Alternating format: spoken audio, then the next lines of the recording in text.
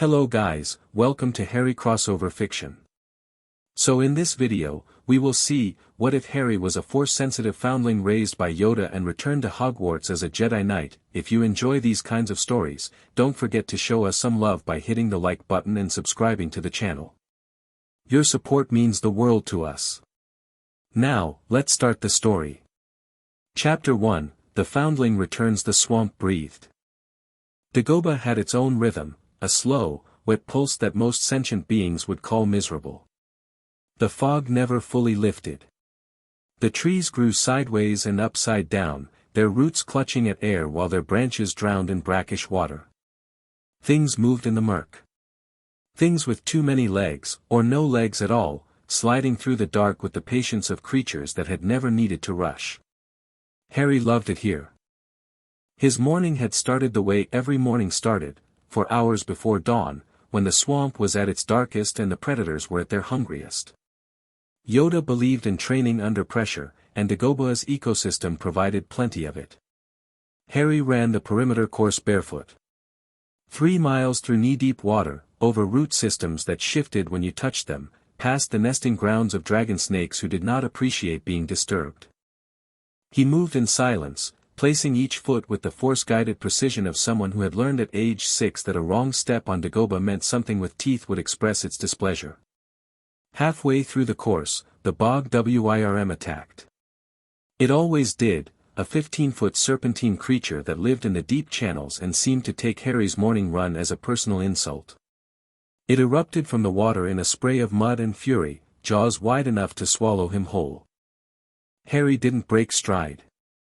He planted his left foot, launched himself over the striking head, and landed on the Wyrm's back.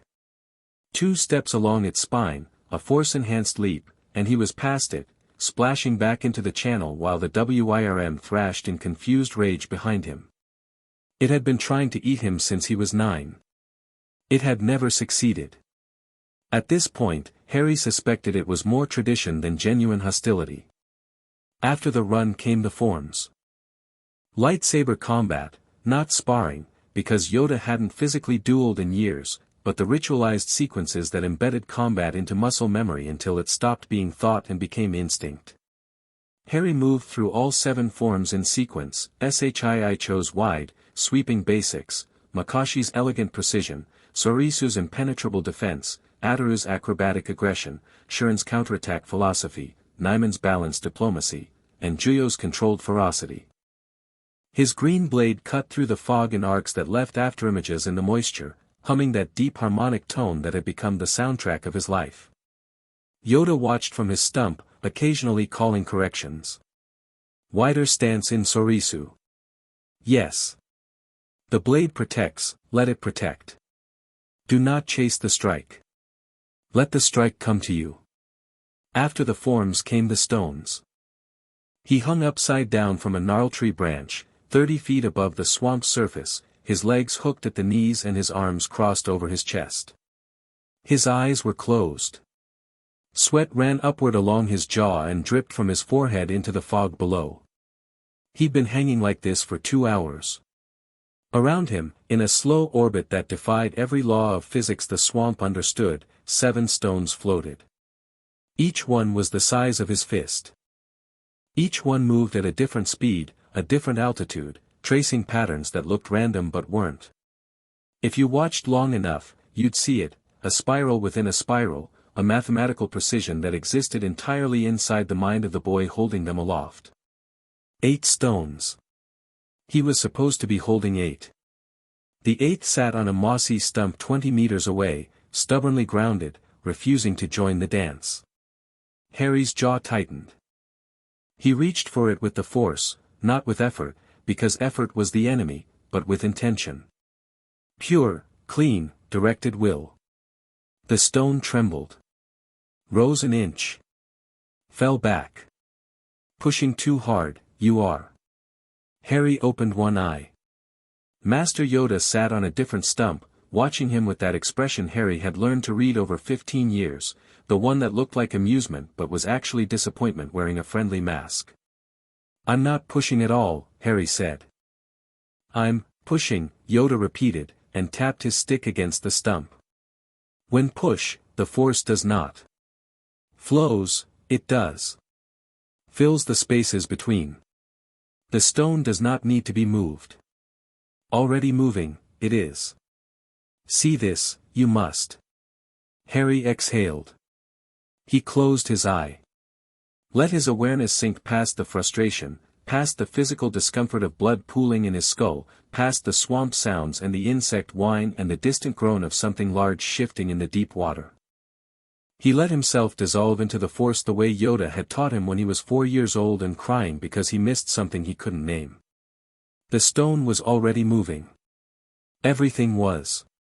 The planet rotated. The system orbited. The galaxy spiraled. Stillness was an illusion, the universe was motion all the way down, and the force was the current that carried it. Harry didn't need to move the stone. He needed to stop pretending it was still. The 8th stone lifted. Gently. Naturally. It joined the orbit as if it had always belonged there, and the pattern shifted to accommodate it, 8 points of a geometry that existed in the force before Harry had ever reached for it. Yoda said. Which was as close to praise as the old master ever got. Harry unhooked his legs and dropped. He flipped in midair, landed in a crouch on the soft ground, and the 8 stones settled around him like birds coming to roost. He was tall for 15, lean, with messy black hair that no amount of discipline had ever tamed and green eyes that held a quiet intensity most people found unsettling. He wore simple clothes, rough-spun tunic, trousers, boots he'd made himself from swamp leather. At his belt hung a cylinder of polished metal, his lightsaber, constructed 2 years ago in a cave on the far side of Dagobah where the force ran so thick you could taste it. He stretched his neck, working out the knots from the inversion. 8 stones. You said it would take me another month. Said that to motivate you, I did. Yoda climbed down from his stump with the careful, deliberate movements of a being who had been old when human civilizations were learning fire. Knew you could do it today, I did. Know it yourself, you did not. That is the lesson. The lesson is that you lied to me. The lesson is that limits exist only in the mind. Yoda paused, leaning on his stick, and looked up at Harry with those ancient eyes. And that sometimes, a small push from a teacher is needed. Even for the stubborn ones. Harry almost smiled. Almost. They walked back toward the hut, the same cramped, organic structure that Yoda had lived in for decades, expanded only slightly to accommodate a growing human boy. Harry had to duck to enter. He'd been ducking since he was 12. Inside, it smelled like root soup and damp earth and the particular mustiness of very old books, or rather, very old data crystals that Yoda had salvaged from another lifetime. Harry ladled soup into 2 bowls while Yoda settled into his chair. This was their routine. Train until the body screamed, eat until the body forgave, meditate until the mind cleared. It had been Harry's entire life, and he had never questioned it. Until 3 weeks ago. The dreams had started without warning. Not nightmares, Harry had those occasionally, dark formless things that Yoda said were echoes in the Force, memories of violence that had scarred the cosmic fabric long before Harry was born. These were different. These were specific. A woman with red hair and green eyes, his eyes, screaming his name. A flash of green light. A house exploding. A snake-faced figure standing in the ruins with a wand raised and murder in every line of its body. And beneath all of it, a pull. A direction. As if the Force had grown a compass needle inside his chest and it was pointing somewhere that wasn't here. Harry set the bowls down. It happened again last night. Yoda's ears lowered. Not surprise. Resignation. The woman, Yoda said. Not a question. And the house. And the green light. But this time there was more. A castle. Enormous, sitting on a cliff above a black lake. Towers and turrets and, I could feel people inside it. Hundreds of them. And they were all. Harry searched for the word. Bright. In the Force. Like they were connected to something powerful but didn't know how to use it properly. Yoda said nothing for a long time. He sipped his soup. He closed his eyes. When he opened them, Harry saw something he had never seen in his master's expression before. Sorrow. Knew this day would come, I did, Yoda said quietly. Hoped it would not come so soon. Harry set down his spoon. Master. A story, I must tell you. One I should have told you long ago. Yoda placed his bowl aside and folded his hands over his stick. When found you, I did, an infant, screaming in the swamp, wrapped in a blanket that burned with energy I had never felt, knew you were not from this place, I did. Not from this galaxy. Not from this reality. The silence in the hut was absolute. The Force carried you here, Yoda continued. Through a wound, a rift between worlds, torn open by violence and sacrifice. Your mother's sacrifice, it was. Her love, her death, her final desperate act to save you from a darkness that would have consumed you. The Force heard her cry and answered. Pulled you through the rift to the one place in all of existence where you might be safe. To Dagobah. To me. Harry's hands were steady. His breathing was even. 15 years of Jedi training held him together the way scaffolding holds a building. But inside, something enormous was shifting, tectonic plates of identity grinding against each other. You're saying I'm from another world. Another reality. Another system of power. The energy I felt in you as an infant, part of the Force, it was. But also something else. Something that exists in your home reality but not in ours. Magic, they call it. Magic. Similar to the Force, in some ways. Different in others. Wild where the Force is unified. External where the Force is internal. Your people, the people of your birth, they channel it through objects. Wands. Artifacts. Focus it externally, they do, rather than letting it flow through them as a Jedi does. Harry stood up. The hut felt too small suddenly. He stepped outside into the fog and breathed the thick swamp air and let the Force wash over him. The swamp responded, insects went quiet, a ripple passed through the nearest pool, the fog swirled as if responding to his emotional state. Yoda followed him out, slow and patient. The woman in my dreams, Harry said. She's my mother. Lily. Lily Potter, her name was. And your father, James Potter. Brave people. Killed by a dark wizard, they were, when tried to protect you, they did. The killing curse that struck you, it should have ended your life. Instead, your mother's love created a shield, and the curse rebounded. Destroyed the dark wizard's body, it did. And tore the rift that brought you to me. Harry turned to face his master. Why didn't you tell me? Because ready, you were not.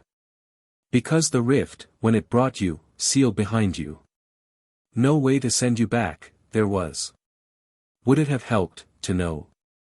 To grow up knowing you were lost? I had a right to know. Yes, Yoda said simply. You did. My failure, this is. Thought I was protecting you, I did. But protecting my own attachment to you, perhaps I was.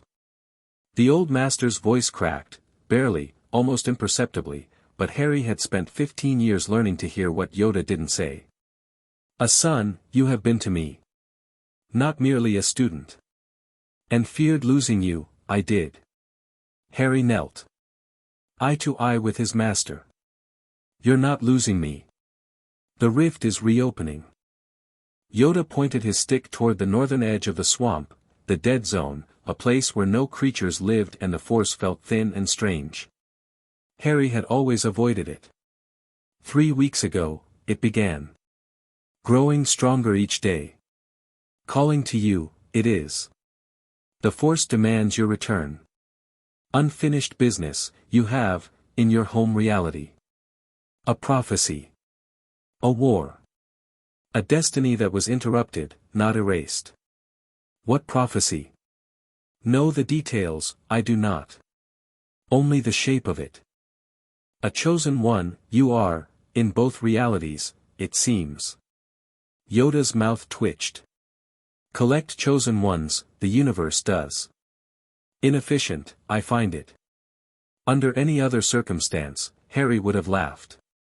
Now he just stared at the fog and felt the pull in his chest intensify, as if acknowledging its existence had given it permission to grow stronger. If I go through the rift, Harry said carefully, can I come back? The silence answered him. Know this, I do not, Yoda admitted. Unstable, the rift is. A wound that heals and reopens and heals again. Time it differently on the other side, perhaps. Go through, you might, and find that years have passed. Or moments. Certain of nothing, I am. Harry stood and walked to the edge of the clearing. He could feel it now, the rift, pulsing in the dead zone like a second heartbeat. Calling him home. Home. A word that had always meant this swamp, this hut, this ancient green creature who had taught him everything. He pressed his hand to the lightsaber at his belt. He'd built it himself, harvested the crystal from the cave, meditated with it for 3 days until it attuned to his Force signature, assembled the housing with tools he'd fabricated from swamp scrap. The blade was green. A guardian's blade, Yoda said. The color of one who defends rather than attacks. When? Harry asked. Now. Yoda's voice was firm again, the sorrow locked away behind duty. Stronger the pull grows, each day. Fight it, and tear you apart, it will. The Force does not ask. It insists. Harry returned to the hut. He gathered what little he owned, his lightsaber, a change of clothes, a small pouch of credits that would be useless in another reality, and a single data crystal containing every lesson Yoda had ever recorded for him. He clipped the lightsaber to his belt, slung a pack over his shoulder, and stepped outside for the last time. Yoda waited at the edge of the clearing, leaning on his stick, looking impossibly small against the massive swamp trees. One last lesson, Yoda said as Harry knelt before him. The most important, it is. Listen carefully. Harry listened. Taught you to release attachment, I have. Taught you to find peace in letting go. Good lessons, these are. True, they are. But incomplete. Yoda reached up and placed a 3-fingered hand on Harry's cheek, a gesture of affection so rare that Harry could count on one hand the number of times it had happened. In your home reality, people you will find who love you. Who died for you. Who waited for you. And the Jedi Code will tell you to hold them at arm's length. To care, but not too deeply. To love, but not too fiercely. Yoda's eyes burned with something that was not quite the Force and not quite emotion but existed in the space where both met.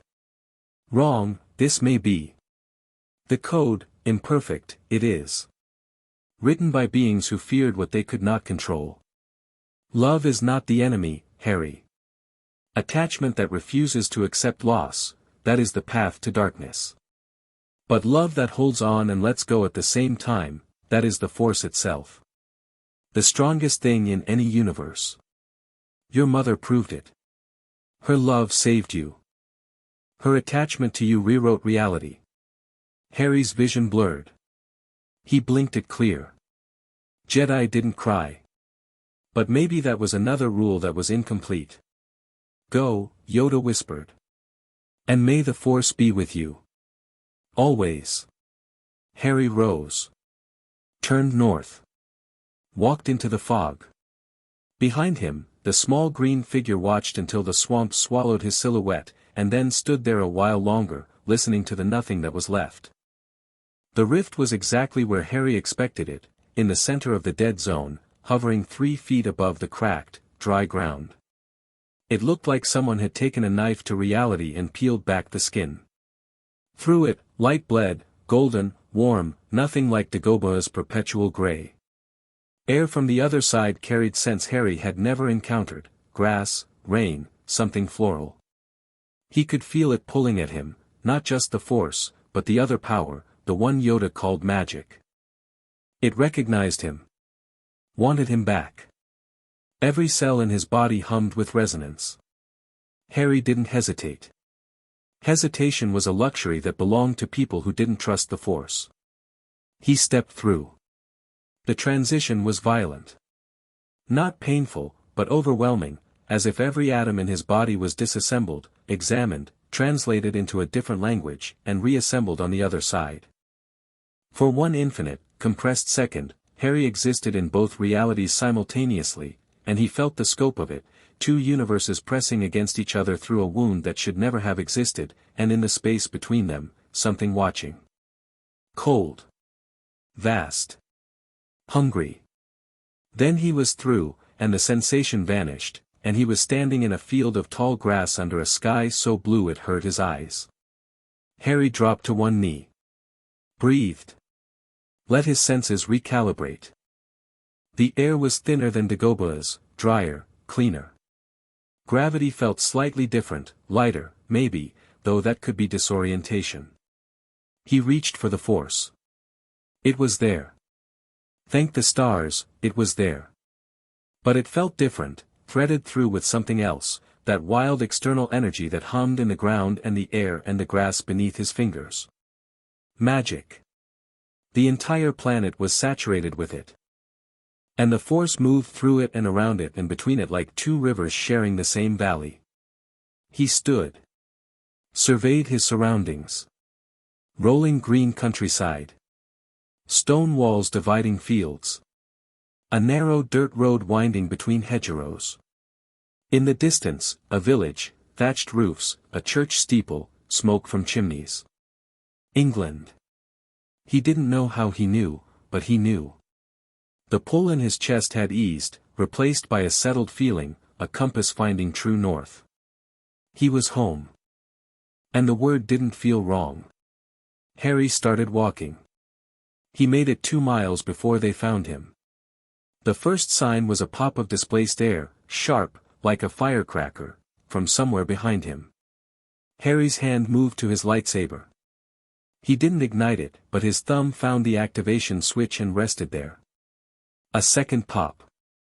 A third. Triangulation pattern. Whatever these were, they knew basic tactical positioning. He stopped walking and turned slowly. 3 figures stood in the road, arranged in a loose semicircle that covered his forward movement. They'd appeared from nothing, apparition, his mind supplied, pulling the term from some deep well of inherited knowledge he hadn't known he possessed. Instantaneous translocation. Loud, though. Terrible for stealth. Harry studied them through the Force before he studied them with his eyes. The first was a tall man with shabby robes and prematurely gray hair. He looked exhausted in a way that went beyond sleep deprivation. Something fundamental had tired this man, worn him down to the threads. But his eyes were sharp, and they were fixed on Harry with an intensity that bordered on desperation. His Force signature was unusual, warm at its core but threaded through with something dark and cyclical, a wound that healed and reopened on a monthly rhythm. Curse touched. Something lived inside this man that wasn't entirely human. The second was a young woman with bubblegum pink hair and a heart-shaped face. She had her wand drawn but held loosely at her side, and she radiated nervous energy like a coiled spring. Her Force signature shifted as he watched, literally shifted, her physical form subtly unstable, as if her body couldn't quite decide on a final configuration. A shapeshifter of some kind. The third was a horror show. A man, or something that had once been a man, with a face like a topographical map of violence.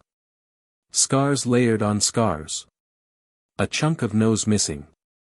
One eye was normal, the other was a mechanical monstrosity, electric blue, spinning independently in its socket, fixing on Harry with unsettling precision.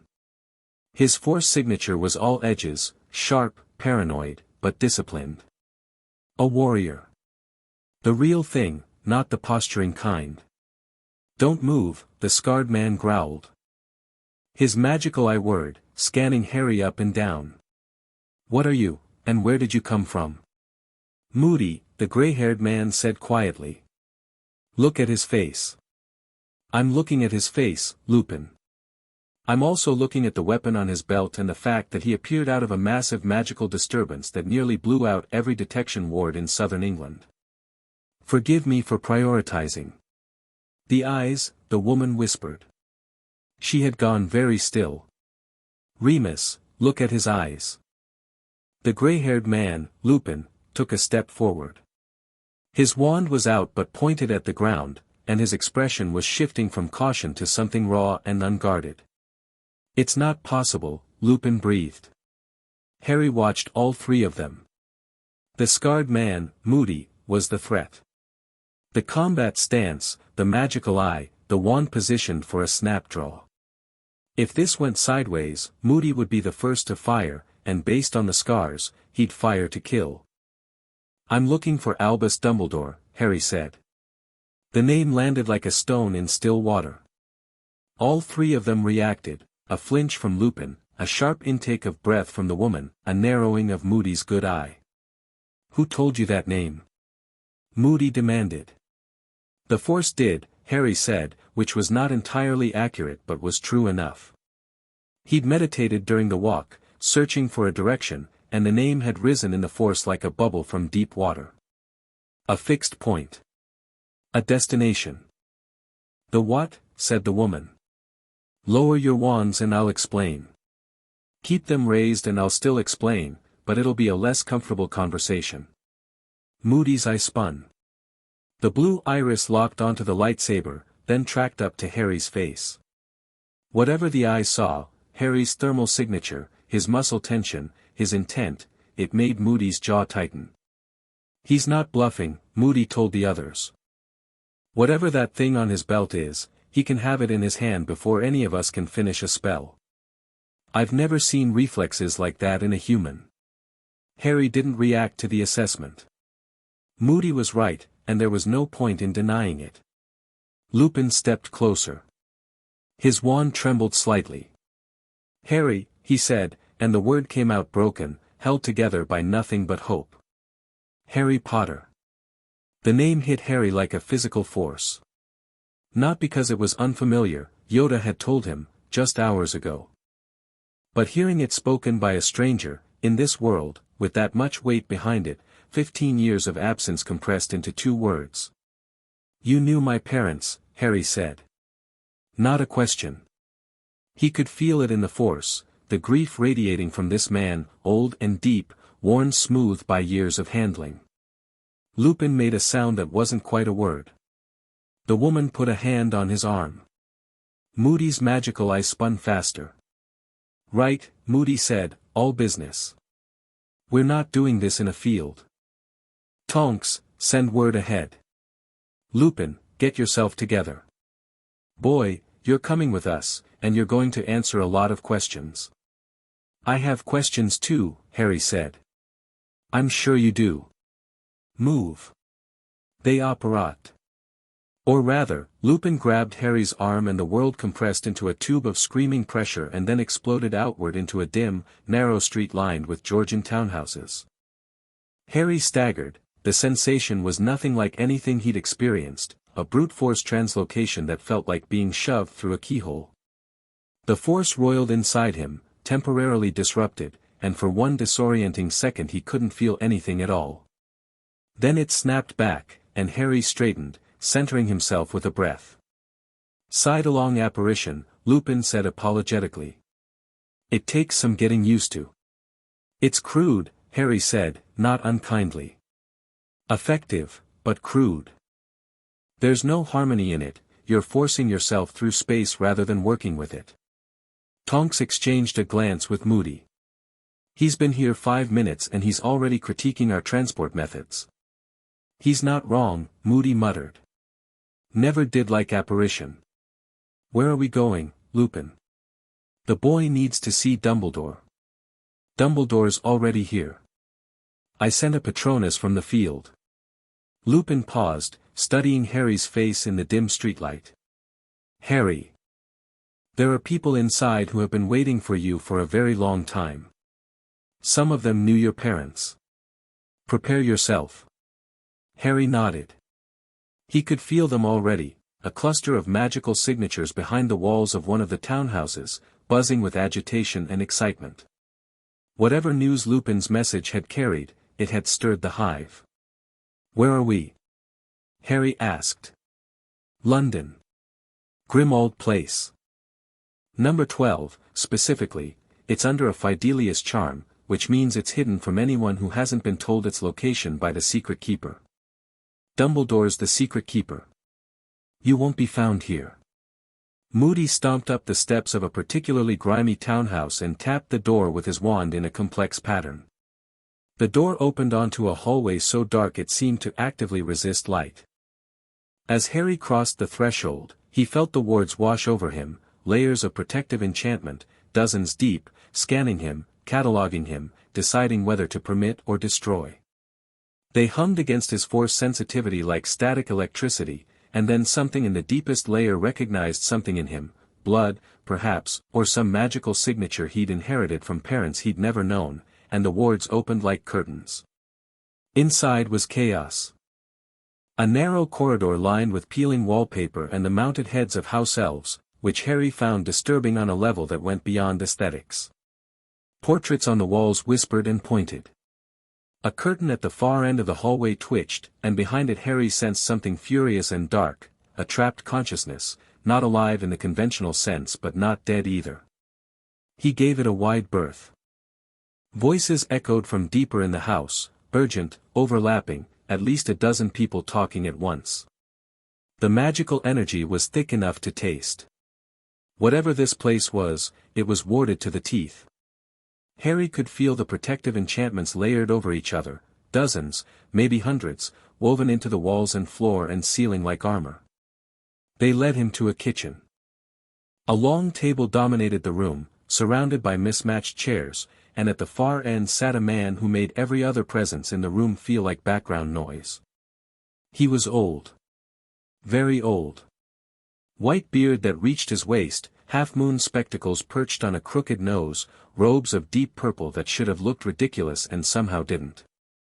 He sat with his hands folded and his blue eyes fixed on the doorway, and when Harry walked through it, those eyes flared with an intensity that had nothing to do with the twinkling grandfatherly persona the rest of his appearance suggested. This was a powerful being. Not in the loud, aggressive way of a Sith Lord or a dark force user. In the deep, patient way of a mountain. Harry felt it in the Force, a presence so thoroughly saturated with magic that the man had essentially become an extension of it. His mind glowed like a sun. "Harry Potter," said Albus Dumbledore. 15 years, 4 months, and 9 days. I had begun to think you wouldn't come." Harry pulled out a chair and sat. "You were expecting me." "Hoping." Which is a different thing, though it sometimes produces similar results. Dumbledore's gaze traveled over Harry, the tunic, the boots, the lightsaber, the way Harry held himself.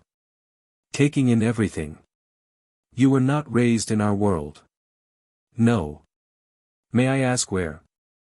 "A planet called Dagobah, in a galaxy that exists in a different dimensional reality. I was raised by a Jedi Grand Master named Yoda. I've been trained in the ways of the Force, an energy field that connects all living things. I can move objects with my mind, shield my thoughts, enhance my physical abilities, and fight with this."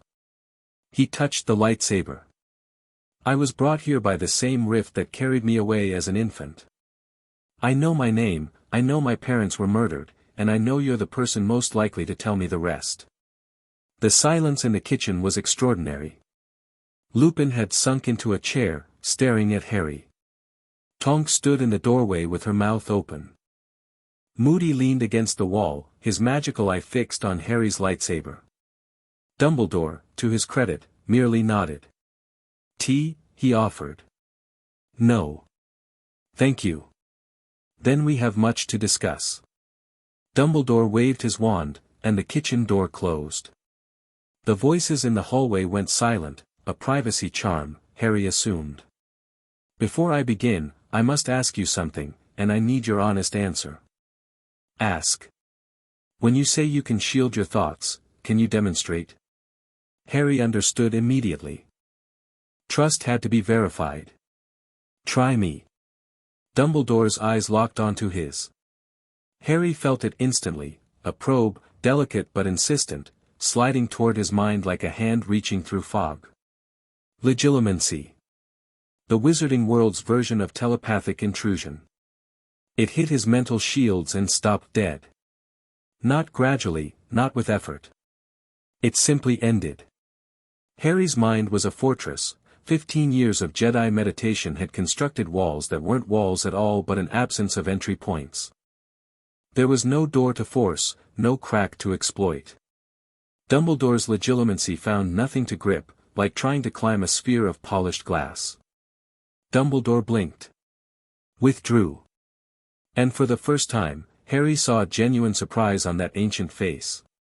Remarkable, Dumbledore murmured. In all my years, I have never encountered a mind so thoroughly sealed. Even the most accomplished occlumens leaves traces. You leave nothing. It's not occlumency, Harry said. It's the Force. My mind doesn't resist intrusion. It simply exists in a state that doesn't permit it. The distinction matters. I suspect it does. Dumbledore regarded him for a long moment, reassessing.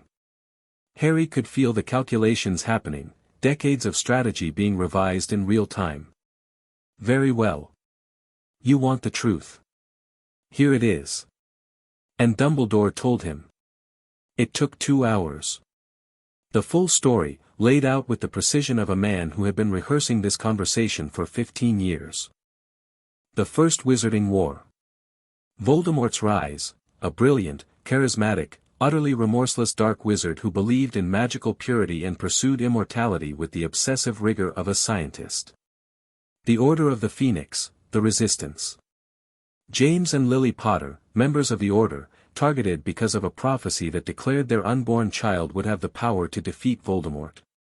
Dumbledore described Voldemort with the careful language of someone who had once been deceived. Tom Riddle was perhaps the most talented student Hogwarts ever produced, he said. Brilliant. Magnetic. And utterly devoid of the capacity for love. Not unable to feel it, mind you, unwilling. He made a choice, early in his life, that power was the only thing worth having, and that love was a weakness to be exploited in others. Everything that followed grew from that single, poison seed. Harry listened. In the Force, Dumbledore's emotional landscape shifted as he spoke, regret, guilt, a deep exhaustion that came from decades of fighting an enemy he blamed himself for not stopping sooner. The old man carried his failures like stones in his pockets. The betrayal. Peter Pettigrew, their friend, their secret keeper, who sold them to the enemy. The attack on Godric's Hollow. James, fighting without his wand because he'd set it down, dying on his feet, buying seconds. Lily, given the chance to step aside, refusing. Her death. The killing curse aimed at Harry. The impossible happened, it rebounded, destroying Voldemort's body, blasting the house apart, and hurling the infant through a dimensional rift that should not have existed. We searched for you, Dumbledore said, and his voice thinned. 4 months. Every tracking spell, every locating charm, every divination technique known to our world. Nothing. You had simply ceased to exist in our reality. I considered the possibility that you had been destroyed in the blast, but the prophecy remained active, a prophecy fulfilled by death resolves, its energy dissipates. Yours didn't. You were alive. Somewhere. Beyond our reach. The aftermath. Voldemort's followers scattered, imprisoned, or forgiven, the last category spoken with visible distaste. The wizarding world celebrated. Harry Potter became the boy who lived, a symbol, a legend, a children's bedtime story. 15 years of fragile peace that was really just a long, slow exhale before the next blow. And now Voldemort had returned. Last year, using a ritual involving Harry's blood, taken from Godric's Hollow, preserved by dark magic, he had regenerated a new body. He was gathering his forces. The Ministry of Magic, under a politician named Cornelius Fudge, was denying his return out of fear and political cowardice. The Order of the Phoenix had reassembled, preparing for a war most of the public didn't believe was coming. Fudge is not evil, Dumbledore clarified. He is something far more dangerous, he is afraid. An afraid politician will do things that a brave villain would consider beneath him. He has buried evidence, silenced witnesses, and discredited anyone who speaks publicly about Voldemort's return. Not because he believes they're wrong, but because admitting they're right would require him to act, and action carries risk, and risk threatens his position. Harry absorbed this. The dynamic was familiar, he'd studied the history of the Republic's fall through Yoda's data crystals. Corruption didn't always look like evil. Sometimes it looked like cowardice in a well-tailored robe. And at the center of it all, a prophecy, the one with the power to vanquish the Dark Lord approaches. Born to those who have thrice defied him, born as the seventh month dies, and the Dark Lord will mark him as his equal, but he will have power the Dark Lord knows not. The mark, Dumbledore said, his voice careful, is the scar you carry. Harry touched his forehead. The lightning bolt. He'd always had it. Yoda had examined it when Harry was young and determined it was a wound in the Force, a point where dark energy had struck and been repelled. He'd never known its origin. And the power the Dark Lord knows not? Harry asked. Your mother's love, I have always believed. But now. Dumbledore looked at the lightsaber. Now I wonder if the prophecy was more literal than I imagined. You carry a power this world has never seen. A power Voldemort cannot study, cannot steal, cannot replicate. The Force. Harry processed it all. The Jedi in him catalogued the information, organized it, filed it. The human in him, the part he'd always kept carefully contained, the part that sometimes woke him at night with a hollow ache he couldn't name, that part was screaming. He had parents. They had names, faces, a home. They had friends who mourned them. An entire world that remembered them. They had fought and died and sacrificed everything for him, and he'd spent 15 years on a swamp planet learning to levitate rocks. You're controlling your reaction remarkably well, Dumbledore observed. Am I?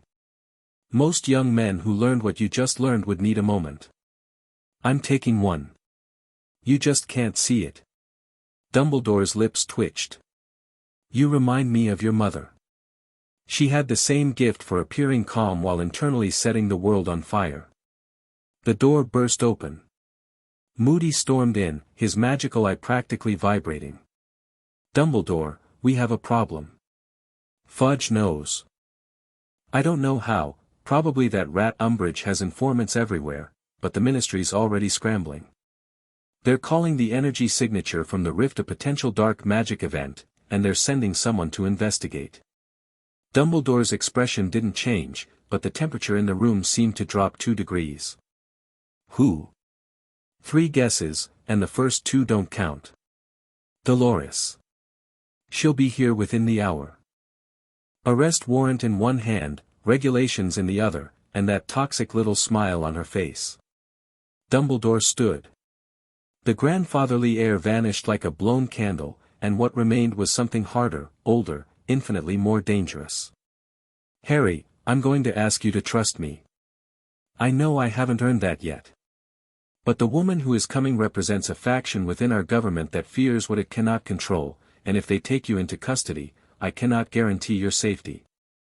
Harry stood too. No one is taking me into custody. He said it without aggression, without bravado. The way you'd say, the sun rises in the east. A statement of fact so fundamental it didn't require emphasis.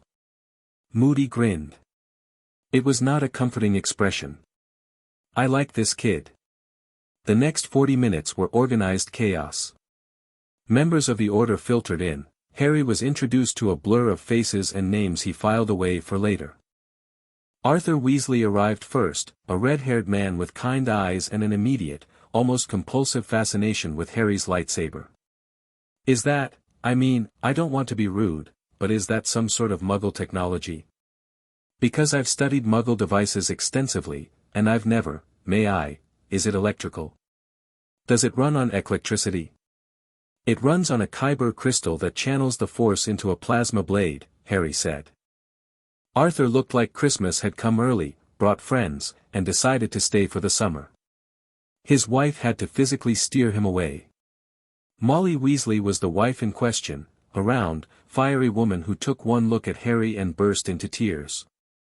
"You look just like James," she managed, "but you have lilies." "Oh, I'm sorry, I'm so sorry, you don't even know me and I'm blubbering," she hugged him. Harry stood very still. Physical affection was not part of Jedi training. Yoda had placed his hand on Harry's cheek perhaps 4 times in 15 years. This woman, whom Harry had known for approximately 12 seconds, was crushing him against her chest with a force that rivaled a Wookiee's. He didn't know what to do with his arms. Eventually, awkwardly, he put them around her.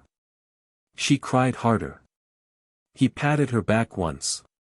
It seemed to help. Kingsley Shacklebolt arrived next, a tall, calm Auror who assessed Harry with professional precision. He didn't hug. He didn't cry.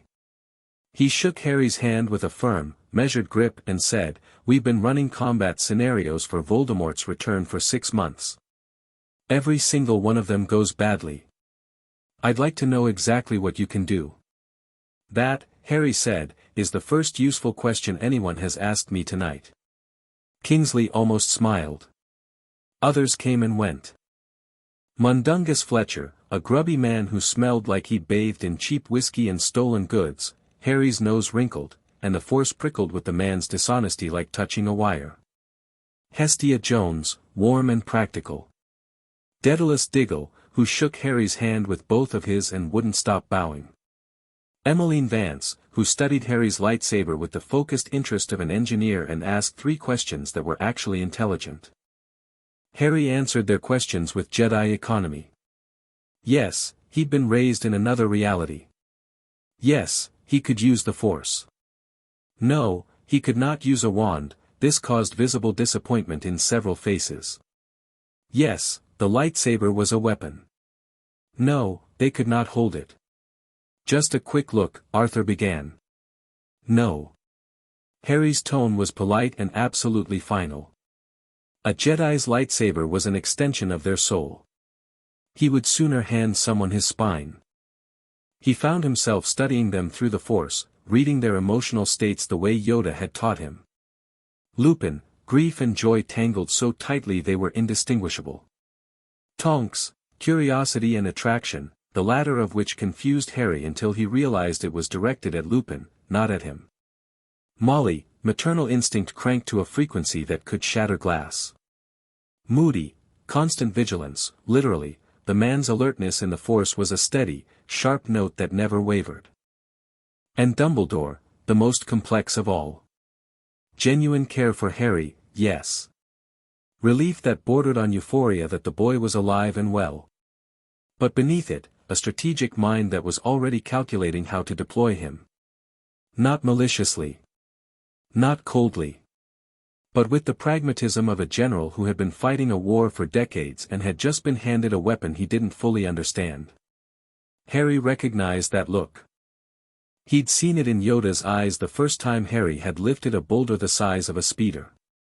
The door knocker pounded at exactly the 40-minute mark. Dumbledore opened it himself.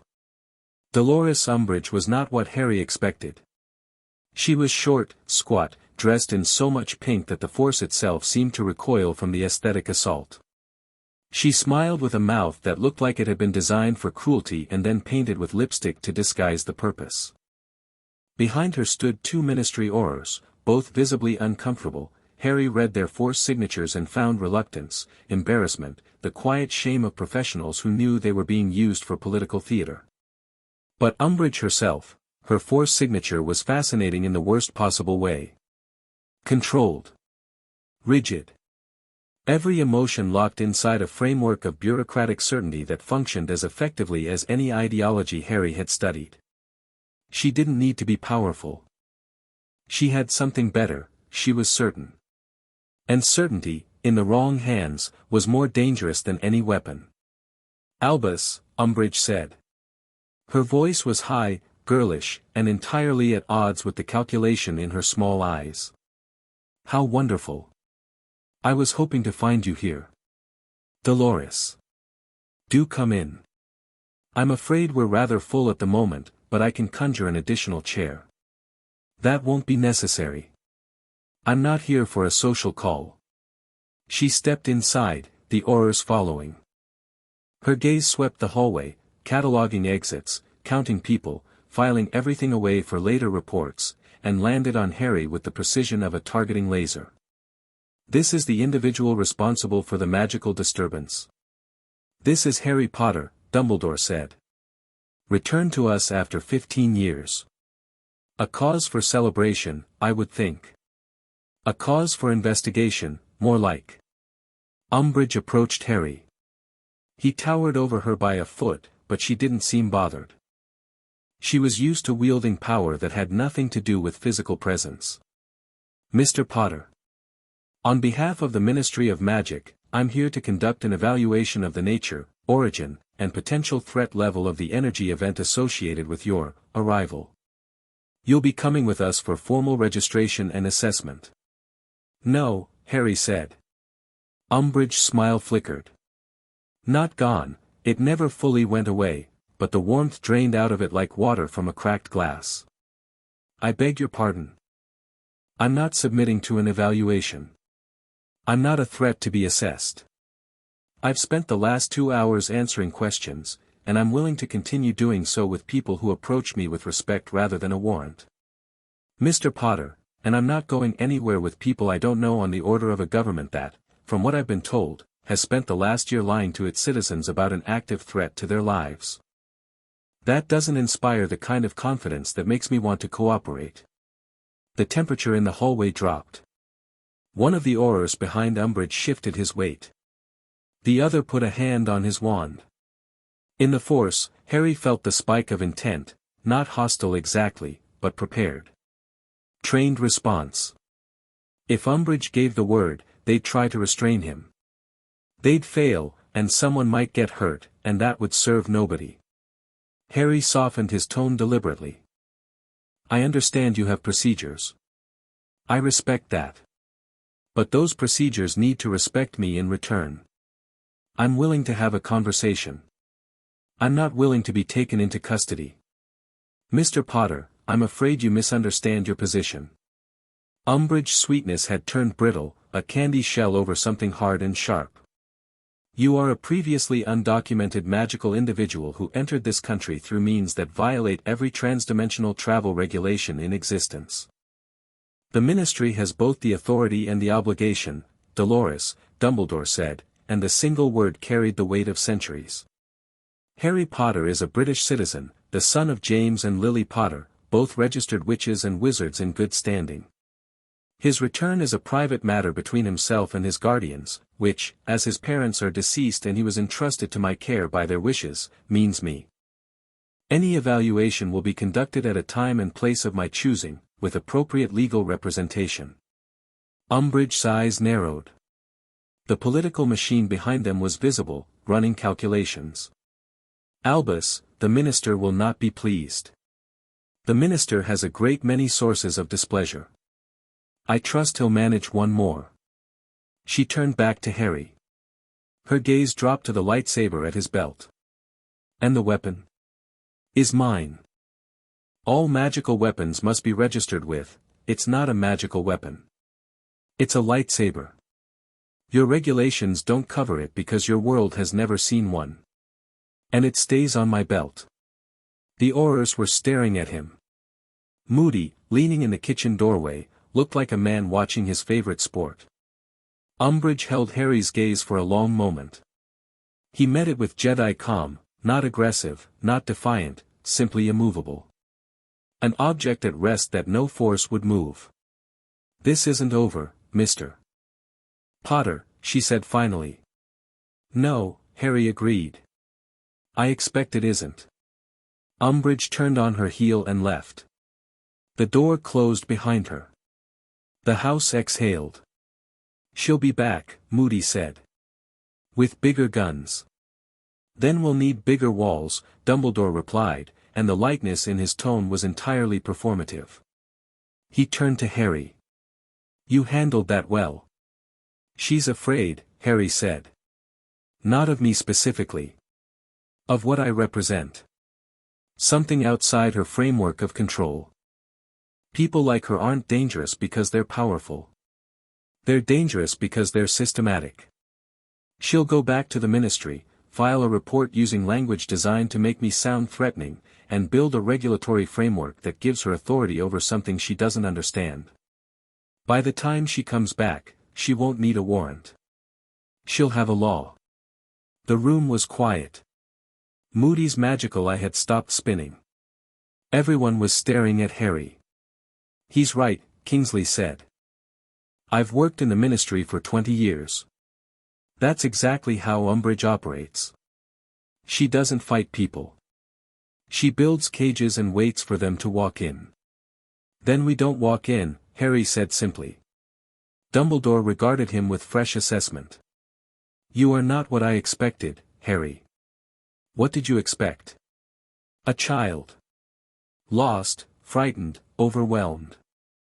Instead, I find a young man who reads people with the precision of a legilimens, who carries himself like a warrior, and who just stared down a ministry official without raising his voice or his weapon. Dumbledore removed his spectacles and cleaned them, a gesture Harry suspected was performed when the old man needed a moment to think. I find someone who may be exactly what this world needs. I'm not a weapon, Professor.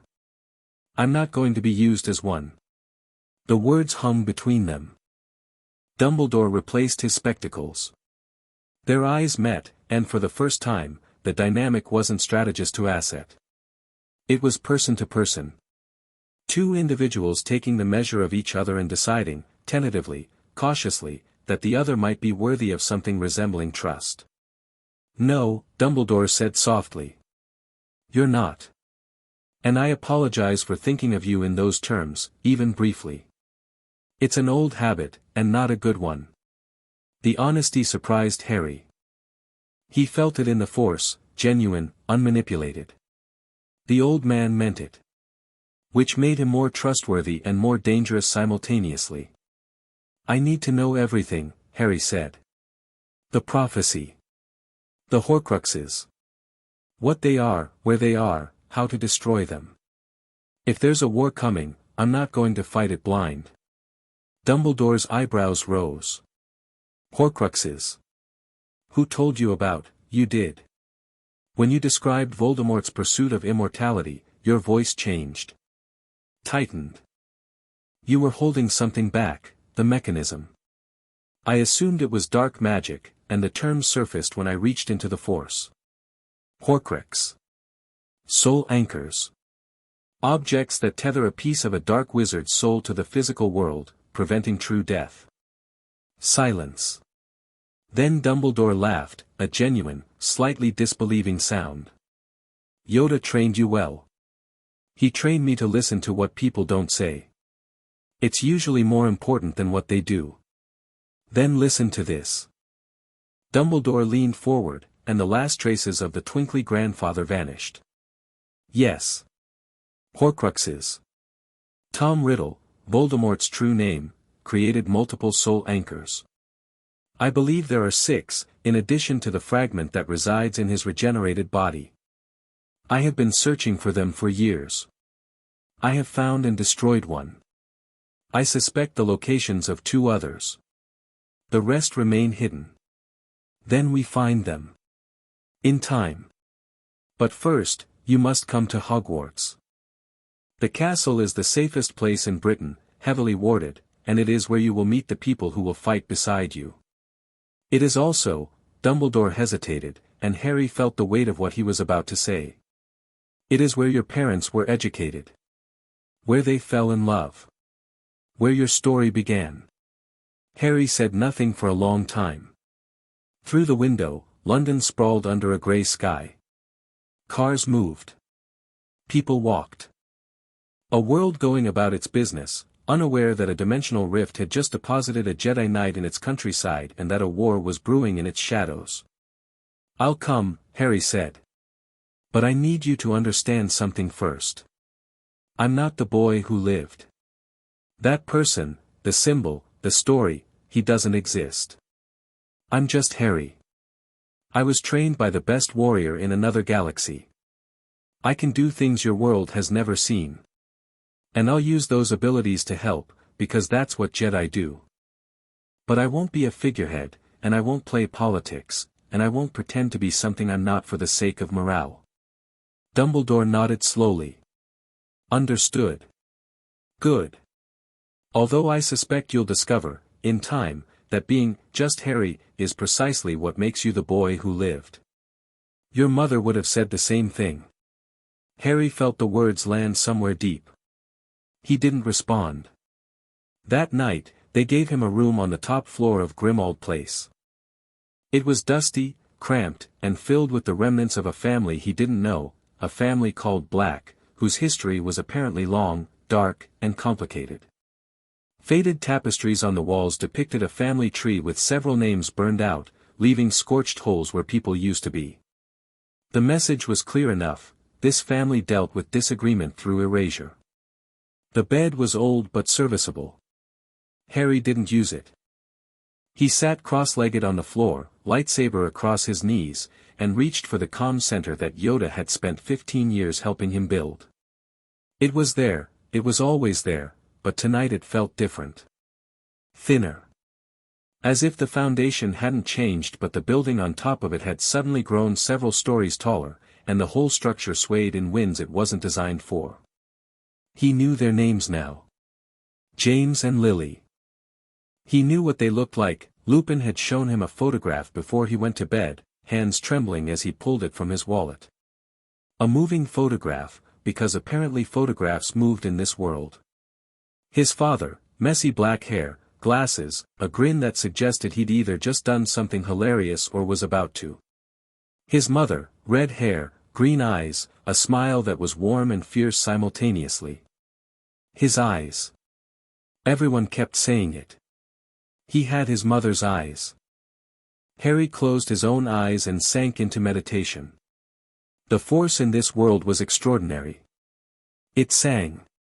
On Dagobah, the force was a deep, steady hum, the sound of an ecosystem in eternal balance, ancient and patient. Here, it was a symphony.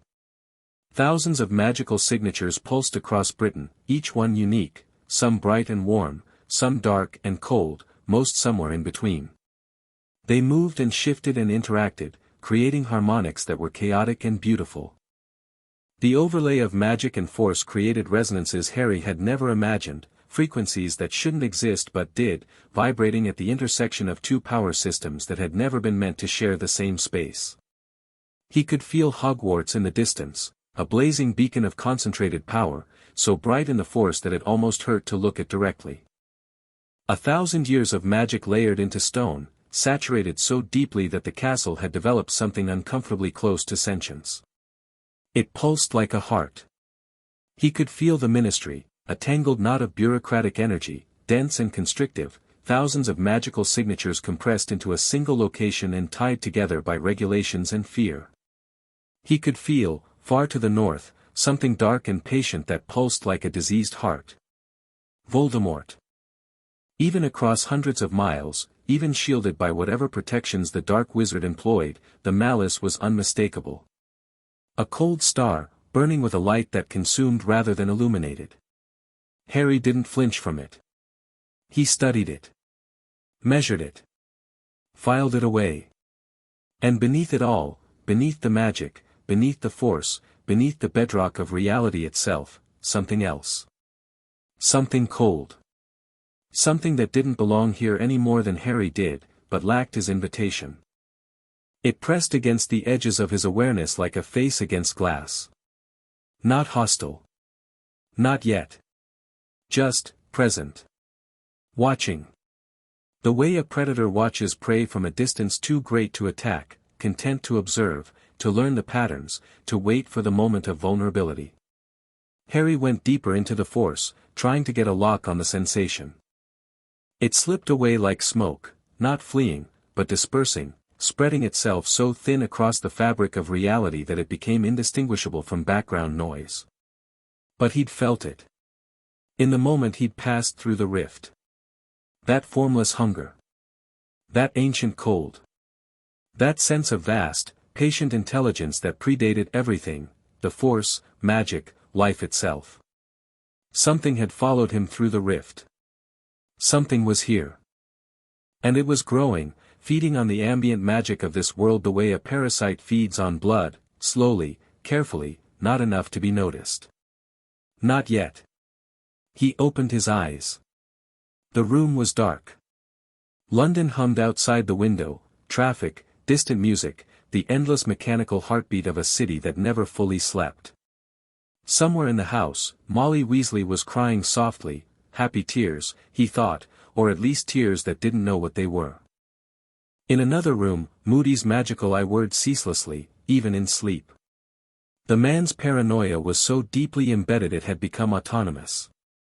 Harry pulled his lightsaber from his knees and held it. The metal was warm from his body heat. Familiar. Steady. The one constant from his old life, carried into his new one. 23 centimeters of machine durasteel housing a kyber crystal that had chosen him in a force-soaked cave on the far side of Dagobah. The crystal hummed faintly against his palm, resonating with his emotional state, and Harry let it anchor him. He was home. He was in danger. His parents were dead. An entire world thought he was a legend. A government wanted to cage him. A dark wizard wanted to kill him. And something that had no name was growing in the darkness between worlds, feeding on the collision of two realities that should never have touched. The Jedi in him said, "Center yourself. Release your fear. Trust the Force." The human in him said, "Your parents died here. In this world. For you. And you will not let that sacrifice be wasted." Both voices, for once, agreed on what came next. Harry stood, walked to the window, and looked out over the city. He pressed one hand against the cold glass and let his awareness expand, wider, deeper, farther, until he held the whole of the wizarding world in his mind like a map drawn in light and shadow. Every signature, every pulse, every flicker of magic in every corner of Britain, layered over the deep current of the Force that ran beneath it all like an underground river. "I'm here," he said quietly. To no one. To everyone. To the mother he never knew and the father he never met and the old green master who had loved him enough to let him go. "I'm here. And I'm not leaving." He stood at the window for a long time, watching the city lights, feeling the world settle around him like a coat he'd never worn but that somehow fit perfectly. Behind him, the photograph Lupin had given him sat on the nightstand, James and Lily, waving, smiling, frozen in a moment of joy that had ended in fire and sacrifice and a baby lost between worlds. Harry didn't look at it. He didn't need to. Their faces were already carved into his mind with the same permanence as Yoda's teachings and the hum of his lightsaber. He would find the Horcruxes. He would face Voldemort. He would unravel whatever the Hollow was before it consumed this world. And he would do it not as the boy who lived, not as a Jedi Knight, not as a symbol or a weapon or a prophecy made flesh, but as Harry. Just Harry. The foundling who had finally come home. Below the house, below the city, below the layers of earth and stone and ancient magic, the rift pulsed.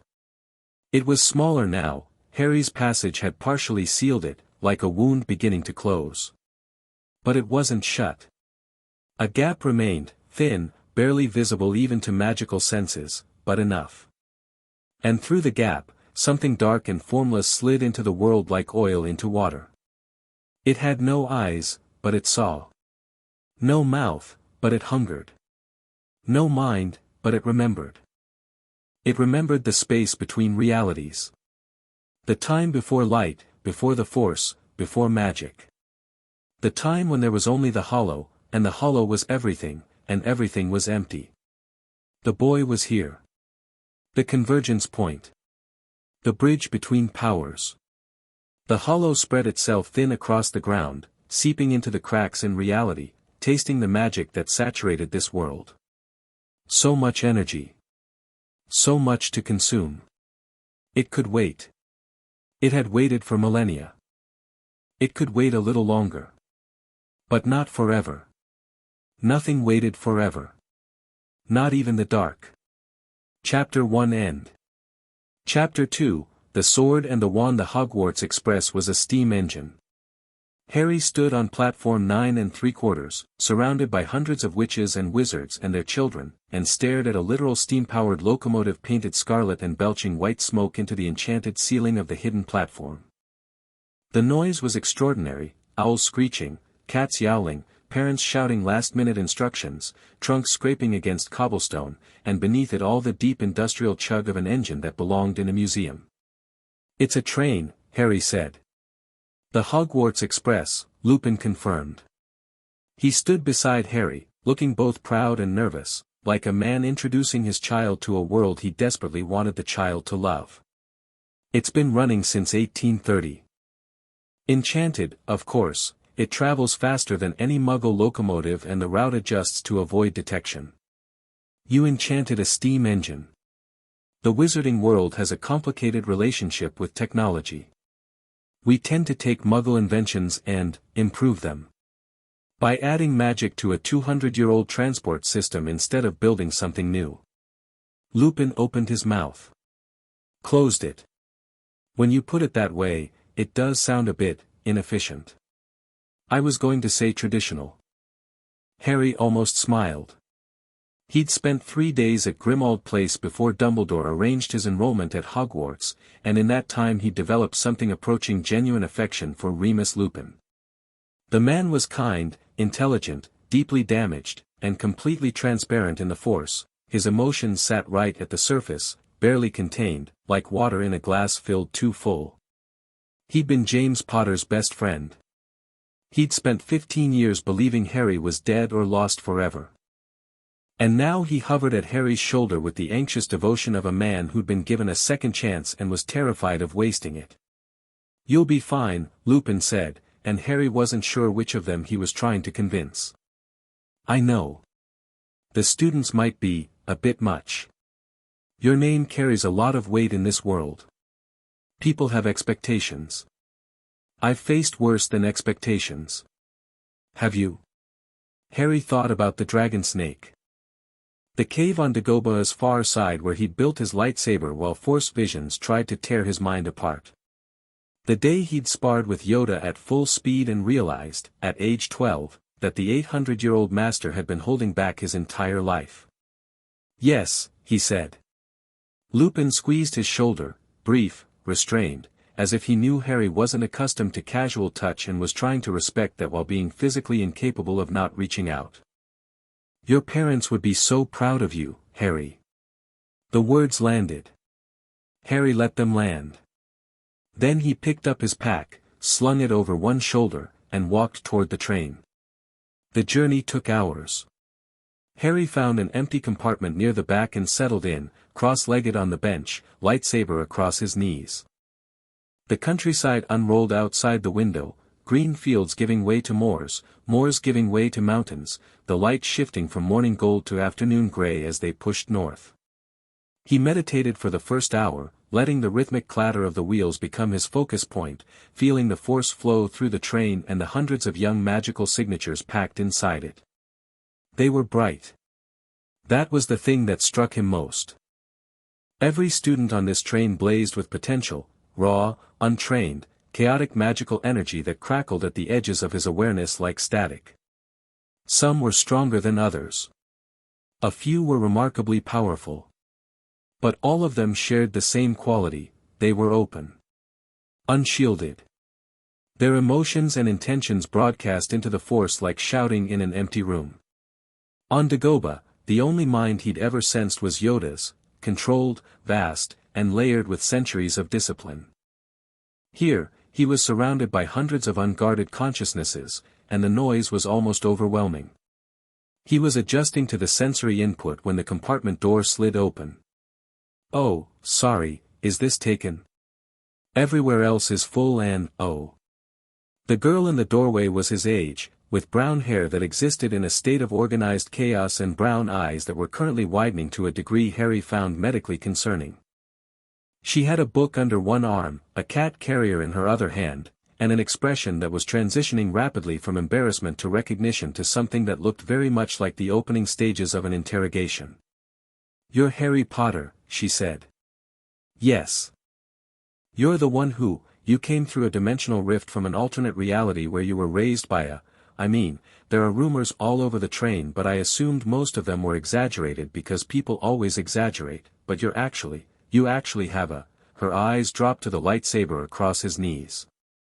Her mouth formed a small, perfect O. "Is that a plasma-based weapon?" Harry blinked. In 3 days of meeting witches and wizards, not a single one had correctly identified the lightsaber's operating principle on sight. "How do you know what plasma is?" he asked. "I'm Muggle-born. My parents are dentists. I grew up watching Star Trek and reading New Scientist before I ever touched a wand." She set down the cat carrier and the book and thrust out her hand. "Hermione Granger. 5th year, Gryffindor. And before you ask, yes, I have about 400 questions, and no, I won't apologize for that." Harry took her hand. Her grip was firm and her force signature was remarkable, a dense, brilliant constellation of intellectual energy that pulsed with curiosity the way a heart pulsed with blood. She wasn't just smart. She was voraciously, almost aggressively intelligent, the kind of mind that didn't just want to understand things but needed to, the way other people needed oxygen. "You can sit down," Harry said. She sat. The cat carrier opened of its own accord and a large, orange, flat-faced cat emerged, studied Harry with the profound disinterest that only cats could achieve, and curled up on the opposite bench. "So," Hermione said, and pulled out a notebook. An actual notebook, with a pen. Not a quill, a pen. "The dimensional rift. Is it accurate that you traveled between parallel realities, or is it more of a pocket dimension situation? Because the theoretical framework for parallel realities is well established in Muggle physics, many worlds' interpretation of quantum mechanics, but the magical community doesn't have an equivalent model, which suggests the rift operates on principles that neither system fully accounts for." Harry stared at her. "Too much?" she asked, without a trace of genuine concern that it might be. "No," he said slowly. "Just unexpected. Most people have asked me if I can do magic tricks. Most people are boring." She said it without malice, as a simple statement of observed fact. "I'm interested in the mechanism. How does the Force, that's what you call it, right? How does it interact with magic? Are they the same energy expressed differently, or fundamentally distinct forces that happen to produce similar effects? Because if they're the same, that has enormous implications for unified field theory, and if they're different, the question becomes how they coexist in you specifically without destructive interference." Harry regarded her for a long moment. In the Force, her curiosity burned like a clean flame, no ulterior motive, no hidden agenda, just a mind that had encountered something it couldn't explain and would not rest until it could. "I don't know," he said. "I've been asking myself the same question since I arrived." "Brilliant." She wrote something in her notebook. "That means we get to figure it out together." He wasn't sure when the conversation became a collaboration. It happened organically. She asked about the Force, he explained what he could, she connected it to magical theory, he identified the gaps, she proposed experiments. Within an hour, she'd filled 6 pages of notes, diagrammed 3 potential models for Force magic interaction, and asked Harry to levitate her pen without touching it. He did. She nearly fell off her bench with excitement. "That's wandless, wordless telekinesis," she breathed, watching the pen float between them. "Do you understand how impossible that's supposed to be? Wandless magic is, only the most powerful witches and wizards can manage it at all, and even then it's limited and inconsistent. You just moved an object with your mind as casually as breathing. It is like breathing. That's the point. The Force isn't a tool you pick up and use. It's part of you. It's part of everything. The pen was already connected to me through the Force before I moved it. I just acknowledged the connection. That's completely different from how magic works. Magic is externalized. You channel it through a focus, a wand, typically, and direct it with intent and incantation. It goes from inside you to outside you through a medium. What you're describing is. She tapped her pen against her lips. It's like the difference between using a hose to direct water and being the water. Harry caught the pen and set it down. That's actually a very good analogy. She flushed slightly, the first crack in her intellectual composure. I've been thinking about it since I heard the rumors on the platform. I may have stayed up until 3 in the morning reading everything I could find about dimensional theory. In one night. I read fast. What else do you know about me? Harry asked. Not suspiciously, genuinely curious about what the wizarding world's information ecosystem had produced. Hermione's expression shifted to something more careful. I know the official history. The boy who lived. Your parents' murder. The defeat of Voldemort. She said the name without flinching, which Harry noted. Most people couldn't. I know you disappeared that night and no one could find you. I know Dumbledore searched for years. And I know that most of the wizarding world treated you like a bedtime story, the lost hero who would return someday to save them all. And what do you think about that? I think it's a tremendous amount of pressure to put on a baby, and an even more tremendous amount to put on a 15-year-old. She met his eyes directly. I also think that the people who built that myth did it because they needed hope, and I don't blame them for that. But I blame them for never considering what it would feel like to be the person the hope was built around. Harry was quiet for a moment. In 15 years on Dagobah, no one had ever anticipated his emotional state before he'd expressed it. Yoda had always waited for Harry to voice his feelings before addressing them. This girl, this stranger on a train, had looked at the situation from his perspective before he'd asked her to. You're not what I expected from this world, Harry said. What did you expect? People who see me as a symbol. A weapon. A piece of a prophecy. Is that what Dumbledore sees? The directness caught him off guard. He considered lying, a polite deflection, the kind Yoda used when students asked questions they weren't ready for. But Hermione's Force signature pulsed with the unmistakable clarity of someone who would know she was being lied to and would be furious about it. Partly, Harry said. He sees the person too. But the strategist is louder. Hermione nodded slowly. That sounds right. Dumbledore is brilliant, but he plays a very long game, and the people in his game don't always know their pieces. I've watched him for 4 years. He cares about the students, I genuinely believe that. But he also calculates. All the time. Even his kindness has a strategic dimension.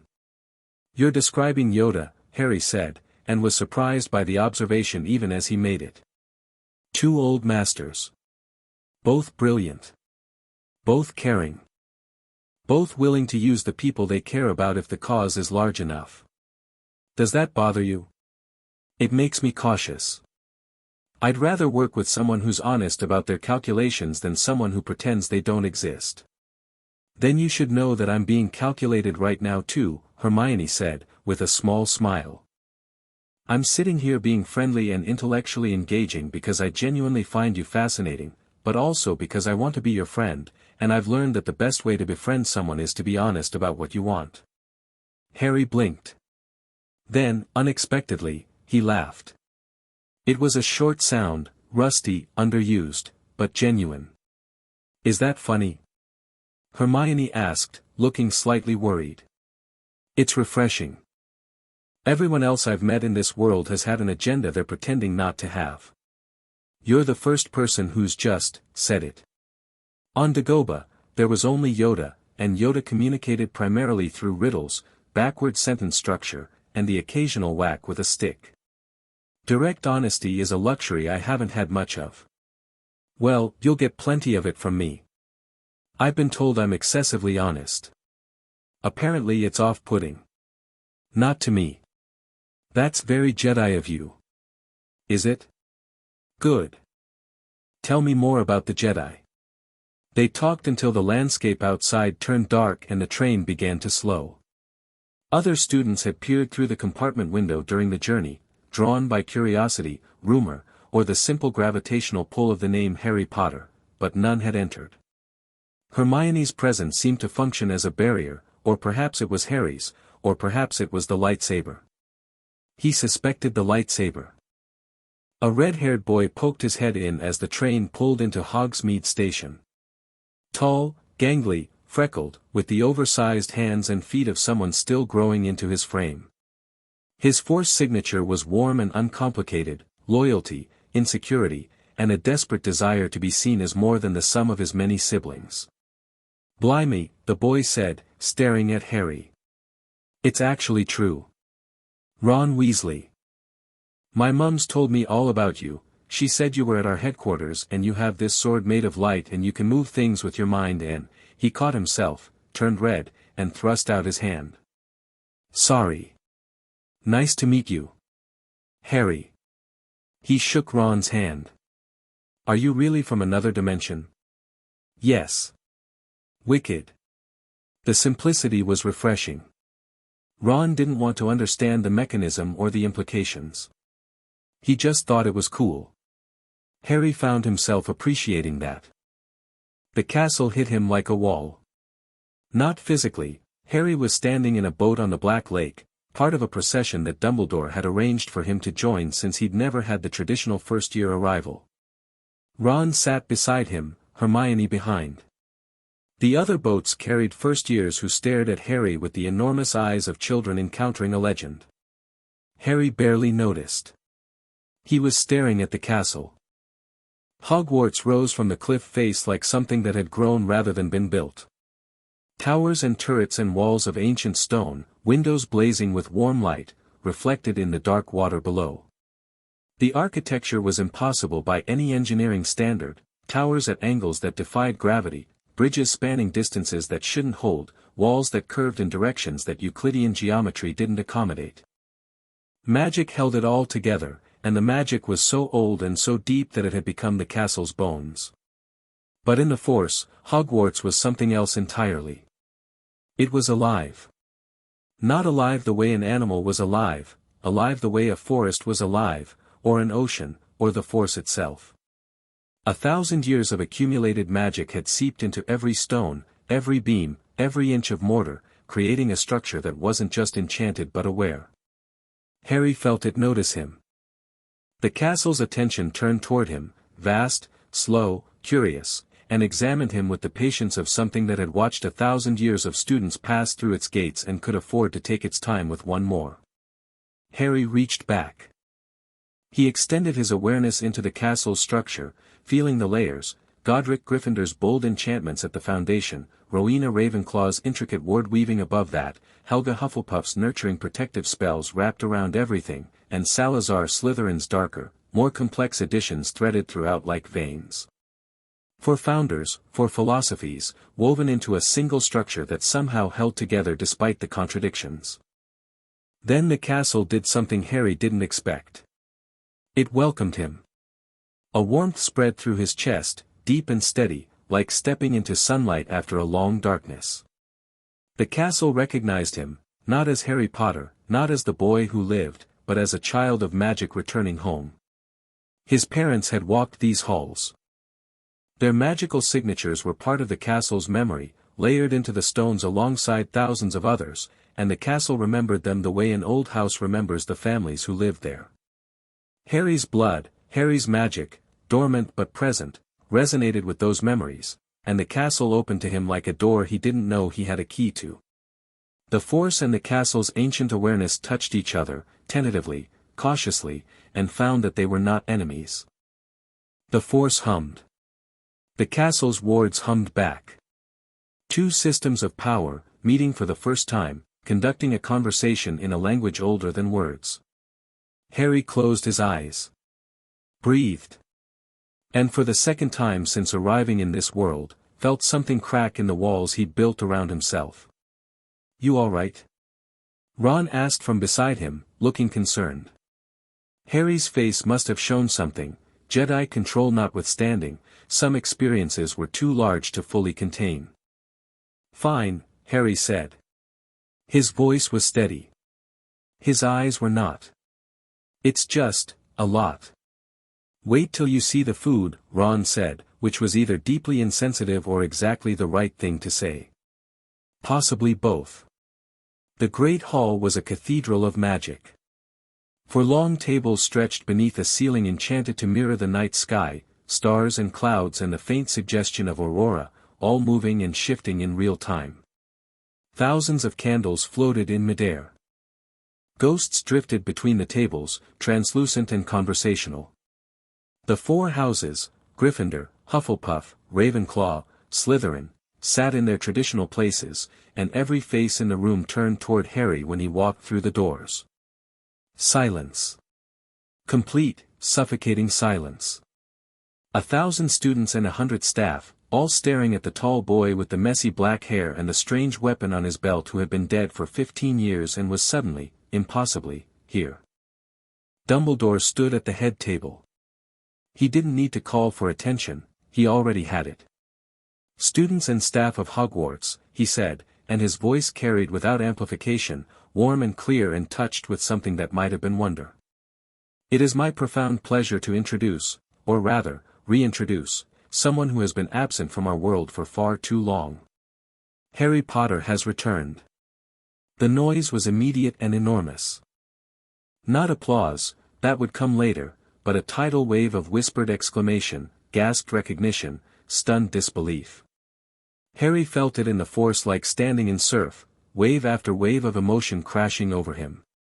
Shock, joy, suspicion, fear, worship, resentment, curiosity, awe. He stood in the center of it and let it wash through him. He did not perform. He did not wave or smile or bow. He simply stood, straight and still, with the calm of someone who had spent 15 years learning that the opinions of others were just weather, and weather always passed. Before Harry joins his classmates, Dumbledore continued, there is the small matter of his sorting. Professor McGonagall, if you would.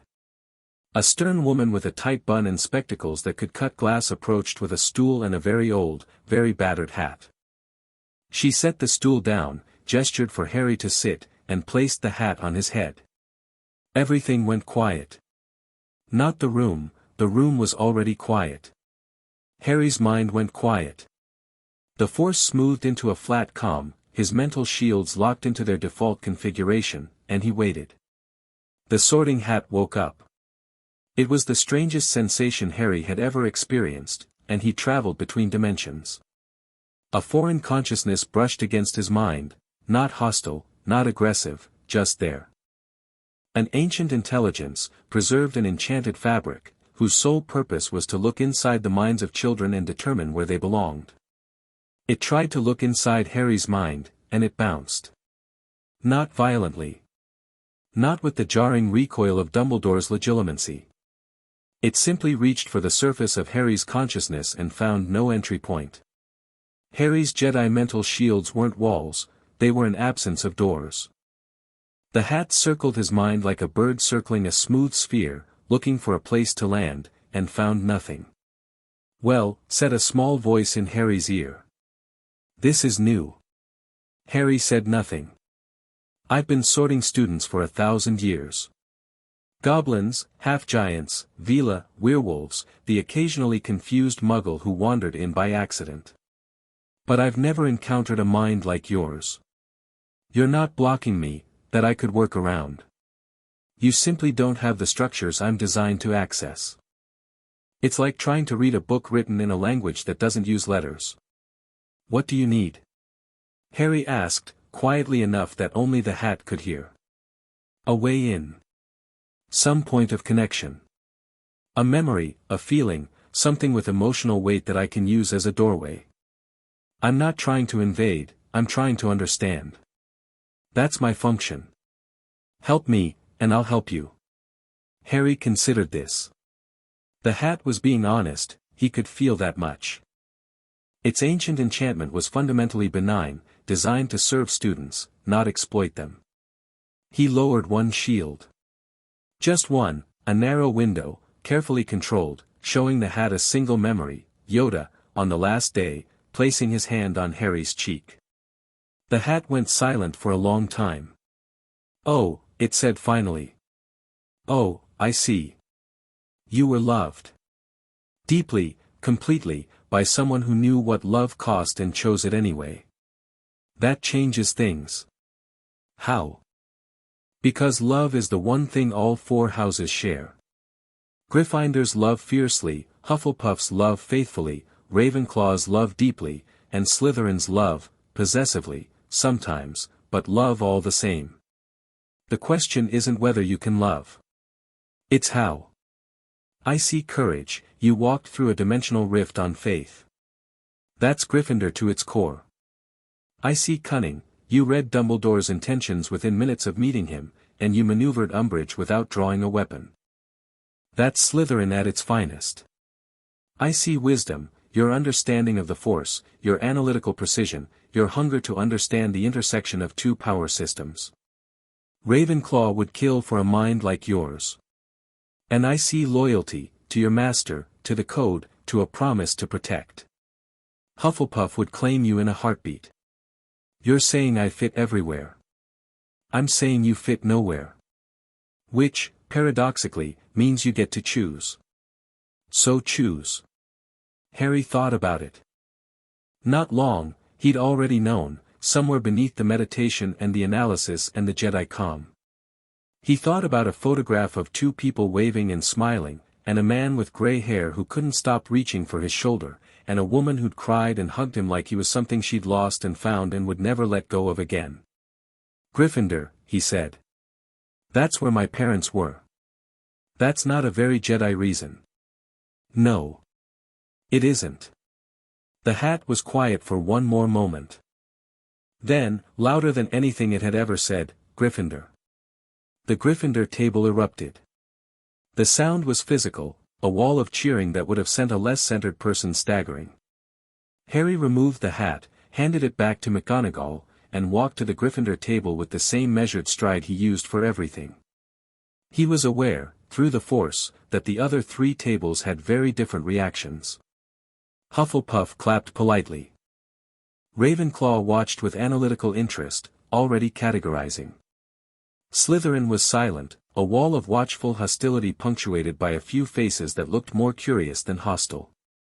He sat down between Ron, who was practically vibrating with excitement, and Hermione, who had saved him a seat with the territorial efficiency of someone who had staked a claim and would defend it.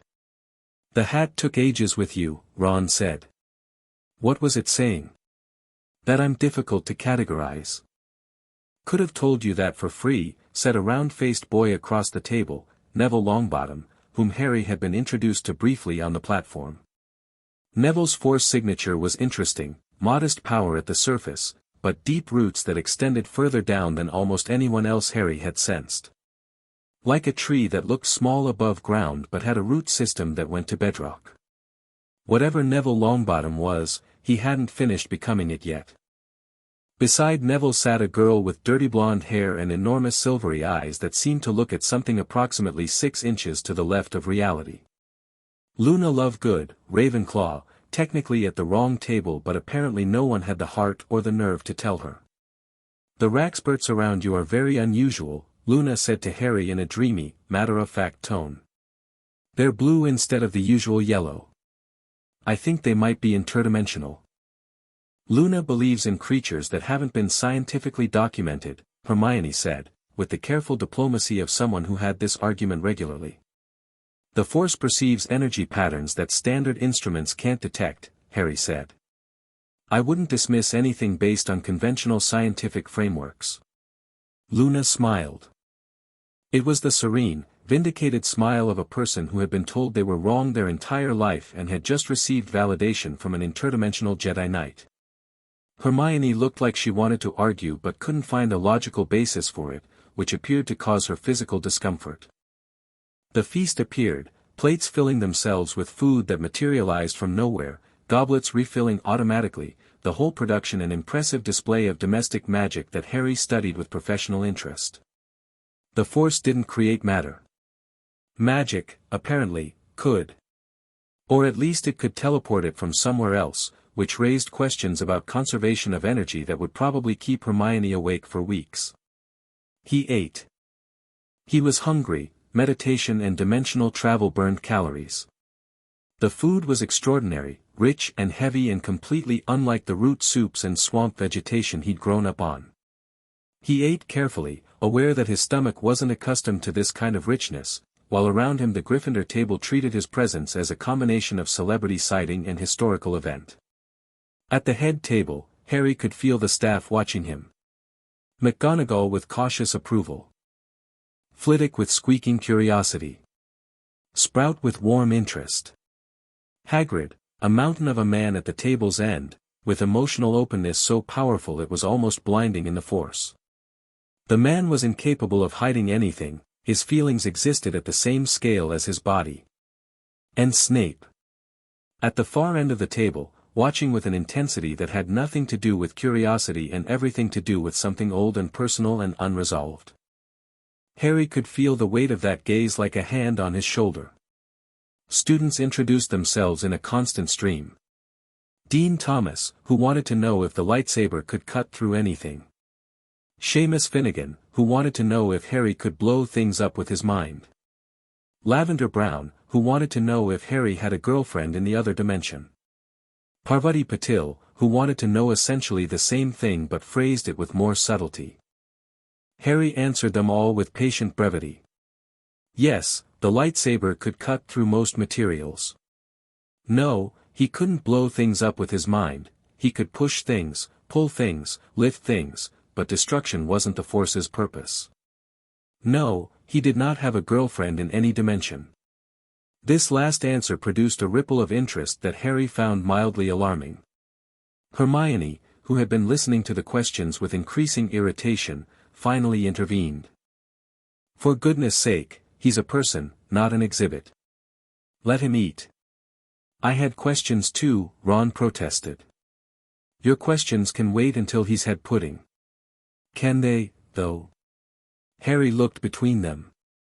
Their dynamic was immediately clear in the Force, years of friction polished smooth by genuine affection, like river stones. They argued the way siblings argued, constantly, comfortably, without any real danger of damage. He was reaching for a second helping of treacle tart when the Force pulsed. A cold spike. Attention directed at him like a blade. Harry looked up. Across the great hall, at the Slytherin table, a boy was staring at him. Pale, pointed features. White blonde hair. Gray eyes that held the particular kind of contempt that could only be cultivated by generations of privilege.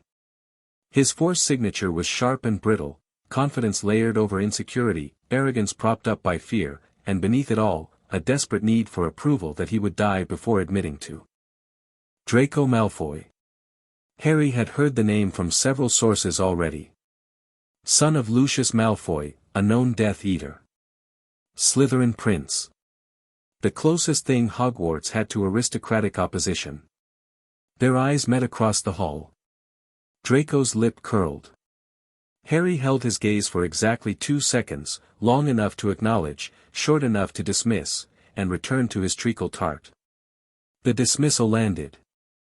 Harry felt the flare of anger from across the room like a match striking. Good. The confrontation came the next morning. Harry was crossing the entrance hall after breakfast, heading for his first class, Transfiguration, taught by McGonagall, when 3 figures stepped into his path. Draco Malfoy flanked by 2 large boys who looked like someone had enchanted a pair of wardrobes to walk upright and given them matching scowls. Potter. Draco's voice carried across the entrance hall. Students stopped. Watched. The social dynamics of Hogwarts, Harry was learning, ran on public spectacle. So the rumors are true. The boy who lived, back from the dead. Or back from whatever backwater dimension you've been hiding in. Harry stopped walking. Not because Draco was blocking his path, he could have walked through all three of them without breaking stride, but because he recognized the dynamic. Challenge and response. Dominance ritual. Every social hierarchy in every species in every galaxy had a version of it. Draco Malfoy, Harry said. Calm. Neutral. The tone you'd use for a weather report. You know who I am. Your father's name came up in the context of people who serve Voldemort. It wasn't a flattering mention. The name hit the entrance hall like a thunderclap. Students flinched. Several gasped. The two wardrobes on either side of Draco went pale. Draco himself didn't flinch, Harry gave him credit for that, but his jaw tightened.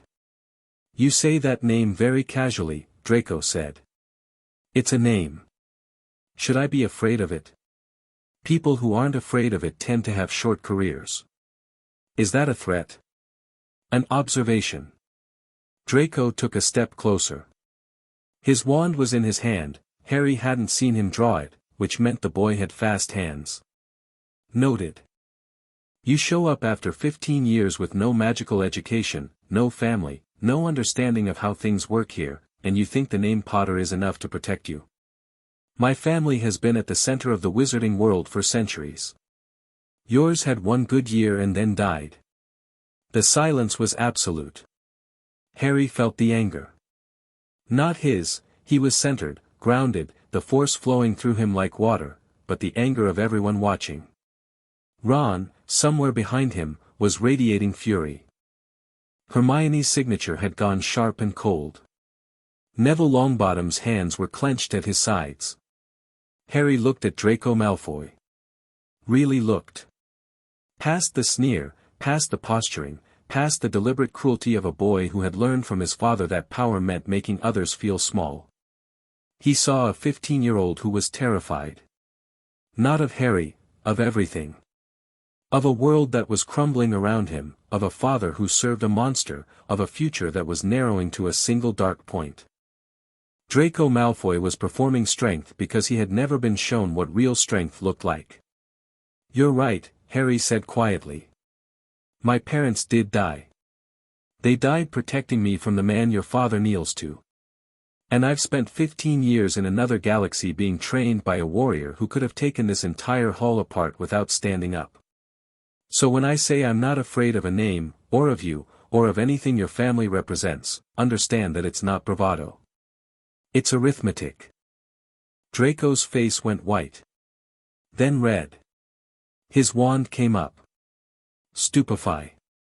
The red bolt of light streaked toward Harry's chest. He didn't move. Didn't flinch. The force answered his intent before his muscles could. The stunner hit an invisible barrier 6 inches from his body and stopped. Not deflected. Stopped. Frozen in midair, crackling with red energy, hovering like a trapped insect. The entire entrance hall held its breath. Harry looked at the frozen spell with mild interest. Then he reached out with one hand, palm open, and the stunner dissolved. Its energy dissipated harmlessly into the air, scattered by the force into nothing. You're fast, Harry said to Draco. Your draw is clean and your casting is precise. You've been well trained. Draco stared at him. His wand arm trembled. But you're angry, Harry continued. And anger makes you predictable. You fired center mass because that's the highest percentage target, but you telegraphed the spell with your shoulder before your wand moved. I knew what you were going to cast before you opened your mouth. The wardrobes, Crabbe and Goyle, Harry had been told, looked at each other. They had wands out but seemed unclear on whether to use them. Their force signatures radiated pure confusion. Harry stepped forward. One step. Draco held his ground, but it cost him. Harry extended his right hand, palm up. The force reached out, gentle, precise, irresistible, and Draco's wand slid from his fingers. Not violently. Not painfully. It simply left his grip as if it had decided to go for a walk, floated across the gap between them, and landed in Harry's palm. Harry turned the wand over. Examined it. Felt the magical core hum against his force sensitivity, dragon heartstring, angry and proud. Then he flipped it and offered it back, handle first. Your wand, Harry said. Draco didn't take it. He stared at Harry with an expression that was too complicated for a simple word. Fear, yes. But also something else, the disorienting impact of encountering something so far outside your model of the world that the model itself begins to crack. Take it, Harry said. I'm not your enemy, Malfoy. I don't want to be. But if you come at me again, I'll respond the same way. Every time. You won't land a spell on me. Not because I'm better than you, because I'm operating on a system you haven't encountered yet, and until you understand it, you're fighting blind. Draco snatched his wand back. His composure was shattered, but he was trying to rebuild it, brick by brick, in real time. Harry respected the effort. This isn't over, Draco said. His voice was steady. Barely. I know, Harry said. But the next time we talk, I'd prefer it was without an audience. He walked past Draco, past Crabbe and Goyle, and into the corridor beyond. Behind him, the entrance hall erupted into noise. Ron caught up to him 30 seconds later, practically jogging. That was, his wand. You took his wand without touching it. And the spell. You stopped the spell in midair. How is that even possible? The Force, Harry said. Yeah, but how? I moved his wand because the Force connects all physical objects. I stopped the spell because a spell is energy, and the Force is energy, and energy can be influenced by energy. The specifics are more nuanced than that, but the principle is straightforward. Ron's mouth worked soundlessly for a moment. Right. Straightforward. A bloke stops a curse with his mind and calls it straightforward. This is my life now. Hermione appeared at his other side. She was not jogging. She was walking with the controlled urgency of someone who had a lot to say and was organizing it in real time. You need to be careful, she said. What you just did, publicly humiliating a Malfoy, has political consequences. Lucius Malfoy is one of the most powerful figures in the wizarding world. He has influence at the Ministry, at the Hogwarts Board of Governors, and with people considerably more dangerous than either. Draco will have told his father about this by dinner. I didn't humiliate him. I disarmed him and gave his wand back. In front of the entire school. Without using a wand yourself. Without visible effort. That's worse than humiliation, that's irrelevance. You made him feel like he didn't matter. People like the Malfoys can survive being beaten. They can't survive being dismissed. Harry considered this. She was right. His Jedi calm, his effortless control, to him, it was simply his training in action. But to a 15-year-old boy whose entire identity was built on being important, being treated as unimportant was the deepest cut possible. I'll keep that in mind, Harry said. Will you, though? I'll try. Social dynamics weren't part of my training. What was part of your training? Lightsaber combat, force meditation, telekinesis, sensory enhancement, mental shielding, hand-to-hand combat, survival skills, galactic history, and philosophy. But not how to talk to people. Yoda is 800 years old and lives in a swamp. Social skills weren't his strongest subject. Hermione made a sound that was suspiciously close to a laugh. Ron, on his other side, grinned. I like you, mate, Ron said. Even if you are completely terrifying. Transfiguration was interesting. Professor McGonagall was a sharp, precise woman who ran her classroom with the disciplined efficiency of a military operation. She turned her desk into a pig and back again as an opening demonstration, which Harry found genuinely impressive. The Force could move objects, accelerate them, slow them, but it could not fundamentally change their nature. Transfiguration operated on principles that were entirely foreign to him, and he watched with the focused attention of a student encountering a new discipline. He could not perform the spells. That was established quickly and without drama. McGonagall gave him a matchstick and asked him to turn it into a needle. Harry held the matchstick, reached for the Force, and, nothing. The Force could not transfigure matter. It could push the matchstick, levitate it, snap it, heat it through friction, but it could not make it something it wasn't. Magic could. And Harry didn't have a wand. It seems, McGonagall said, studying him over her spectacles with an expression that was more interested than disappointed, that your abilities, while extraordinary, do not include the manipulation of magical energy in the traditional sense. No. The Force and magic appear to be parallel systems. I can sense magic, interact with it at the edges, but I can't channel it the way you do. Fascinating. And somewhat inconvenient, from an educational standpoint. We'll need to develop an alternative curriculum for you, focusing on the theoretical and strategic applications of your abilities in a magical context. I'd appreciate that. I'm not here to pretend I can do what everyone else does. I'm here to learn what I can. And to offer what I have. McGonagall's expression softened by approximately 1 degree, which Harry suspected was the equivalent of a standing ovation. Your mother said something very similar on her first day. She was the best student I ever taught. A pause. The softening deepened by another fraction. Don't let that intimidate you. It doesn't. No. I don't imagine much does. The rest of the day was a parade of discoveries. Charms with the diminutive Professor Flitwick, Harry couldn't cast, but he could manipulate the effects of other spells with the Force, catching levitated feathers and redirecting them with a precision that made Flitwick squeak with delight. Herbology in the greenhouses, where Harry's Force sensitivity allowed him to feel the plant's life energy in ways that Professor Sprout found remarkable. History of magic, taught by a ghost, which Harry endured with the patience of a Jedi and the internal despair of a sentient being. Through it all, Hermione was there. Not hovering, she was too self-aware for that, but present. Seated next to him in every class, notebook out, documenting the interactions between Harry's Force abilities and the magical curriculum with the systematic rigor of a researcher conducting a longitudinal study. She asked questions between classes. She proposed theories during meals. She cornered him in the corridor between herbology and history of magic to explain her latest model of Force magic interaction, using hand gestures and 2 quills as visual aids. You're relentless, Harry said. Not unkindly.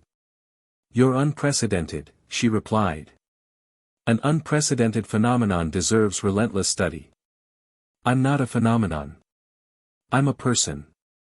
She stopped. Looked at him. Something shifted in her expression, the intellectual machinery paused, and the person behind it surfaced. I know that, she said, quieter. I'm sorry if I made you feel like a research subject. That's a thing I do. When something interests me, I tend to forget that the something might have feelings. It's fine. I'd rather be studied by someone who's honest about it than worshipped by people who won't admit they're doing it. She tilted her head. Considered him. Does the worship bother you? Worship is a form of distance. People worship what they can't understand. I'd rather be understood. The look she gave him lasted exactly 2 seconds longer than necessary. Then she pulled out her notebook and said, Good. Because I plan to understand you completely, and I should warn you, I have a perfect record. Harry almost, laughed. Potions was last. The dungeon classroom was cold, damp, and deliberately unwelcoming. The shelves were lined with jars containing things Harry chose not to identify, though the Force gave him impressions he'd rather not have received. Something in a jar on the 3rd shelf was still technically alive. He elected not to investigate further. The desks were scarred with chemical burns and what he suspected was the occasional bloodstain. The atmosphere was engineered for intimidation, low ceilings, poor lighting, the constant drip of condensation from stone walls. It was, Harry reflected, the exact opposite of Dagobah in every physical respect but identical in one crucial way. it was a place designed to make you uncomfortable so that comfort didn't become a crutch. The man who created that atmosphere was waiting. Severus Snape stood at the front of the classroom like a Gothic pillar, tall, thin, draped in black robes, with a hooked nose, lank dark hair, and eyes that contained the kind of cold intelligence that could dissect a person's weaknesses before they'd finished saying hello. His force signature was a fortress, not the smooth, doorless sphere of Harry's mind but a jagged, aggressive construction of walls and razor wire, built by someone who had spent decades protecting himself from a hostile world. Every surface was designed to cut anyone who got too close.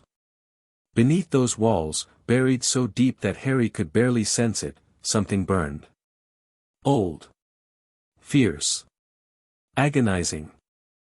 A wound that had never been treated, never been cleaned, never been allowed to heal, just walled over and ignored until the walls themselves became the person's identity. Snape looked at Harry. Harry looked at Snape. The moment stretched like a wire pulled tight. "Potter," Snape said. The word was a weapon, loaded with 15 years of displaced hatred, compressed into 2 syllables. The way he said it made it clear that the name was not Harry's name at all but someone else's, someone who was dead, someone Snape was still fighting across the years. "Professor Snape," Harry replied. Neutral. Calm. Giving nothing. "I understand you were raised in another dimension.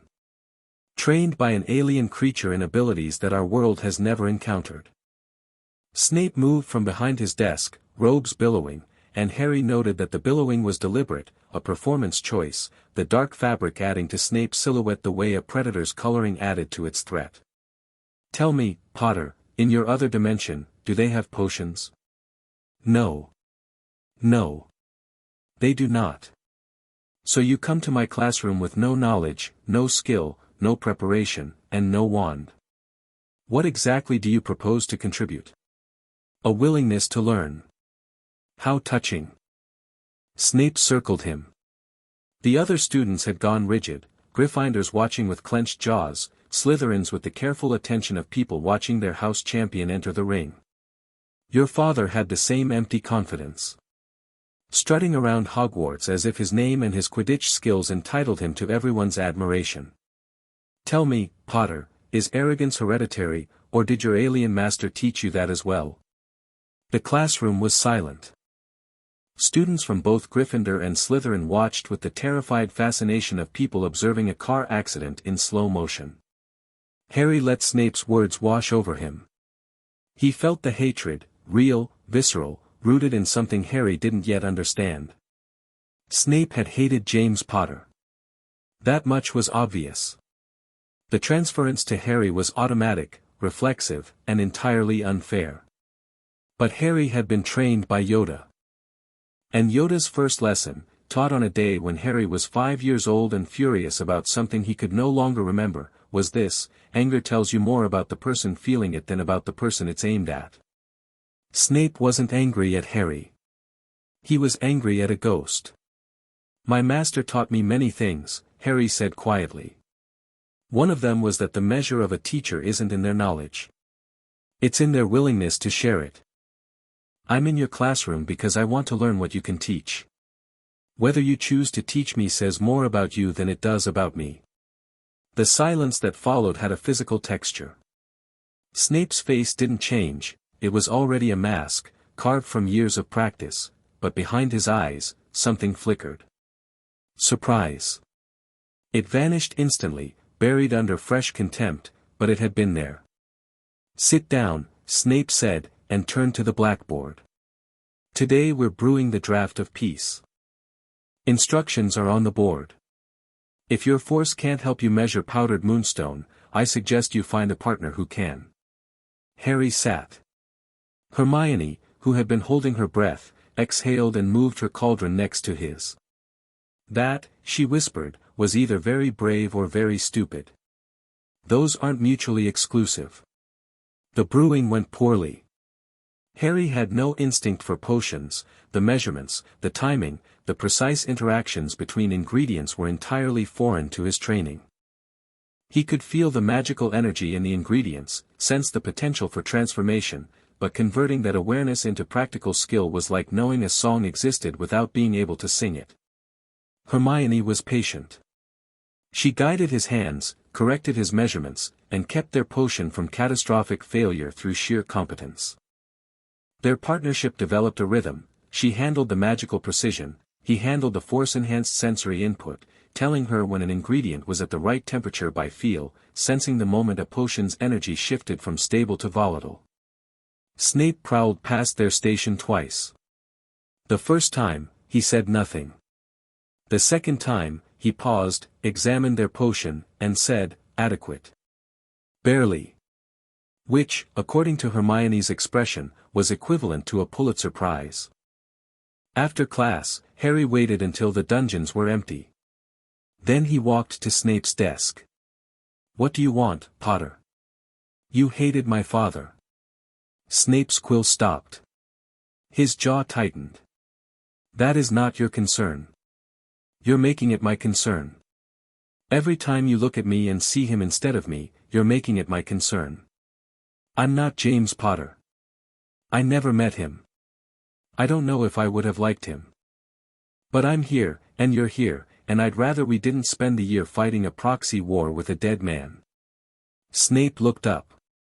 His black eyes were unreadable, deliberately so, the walls in his mind pulling tight. But his voice, when he spoke, was different. Lower. Stripped of performance. "You look exactly like him. Every time I see your face, I see the boy who tormented me for 7 years. The boy who had everything, talent, popularity, a family that loved him, and used his gifts to make others feel small. That is what I see, Potter. Every single time." Harry absorbed this. "And my eyes?" Something cracked in Snape's expression. "Barely visible. A hairline fracture in granite." "Get out," Snape whispered. Harry left. But as he walked up the dungeon stairs, he felt it, the thing burning beneath Snape's walls. Not hatred. Not anger. Grief. Decades old. Never processed. Never released. Snape hadn't hated James Potter. Not really.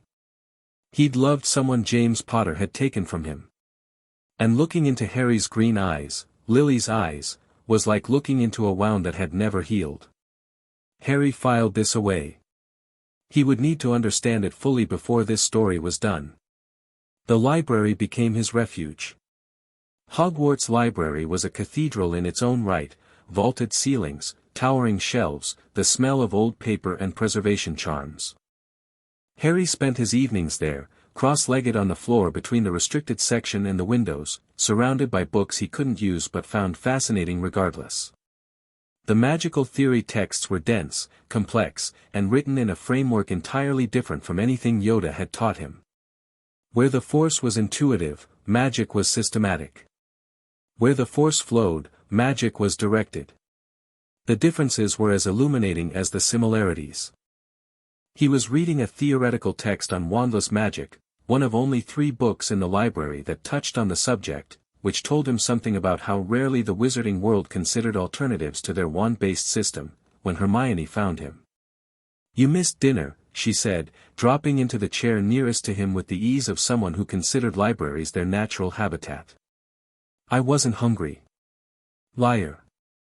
You've been reading since potions ended. That's 4 hours without food." "I checked." "You checked? Ron mentioned you weren't at dinner." "I inferred the rest." "I'm very good at inferring. Jedi can go days without eating. You're also a 15-year-old boy, and 15-year-old boys need calories. I live with Ron Weasley, I've seen the caloric requirements firsthand. They're alarming." She set a napkin on the table and unwrapped it to reveal a sandwich, an apple, and a slice of treacle tart.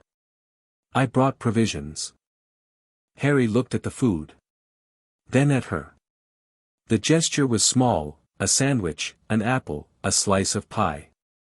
But it was also something Yoda had never done, because Yoda's version of care operated on a different frequency. Yoda showed love through training, through challenge, through the hard gift of making Harry strong enough to survive. This was different. This was someone noticing that he was hungry and bringing him food. Simple. Direct. Human. You didn't have to do that, Harry said. I know. I did it because I wanted to. That's how most kind gestures work, they're voluntary, which is what makes them meaningful. He ate. She watched him read. After a while, she pulled out her own book, Advanced Arithmancy, Dimensional Proofs and Planar Mathematics, and they sat in companionable silence.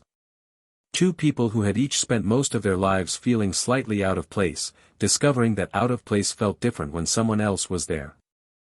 Madame Pants, the librarian, passed their table twice. The first time she looked disapproving, food in the library was a capital offense. The second time she looked at Harry, at Hermione, at the quiet focus between them, and decided not to notice the apple core. Can I ask you something personal? Hermione said eventually. You can ask. I might not answer. On the train, when you talked about the Force, you described it as a connection between all living things.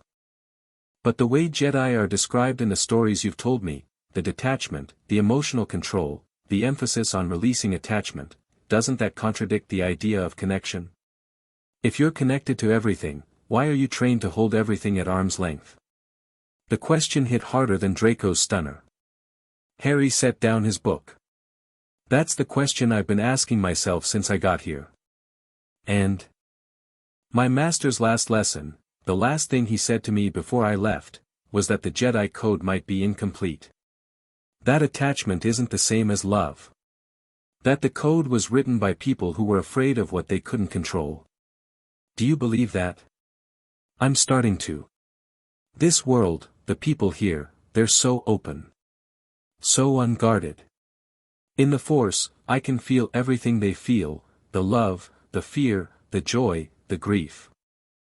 It's overwhelming and messy and completely unlike anything I was trained for. The Jedi way is to observe these emotions, acknowledge them, and let them pass. But some of them. He paused. Chose his words carefully. Some of them don't want to pass. Some of them want to stay. Hermione was quiet for a moment. When she spoke, her voice was gentle in a way he hadn't heard from her before. Maybe letting them stay is the point. Harry met her eyes. Her Force signature was warm and steady and very, very close. Maybe, he said. The moment held. Then Hermione cleared her throat, pulled out her notebook, and said, Right. So, I have a new theory about Force magic resonance frequencies, and I need your help testing it. Harry smiled. The first real, unguarded smile since he'd arrived in this world. Show me, he said. That night, deep in the castle's dungeons, past the potions classroom, past the Slytherin common room, in a forgotten corridor that hadn't seen a living soul in decades, the air grew cold. Not winter cold. Not draft cold. The kind of cold that exists in the spaces between things, between atoms, between thoughts, between realities. A cold that was less a temperature and more an absence. An absence of warmth, of light, of life. The torches on the walls flickered and died, not extinguished but consumed, their fire drawn into something that left nothing behind. The stones themselves seemed to darken, as if the color was being leached from them one shade at a time. A house elf named Dimby had been cleaning that corridor. She was old, even by elf standards, 112, she'd tell anyone who asked, though no one ever did, and she'd cleaned this particular passage every Thursday for 60 years. She knew every stone, every cobweb, every mouse hole. She knew the way the drafts moved at different times of night and the particular smell of the mold that grew behind the third tapestry from the left. She didn't know the shadow. It pooled in the corner like spilled ink, formless, lightless, wrong. Not the darkness of an unlit room, which was simply the absence of light. This was active darkness. Darkness with weight and purpose. Darkness that pushed back against the eye, that resisted perception, that existed not as a lack but as a presence. Dimby stopped. Her enormous eyes widened. The mop in her hands trembled. She took a step back. The shadow moved toward her. Not fast. Not slow. With the inevitable patience of something that had been hungry for a very long time and had learned that rushing spoiled the meal. It flowed across the stone floor like oil, silent and smooth, and where it passed the stone went gray, the moisture froze, and something that had been alive in the gaps between bricks, moss, insects, the tiny magical ecosystems that existed in the bones of ancient buildings, ceased to exist. Dimby tried to disapparate. House elf magic could bypass Hogwarts wards. It was one of the oldest exceptions, built into the castle's foundation by the founders themselves. The magic had never failed in 1,000 years of service. The magic didn't work. The shadow was eating it. Dimby could feel her power draining, not violently, not painfully, but steadily, like blood from a wound too small to see. The apparition spell formed in her mind, reached for her core, found nothing to grip. Her knees buckled. Her vision dimmed. The world narrowed to a tunnel with the shadow at its end. The shadow touched her. Cold. Vast. Empty. A consciousness that was not a consciousness. It didn't think, didn't plan, didn't reason. It simply consumed. It was appetite without a body, hunger without a stomach, need without understanding of what it needed. And when it touched Dimby's magical core, the bright, ancient, fiercely loyal spark that made a house elf, it fed. Dimby collapsed. The shadow held her for a moment, drinking, tasting the magic that ran through her elfin blood like electricity through copper. Old magic. Pure magic. Delicious. Then it released her and retreated back into the corner, slightly larger than before. Slightly more present. Slightly more real. The elf lay on the stones, breathing but empty. When they found her the next morning, Filch, grumbling about his rounds, nearly stepping on her, she was babbling. The same phrase, over and over, in a voice that had been scraped raw by terror and something worse than terror, the memory of being touched by something that was the opposite of being. The nothing that eats. The nothing that eats. The nothing that eats. They brought her to the hospital wing. Madame Pomfrey could find nothing physically wrong. Dimby's vital signs were stable. Her body was functioning. But her magical core, the engine that powered every house elf ability, was gutted. Empty. Like a lamp with no oil, a wand with no core. She would recover, in time. House elf magic was resilient. But the process would take months, and the terror would take longer. Nobody understood what had happened. Nobody except the boy on the 7th floor who felt it happen in his meditation, felt the small, bright light of a house elf's magic wink out like a candle in a wind, and opened his eyes to a darkness that had nothing to do with the hour. Harry reached for the Force. Reached deep, past Hogwarts, past Britain, past the thin membrane between realities, for the familiar warmth of his master's presence. Yoda's voice came back. Faint. Flickering. Like a signal through static, broken by distance and the instability of the rift that was supposed to be closing but wasn't. Growing, it is. Faster than I feared. Be vigilant, young one. The hollow feeds. The connection died. Silence. Not the comfortable silence of meditation but the empty silence of a severed line, a dropped call, a voice that had been there and was suddenly, completely gone. Harry sat in the dark, lightsaber in his hands, and felt something he had not felt since he was a child crying in a swamp for a mother he didn't remember. Fear. Not for himself. For this castle. For the bright, unshielded minds sleeping in their beds around him. For the world that had waited 15 years for him to return, and the thing that had followed him home. Chapter 2 End. Chapter 3, Ghosts of Godric's Hollow. Harry dreamed of green light. Not the soft green of his lightsaber, warm, humming, alive. This green was cold. It moved like liquid fire, pouring through a darkened room, and wherever it touched, things stopped. Not broke. Not burned. Just, stopped. A clock on the mantelpiece, its pendulum frozen mid-swing. A lamp, its flame crystallized into stillness.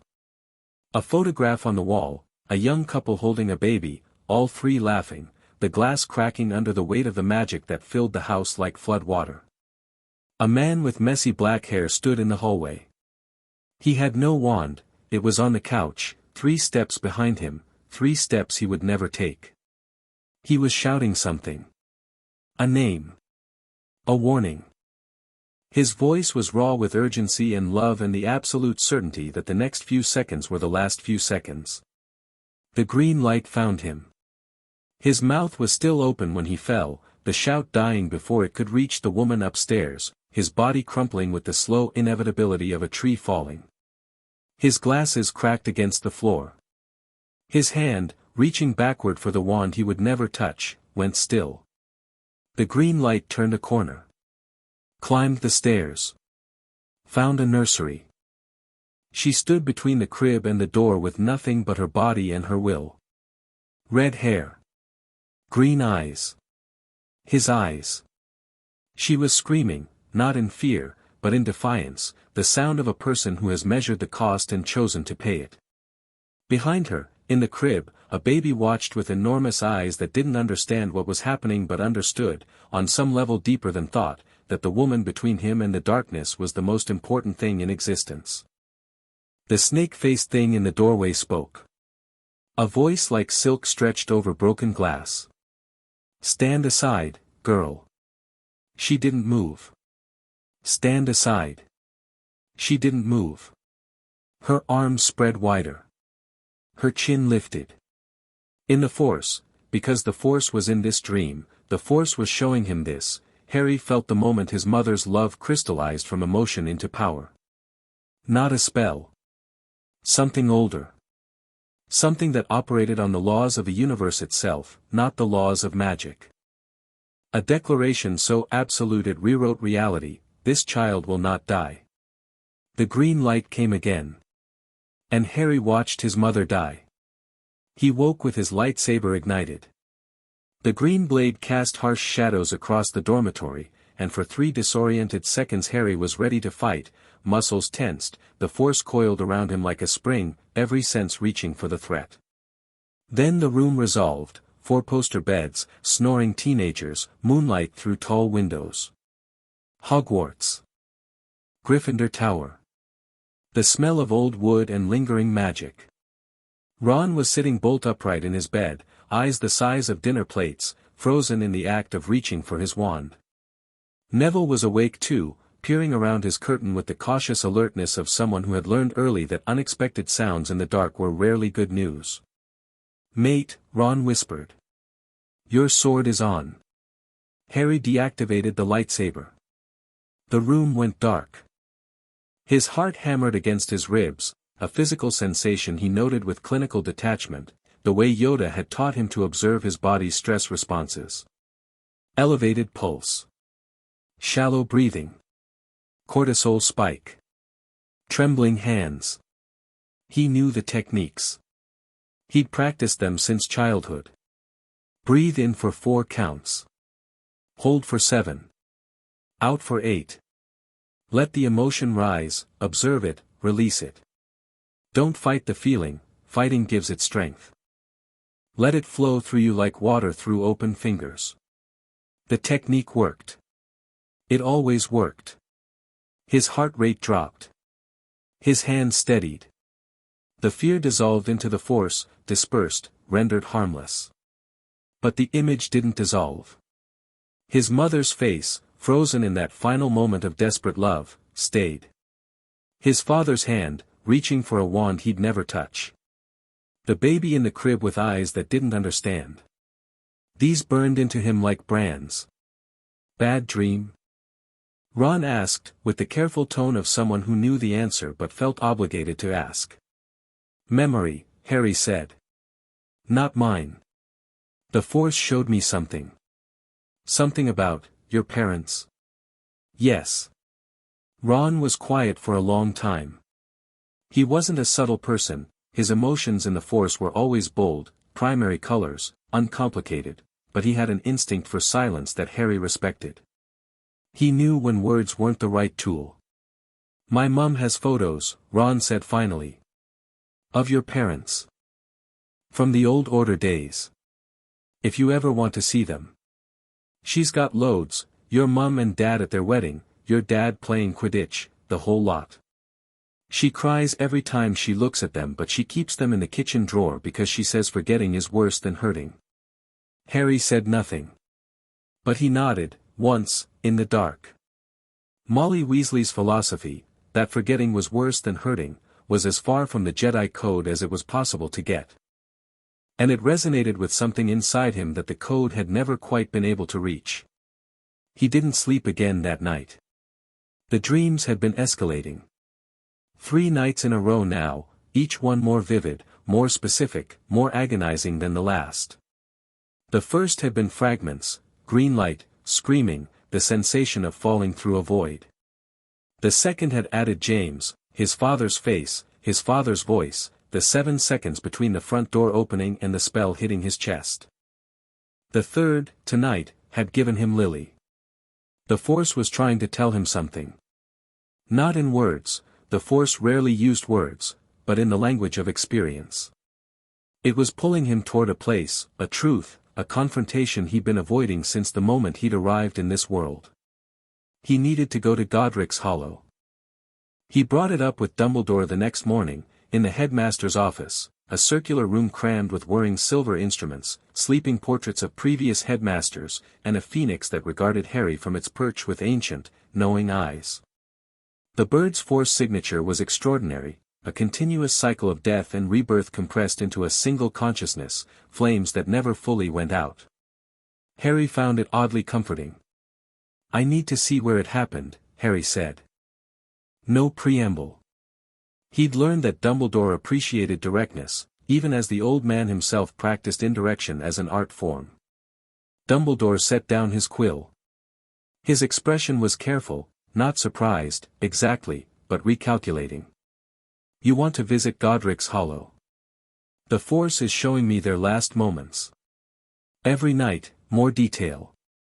It wants me to go to the source. The Force wants. The Force guides. Through visions, instincts, impressions. It's been guiding me toward Godric's Hollow since my second night here. I've been ignoring it because I wasn't ready. I'm ready now." Dumbledore removed his half-moon spectacles and polished them, his thinking gesture, the one that bought him seconds to compose the perfect response. Harry waited. He was patient. Yoda's training had made patience as natural as breathing. "Harry, I must be candid with you. Godric's Hollow is dangerous. Voldemort has had agents monitoring the village since his return. It has sentimental value to him as well, for reasons I'll explain in time. Any visit would need to be carefully planned, heavily protected, and ideally, postponed until we have better intelligence about his surveillance network. I'm not asking permission, Professor. I'm telling you as a courtesy." The spectacles paused mid-polish. Dumbledore's blue eyes fixed on Harry with the full weight of a century and a half of accumulated power and wisdom. "You are remarkably like your mother. People keep saying that. I'm starting to think she was stubborn. Devastatingly so. It was, depending on the day, her greatest virtue and most infuriating trait." Dumbledore replaced his spectacles. "If you're determined to go, I cannot stop you, and truthfully, I'm not certain I should try. The Force has guided you well so far. But I must insist on precautions. You will not go alone. I wasn't planning to. And you will take emergency communication, a port key, keyed to this office, that will activate on a code word and bring you back instantly." Harry considered this. A contingency plan was not weakness. It was tactical common sense. "Agreed. Then choose your companion carefully. The person who goes with you to Godric's Hollow will see you at your most vulnerable. That requires trust." Harry already knew who he was taking. He'd known before he walked into Dumbledore's office, before the dreams, perhaps before he'd consciously admitted it to himself. There was only one person at Hogwarts who treated his emotions as real rather than inconvenient, who asked the right questions and didn't flinch from the answers, who had looked at him on their very first meeting and seen a person instead of a symbol. He found Hermione in the library. Of course she was in the library. He was beginning to suspect that if Hogwarts burned down, the last room standing would be the library, sustained by the sheer force of Hermione Granger's need for it to exist. "I need to ask you something," he said. She looked up from a text on ancient ward theory. She'd been researching the Hollow, he realized, trying to find any historical precedent for a magic-eating entity in the Wizarding World's archives. The notebook beside her was dense with cross-references and color-coded annotations. "The answer is yes," she said. "You don't know the question.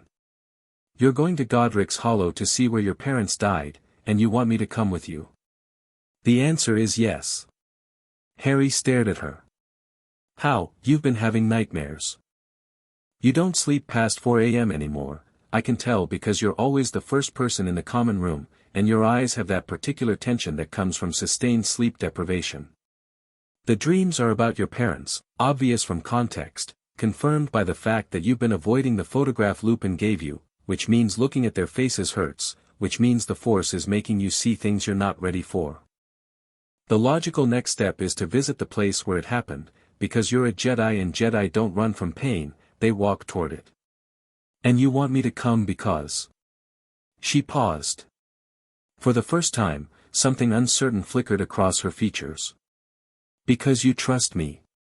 I think. I trust you," Harry said. Simply. Without qualification. The uncertainty vanished. In its place, something warm and fierce. "Then we go." "When?" "Saturday. Early. I'll bring supplies." "It's a day trip, not an expedition." "I'll bring supplies," she repeated, in a tone that closed the discussion. Saturday came gray and cold, the kind of English autumn morning that seemed designed to discourage outdoor activity. Harry and Hermione left the castle before dawn, slipping through a side passage that Harry had discovered through force mapping the castle's layout. He'd spent 3 evenings cataloging Hogwarts' internal geography through meditation, every corridor, every hidden room, every secret passage. The castle had dozens of exits that weren't on any official map, and it had shown them to Harry with the quiet generosity of a building that liked being understood. The portkey, a battered pocket watch, hung around Harry's neck, set to activate with the word Phoenix. They operate from just beyond the castle's ward boundary. Hermione had her license, she'd taken the test early, because of course she had, and the side-along was smoother than Lupin's had been, the destination more precise. They appeared on a country lane at the edge of Godric's Hollow as the first grey light touched the eastern sky. The village was quiet. Cottages with thatched roofs. A post office. A pub called the Sword in the Stone. A church with a square tower and a graveyard that Harry could feel in the Force before he could see it, a concentration of endings, of lives completed, of grief laid down in stone. They walked in silence for several minutes. The lane was narrow, hedgerows on either side still wet with morning dew. Hermione's breath fogged in the cold air. She'd brought a bag, the supplies she'd promised, containing a first aid kit, a thermos of tea, a handful of chocolate bars, and 3 reference books on local magical history. Harry had not asked about the reference books. He suspected they were Hermione's version of a security blanket. "Can I tell you something?" Hermione said, breaking the silence as they passed the village war memorial, a stone obelisk that, as they walked closer, shimmered and transformed into a statue of 3 people. A man with glasses. A woman with long hair. A baby in her arms. Harry stopped. The statue was of his family. "That's you," Hermione said softly. "The Wizarding World put up a memorial. Only witches and wizards can see it, muggles see the original obelisk." Harry looked at the stone version of his parents. The sculptor had been skilled, the faces were detailed, lifelike. His father's grin. His mother's fierce tenderness. The baby between them, protected, loved. "You were going to tell me something," Harry said, not looking away from the statue. "I was going to say that I'm afraid." She stood beside him, studying the memorial. "Not of the Death Eaters, although yes, a bit of that too. I'm afraid of watching you hurt. You've been so controlled since you arrived, so steady, so calm, and I keep thinking about what happens when you reach the thing you can't be calm about. And I'm afraid that I won't know the right thing to do." "There is no right thing to do. That's what makes it real." "That's very philosophical and completely unhelpful." He almost smiled. "Hermione. You brought a first aid kit, a thermos of tea, and 3 books to a graveyard visit. You are the most prepared person I have ever met, including a Jedi Grand Master who survived a galactic war. Whatever happens, you'll figure it out." She looked at him. Something in her expression shifted, a vulnerability that she usually kept buried under competence and confidence surfacing for just a moment. "I've never been good at emotions," she said. "Other people's or my own. I'm brilliant at systems and theories and knowing which spell to cast. But when someone I care about is in pain, I default to problem solving because I don't know how to just be there. Ron calls it my homework response. I treat everything like a problem set. Being there is enough. Just being present. I learned that from Yoda, the most powerful being I've ever known, and his greatest skill wasn't telekinesis or combat. It was sitting beside a scared child and waiting, without speaking, until the child figured out he was safe." "I can do that," Hermione said. "I know you can." They walked on. The graveyard was behind the church. An iron gate, green with age. Rows of headstones stretching back centuries, names eroded by weather, dates compressed by time, lives reduced to dashes between numbers. Harry found them without searching. The Force led him like a hand on his shoulder, gentle but insistent, steering him between the rows until he stood before 2 stones set side by side. James Potter, born March 27, 1960, died October 31, 1981. Lily Potter, born January 30, 1960, died October 31, 1981. The last enemy that shall be destroyed is death. Harry read the inscription. "Read it again." The words blurred, sharpened, blurred again. He'd been prepared for this. He'd meditated on it. He'd walked himself through the emotional sequence in advance, the initial impact, the grief response, the Jedi technique for processing loss. Observe the feeling. Name it. Accept it. Release it. The technique did not work. It did not work because this was not an abstract loss. This was not the distant, philosophical understanding of mortality that Yoda taught through parables about the living force. This was 2 headstones in cold ground. This was 2 people who had loved him with a ferocity that had rewritten the laws of reality, and they were here, under this grass, and they had been here for 14 years while Harry was on the other side of existence learning to levitate rocks and fight with a laser sword. His hand found the top of his mother's headstone. The stone was cold. Rough under his fingers. Real in a way that the Force visions hadn't been. "I didn't know you," Harry said. His voice was steady. The rest of him was not. "I don't remember your faces. I don't remember your voices. I don't remember what it felt like to be held by you. Everything I know about you came from strangers' stories and the Force's visions, and I don't know how much of it is real and how much is what I needed it to be." He knelt. The damp grass soaked through his trousers. "I was raised by someone who loved me. He taught me everything I know. He kept me safe and made me strong and gave me a life that had meaning. But he wasn't you. He couldn't be. And there's a part of me, a part that the Jedi Code says I should release, that is angry. Not at you. Not at Yoda. At the universe. At whatever cosmic mathematics decided that saving my life meant losing yours. That equation isn't fair. It was never fair. And I know that fairness isn't the point, that the Force doesn't deal in fairness, that attachment to what should have been is the root of suffering. I know all of that. I've known it since I was 5 years old. His voice cracked. Barely. A hairline fracture in stone. But I'm your son. And I will not release that. I will carry it. Whatever the code says, whatever the cost, I will carry the fact that you loved me, and that you died for me, and that I am here because of you. That isn't attachment. That's truth. And truth doesn't need to be released. Silence. The wind moved through the graveyard. Somewhere, a bird sang, early, tentative, testing the morning. Hermione stood 3 steps behind him. She hadn't moved. Hadn't spoken. She was crying, silently, without sound, tears tracking down her cheeks, but she held her position. Not because she didn't want to comfort him but because she understood that this moment belonged to Harry and his parents, and her role was not to intervene but to witness. Harry pressed his forehead against the headstone. Just for a moment. The cold stone against his skin.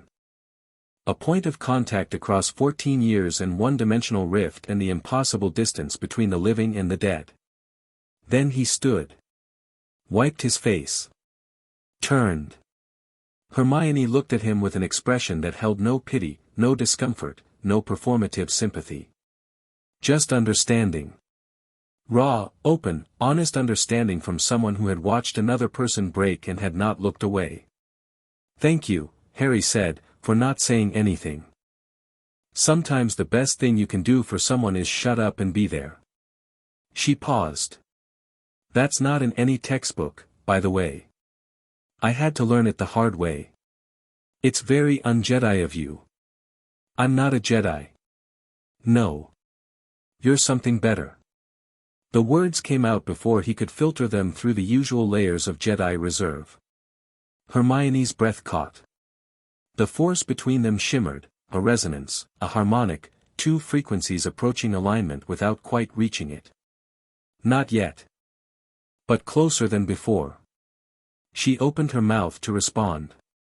The force screamed. Harry's lightsaber was in his hand before the thought finished forming. He ignited it, green blade blazing in the gray morning, and stepped in front of Hermione with the instinctive precision of someone whose combat training had been wired into his nervous system since childhood. The cracks came from everywhere. Apparition, not 1 or 2, but dozens. Dark figures materializing between the headstones, in the lane, on the church roof. Black robes, white masks, wands drawn.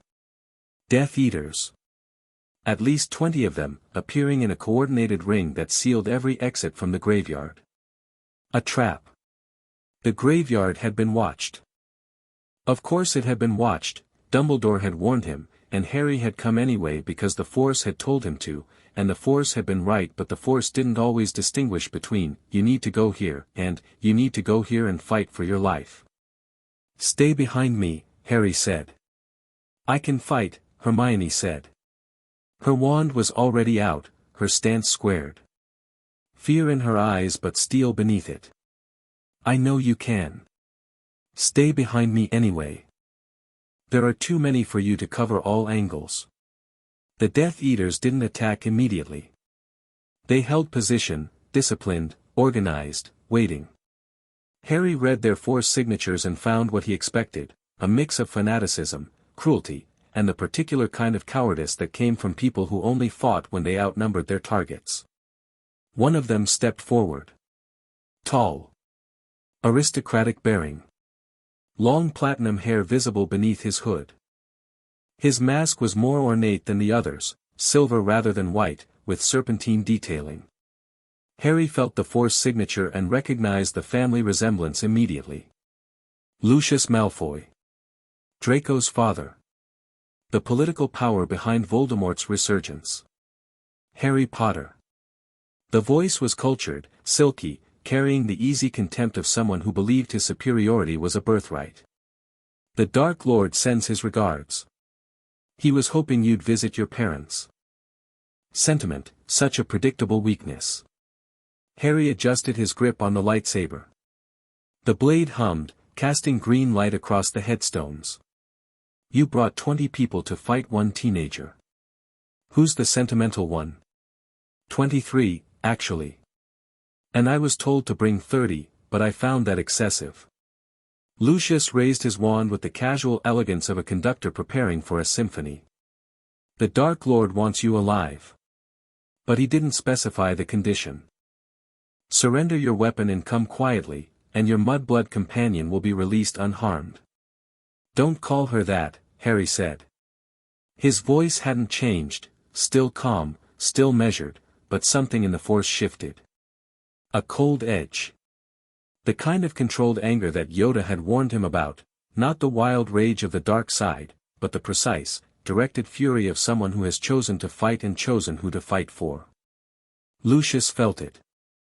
Harry saw the micro-flinch, a tightening around the eyes, a fractional adjustment in stance.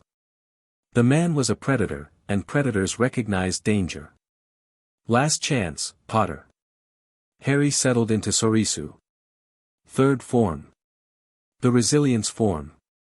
The defensive stance that turned a single fighter into an impenetrable wall. His lightsaber came up, blade angled across his body, feet shoulder-width apart, weight centered. Come find out what I learned in the other dimension. Lucius flicked his wand. Take him. 23 wands fired simultaneously. The world became light and thunder. Harry had never fought wizards before. He'd fought training remotes, wilderness predators, the occasional rogue droid that Yoda had reprogrammed as a sparring partner. But never a coordinated magical assault from multiple angles. His training, however, was designed for exactly this. Sorisu was developed by Jedi who fought blaster-wielding opponents, where the attacks came from everywhere and the only option was to make yourself unhittable. He moved. The first volley, stunners, body binds, a few killing curses from the more zealous, converged on his position like a web of light. Harry's blade swept through the stunners, deflecting them into the ground and headstones. The body binds he caught with the Force, absorbing their energy, dispersing it. The killing curses he dodged, sidestepping with Force-enhanced speed that made him blur, the green bolts passing through the space he occupied and shattering headstones behind him. He'd tested the lightsaber against stunners in training scenarios with Hermione, and the blade absorbed them cleanly. But the killing curse was different, pure death magic, fundamentally opposed to life. The theory suggested his blade could absorb it, but this was not the moment for theoretical experimentation. He spun. A curse passed through the space his head had occupied a millisecond earlier. He extended his offhand, Force push, and 3 Death Eaters flew backward, slamming into the church wall with the heavy finality of bodies hitting stone. They didn't get up. A fourth came from his right, young, by the voice, probably not much older than Harry, firing rapid stunners with decent accuracy. Harry deflected 2 with the blade and caught the third in his hand, the red energy crackling against his palm before he crushed it into nothing. The young Death Eater froze. Through the mask, Harry could see wide eyes. Run, Harry said. The Death Eater ran. Hermione was fighting. He felt her in the Force, bright, precise, controlled, casting from behind a headstone that she transfigured into a stone barrier twice its original height. Her spell selection was devastating, Petrificus Totalis, Stupefy, Expelliarmus, each one aimed with textbook accuracy. She wasn't flashy. She was efficient. Every spell served a purpose: neutralize, disarm, protect. She took down 2 Death Eaters in the first 10 seconds while Harry drew the bulk of the fire, and she moved between cover positions with a tactical awareness that he suspected came from having read every book on magical combat the Hogwarts library contained. A cluster of 3 rushed him from the left. Harry shifted from Sorisu to Ataru, 4th form, the aggression form, and launched himself at them. The transition was seamless, defense to offense in a heartbeat, like shifting from a wall to a wave. He cleared the distance in a Force-enhanced leap that covered 15 feet in a single bound, landed between them before they could adjust their aim, and his blade sang. 3 wands, severed at the grip, clean cuts, precise, the plasma blade shearing through wood and magical core alike. 3 shocked faces. A force push sent them tumbling, disarmed and dazed but alive. He wasn't trying to kill. That was important. The Jedi Code had rules about lethal force. It was permitted in defense of life, but only as a last resort. Harry had never killed a sentient being, and he didn't intend to start in a graveyard where his parents lay. This was their resting place. He would not desecrate it with unnecessary death. But he was being very, very thorough about removing these people from the fight. A massive curse, purple, crackling, unstable, streaked toward Hermione's position. Harry saw it, calculated the trajectory, and knew she couldn't dodge in time. He threw his hand out. The force caught the curse like a fist closing around a ball, holding it in midair. The energy fought him, dark magic, violently resistant to external control, and he felt the strain in his bones, his blood, his connection to the force itself. He redirected it. The curse arced upward, into the sky, where it detonated with a sound like a cannon shot. Purple light bloomed against the gray clouds, and for one theatrical second, the graveyard was lit in violet. Lucius Malfoy had been watching from the rear, directing the assault like a general who didn't lower himself to the front lines. Now his composure cracked. Harry felt the fear spike, not the abstract fear of a political mind calculating odds, but the visceral, animal fear of a man who had just seen something that shouldn't be possible. The boy caught a curse in midair, someone behind Lucius whispered. Malfoy, the boy caught a, I have eyes, Lucius snapped. Press the attack. All of you. Now. The remaining Death Eaters, 14 standing, 9 already down, attacked with renewed desperation. Harry shifted forms again. Gem So, Form V. The Perseverance form. Power meets power. Every attack turned into a counter, every block became a riposte. He deflected a Cruciatus into the ground, caught a blasting curse and hurled it back at the caster with force-amplified velocity, disarmed 4 more with a telekinetic wave that ripped their wands from their hands and scattered them across the graveyard. But there were too many. Even for him. A curse slipped past his guard, not a dangerous one, a cutting hex, shallow but sharp. It opened a line across his left arm, and blood ran hot over his wrist. The pain was distant, filtered through Jedi pain management, but it was real. He was mortal. He could be hurt. These people meant to take him, and if they couldn't, they meant to break him. Hermione screamed. Not in pain, in warning. Harry, behind. He spun. A Death Eater had flanked him, coming around the church, wand raised for a point-blank stunner. Too close to dodge. Too close to block. Harry dropped his lightsaber. The move was insane by any conventional metric. You don't disarm yourself in the middle of a fight. But Harry didn't need the lightsaber. The lightsaber was a tool. The Force was him. He stepped inside the Death Eater's guard, caught his wand arm with his left hand, and twisted. The wand clattered away. In the same motion, Harry placed his right palm on the Death Eater's chest and pushed. Not with muscle. With the Force. The man launched backward like he'd been hit by a speeder, clearing the graveyard fence and landing in the lane beyond with a crunch that suggested several broken ribs and a profound reconsideration of career choices. Harry called his lightsaber back to his hand. It flew through the air, smacked into his palm, and ignited in a single motion. The green blade hummed its steady note, and Harry stood in the center of the graveyard, surrounded by groaning, unconscious, or terrified Death Eaters, bleeding from one arm, breathing hard, and absolutely in control. 8 Death Eaters remained standing. They looked at each other. They looked at Harry. 3 of them disapparated. Then 2 more.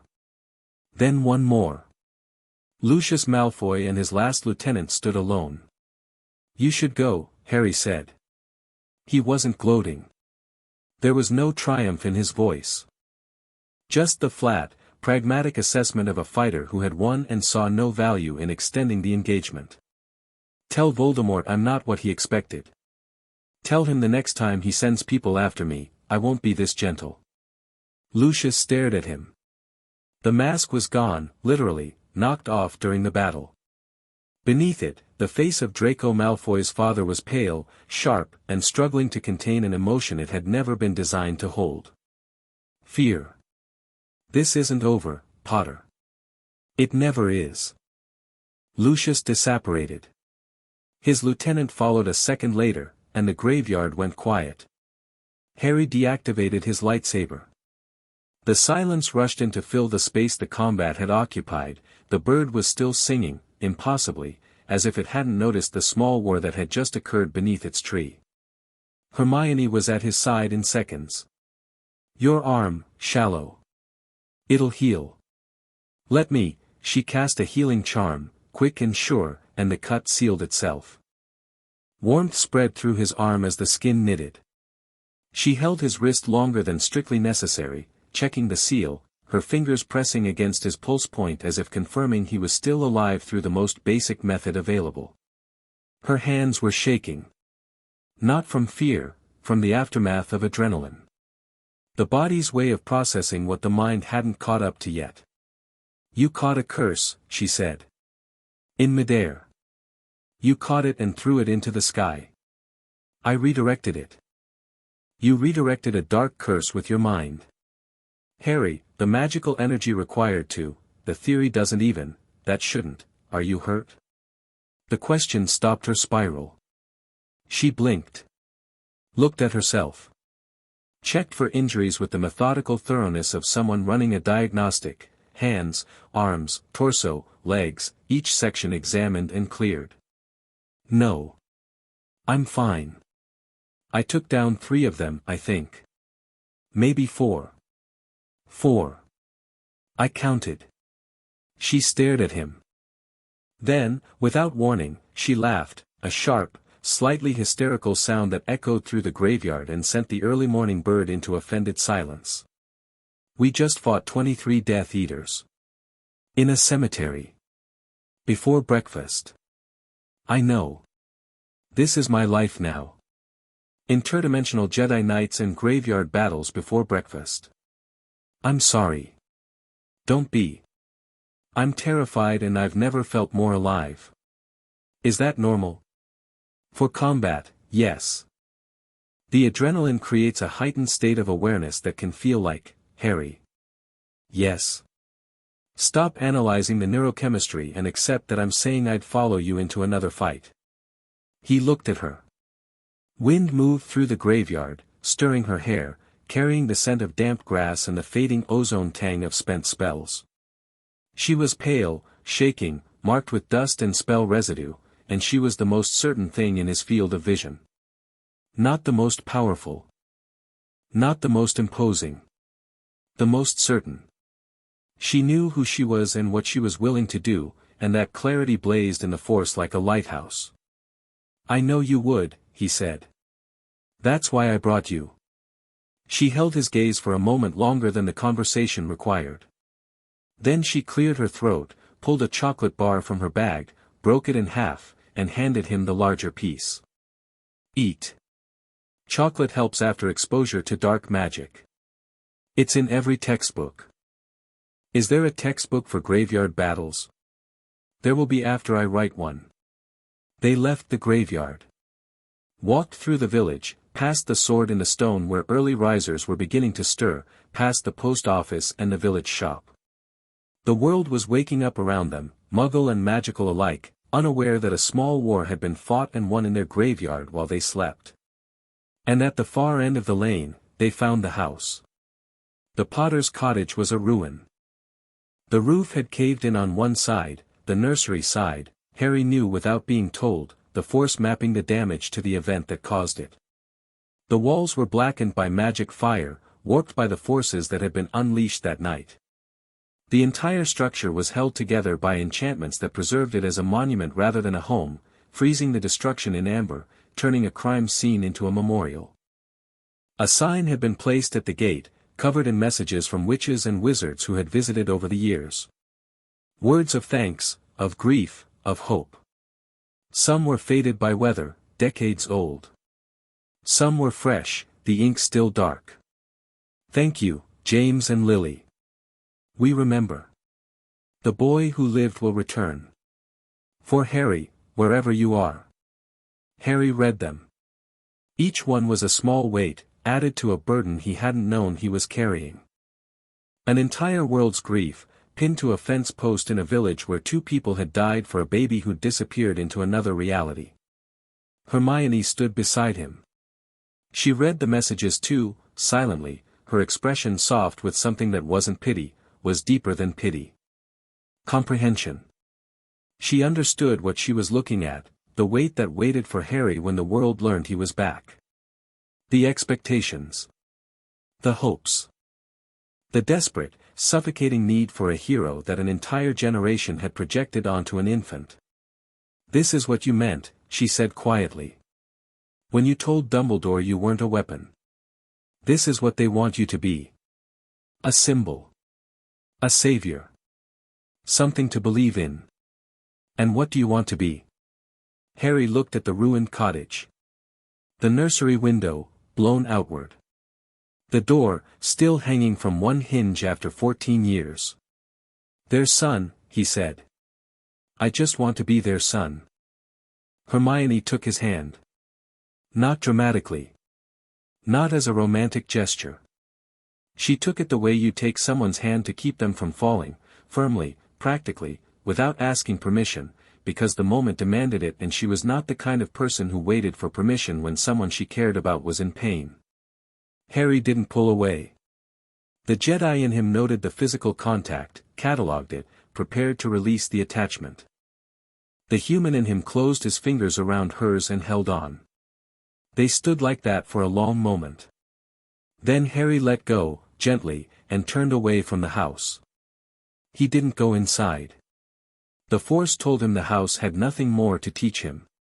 The lesson was in the graveyard, in the headstones, in the moment when his training had cracked and he'd spoken to his parents for the first time. The lesson was in the girl who had followed him here and fought beside him and held his hand without making it mean more than it needed to mean. Ready to go back? Hermione asked. Almost. He closed his eyes. Reached into the Force. Searched for the resonance of this place, the magical imprint of what had happened here 14 years ago. He found it, layers of violence, sacrifice, and love, compressed into the stones and earth like geological strata. His mother's final spell, not a spell at all, but an act of will so powerful it had left a permanent scar on reality. His father's last stand, brave, futile, necessary. And the killing curse that had struck Harry and found something it couldn't kill, because love had gotten there first. Beneath it all, he found the rift. The original rift. The place where reality had torn open on Halloween night and swallowed a baby. It was sealed now, healed, scarred over, but the scar was visible in the Force, like a thin line of lighter skin where a wound had once been. And around the edges of that scar, he felt the hollow. Not much. Not the full, suffocating presence he'd sensed in Hogwarts dungeons. Just a trace, a fingerprint of cold against the warm fabric of the village's magic. The hollow had been here. Recently. Drawn to the scar like an animal to a scent. Feeding on the residual energy, growing incrementally stronger. Harry filed this away. Another data point. Another piece of a pattern he was beginning to see. Now I'm ready, he said. They activated the port key and spun back to Dumbledore's office in a nauseous whirl of compressed space. Dumbledore was waiting. He sat behind his desk with the stillness of a man who had been sitting there for hours, doing nothing but thinking and worrying. Fawkes was awake on his perch, watching the port key arrival point with the focused intensity of a creature that could sense distress across distances. One look at Harry's torn sleeve, the blood on his arm, and Hermione's pale, dust-streaked face told Dumbledore everything, and the twinkle in his eyes died like a candle in a hurricane. Death Eaters, he said. 23. Led by Lucius Malfoy. We dealt with it. You dealt with 23 Death Eaters. Hermione took 4. I handled the rest. Harry unclipped his lightsaber and set it on Dumbledore's desk, not as surrender, but as a gesture of trust. A warrior disarming in safe territory. They were monitoring the graveyard. Waiting for me. Which means Voldemort knew I'd come, or guessed I would. He understands sentiment, even if he doesn't share it. Dumbledore sank into his chair. For a moment, the weight of his years was visible, not the performative aging of a wise mentor, but the genuine exhaustion of a man who had been fighting the same war for decades and kept watching the people he cared about walk into harm's way. I warned you, he said. Not accusatory. Just tired. You did. I went anyway. And I'd do it again. Some things are worth the risk. Your mother used to say the same thing. Usually right before doing something that turned my hair white. He paused. Which was already white by the time I met her, so the metaphor loses some impact. But the sentiment holds. Harry almost smiled. Dumbledore's humor in moments of crisis was, he was learning, not deflection but coping, the old man's way of maintaining his grip on hope when the darkness pressed close. I learned something, Harry said. About your parents? About everything. He settled into the chair across from Dumbledore and organized his thoughts with the methodical precision Yoda had instilled in him. When presenting intelligence to a superior, be clear, be brief, be complete. 3 things. First, I can fight this world's dark wizards and win. 23 to 1 odds, and I took 0 casualties. The Force is a decisive advantage, they have no framework for understanding it, no countermeasures, no training to deal with abilities that don't follow magical rules. Voldemort will adjust, but it will take time. Second, the Hollow has been to Godric's Hollow. The original rift site. I felt its traces on the old scar. It's drawn to weak points in the dimensional boundary, places where reality is thin, where the membrane between worlds has been stretched or torn. It's feeding on the residual energy. Dumbledore leaned forward. You're suggesting the Hollow is connected to the rifts. Not just connected. Dependent. It feeds on the energy that bleeds through the weak points. The original rift at Godric's Hollow, the new one that brought me back, they're wounds in reality, and the Hollow is an infection that grows in the margins. And the third thing? Harry was quiet for a moment. This was the piece that mattered most, and it was the hardest to articulate. I spoke to my parents. At the grave. I said things I've been carrying since I arrived in this world, grief, anger, love, all of it. The dreams I've been having, the Force visions of their death, they stopped. Not because the pain went away, but because I stopped running from it. The Force wasn't punishing me. It was pushing me towards something I needed to face. Dumbledore studied him with an expression Harry couldn't fully read. Pride, perhaps. Or recognition, the look of someone seeing a pattern they'd encountered before. You've grown remarkably in a very short time, Dumbledore said. I had help. Harry didn't elaborate. He didn't need to. Dumbledore's gaze flickered to Hermione, who was standing quietly by the window examining a silver instrument as if its inner workings were more comfortable to contemplate than the conversation, and the old man's expression softened with understanding.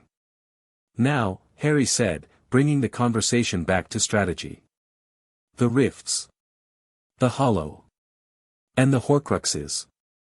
I think they're connected. Explain. Voldemort pursues immortality. He fractures his soul, creates Horcruxes, binds himself to the physical world through dark magic. The Hollow feeds on magic, consumes it, drains it. What happens when an entity that eats magic encounters a soul fragment that's anchored by magic? The implications settled over the room like snow. The Horcruxes would draw it, Dumbledore breathed. Each one is a concentration of dark magic, precisely the kind of energy the Hollow feeds on. It wouldn't just ignore them, it would hunt them. Which means the Hollow and Voldemort are on a collision course whether they know it or not. And when they collide, either the Hollow consumes the Horcruxes and Voldemort becomes mortal, or Voldemort finds a way to weaponize the Hollow's hunger. Dumbledore's expression had shifted from tired to galvanized, the strategist in him awakened by the scope of the problem. This is either the worst possible complication or the best possible opportunity. It's both, Harry said. It's always both. You sound like your mother again. I'm starting to take that as a compliment. It was always intended as one. They talked for another hour. Strategy, intelligence, planning. Dumbledore shared what he knew about the Horcruxes, the diary, already destroyed by a basilisk fang in the Chamber of Secrets years ago, before Harry's return, the ring, located in a shack belonging to Voldemort's maternal family but not yet retrieved due to powerful protections, the locket, the cup, the diadem, the snake, each one a fragment of Voldemort's soul hidden in a location of personal significance. The ring was in the Gaunt shack. The locket was believed to be in a cave on the English coast. The cup was likely in the Lestrange vault at Gringotts. The diadem's location was unknown. The snake, Nagini, traveled with Voldemort himself. 6 Horcruxes, Harry said. 6 anchors to immortality. And each one is a concentration of dark magic powerful enough to attract the Hollow. Which means the Hollow will eventually find them, Dumbledore said. Even if we do nothing, the Hollow's feeding pattern will lead it to the Horcruxes. The question is what happens when it reaches them, and whether we can use that collision to our advantage. We need more information. About the Hollow's capabilities, its growth rate, its vulnerabilities. And we need to move on the Horcruxes before it reaches them. If the Hollow consumes a Horcrux, we don't know what happens to the soul fragment. Is it destroyed? Absorbed? Does the Hollow inherit Voldemort's consciousness? Every scenario has implications we can't predict. Dumbledore nodded slowly. You think strategically. Like a general. Like a Jedi. We're trained to see the battlefield as a system, interconnected, dynamic, responsive to input. Change one variable and everything shifts. The key is identifying which variables we can control. And which ones can we control? The Horcruxes. We know where some of them are. We can move on them proactively, destroy them on our terms, before the Hollow or Voldemort forces our hand. Everything else, the Hollow's movements, Voldemort's plans, the Ministry's politics, those are variables we can influence but not control. We focus on what we can do and adapt to the rest. Dumbledore smiled. It was a small, genuine smile, not the twinkling performance he deployed for students, but the private expression of a man who had been carrying an impossible burden alone for decades and had just been offered a shoulder. It has been a very long time, Dumbledore said, since I had someone to think with. Harry retrieved his lightsaber. Clipped it back to his belt. One more thing, he said at the door. Yes. The dreams. The Force visions of my parents' death. They stopped. Dumbledore tilted his head. After visiting the grave. After speaking to them. The Force wasn't trying to hurt me. It was trying to make me face something I was avoiding. The loss. The grief. The anger. Once I stopped running from it, it stopped chasing you. Dumbledore smiled, a small, genuine, deeply sad smile. Your mother would have understood that perfectly. She was the bravest person I ever knew, and she was bravest when she was most afraid. Harry left the office. The corridor was empty, it was midday, classes in session, students safely occupied. He should have been in charms. He didn't care. Something was pulling him in a different direction. The dungeons. Snape's office was as inviting as a crypt and approximately as warm. The corridor leading to it was lined with torches that burned low and green, casting shadows that seemed to move with purpose. Jars of preserved specimens lined shelves on either side, ingredients, Harry assumed, though some of them bore an uncomfortable resemblance to body parts. The air smelled of formaldehyde and regret. Harry knocked once and entered without waiting for permission, because he'd learned that Snape used silence as a weapon and waiting at a closed door gave him the advantage. Every second you waited was a second Snape used to build his walls higher. Snape was grading papers. His quill moved in sharp, aggressive strokes, not writing so much as punishing the parchment for having the audacity to contain student work. The red marks on the parchment beneath it looked like surgical incisions. Potter. You're supposed to be in charms.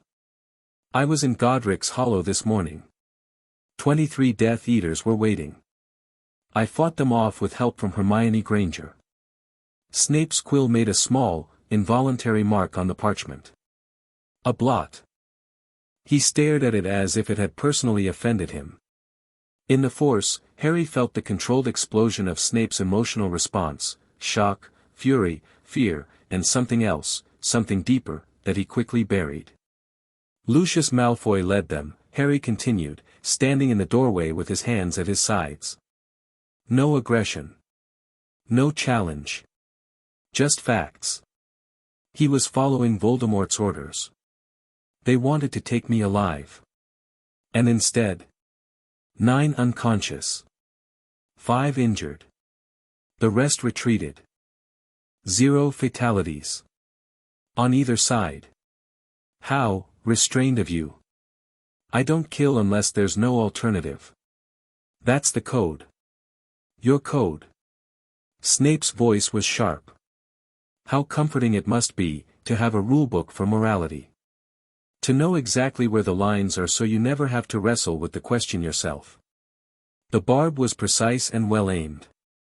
Harry let it pass through him. Why are you telling me this? Snape asked. Because you're a spy. You report to Voldemort, and you report to Dumbledore, and you've been managing that double life for longer than I've been alive. You knew about the surveillance on Godric's Hollow.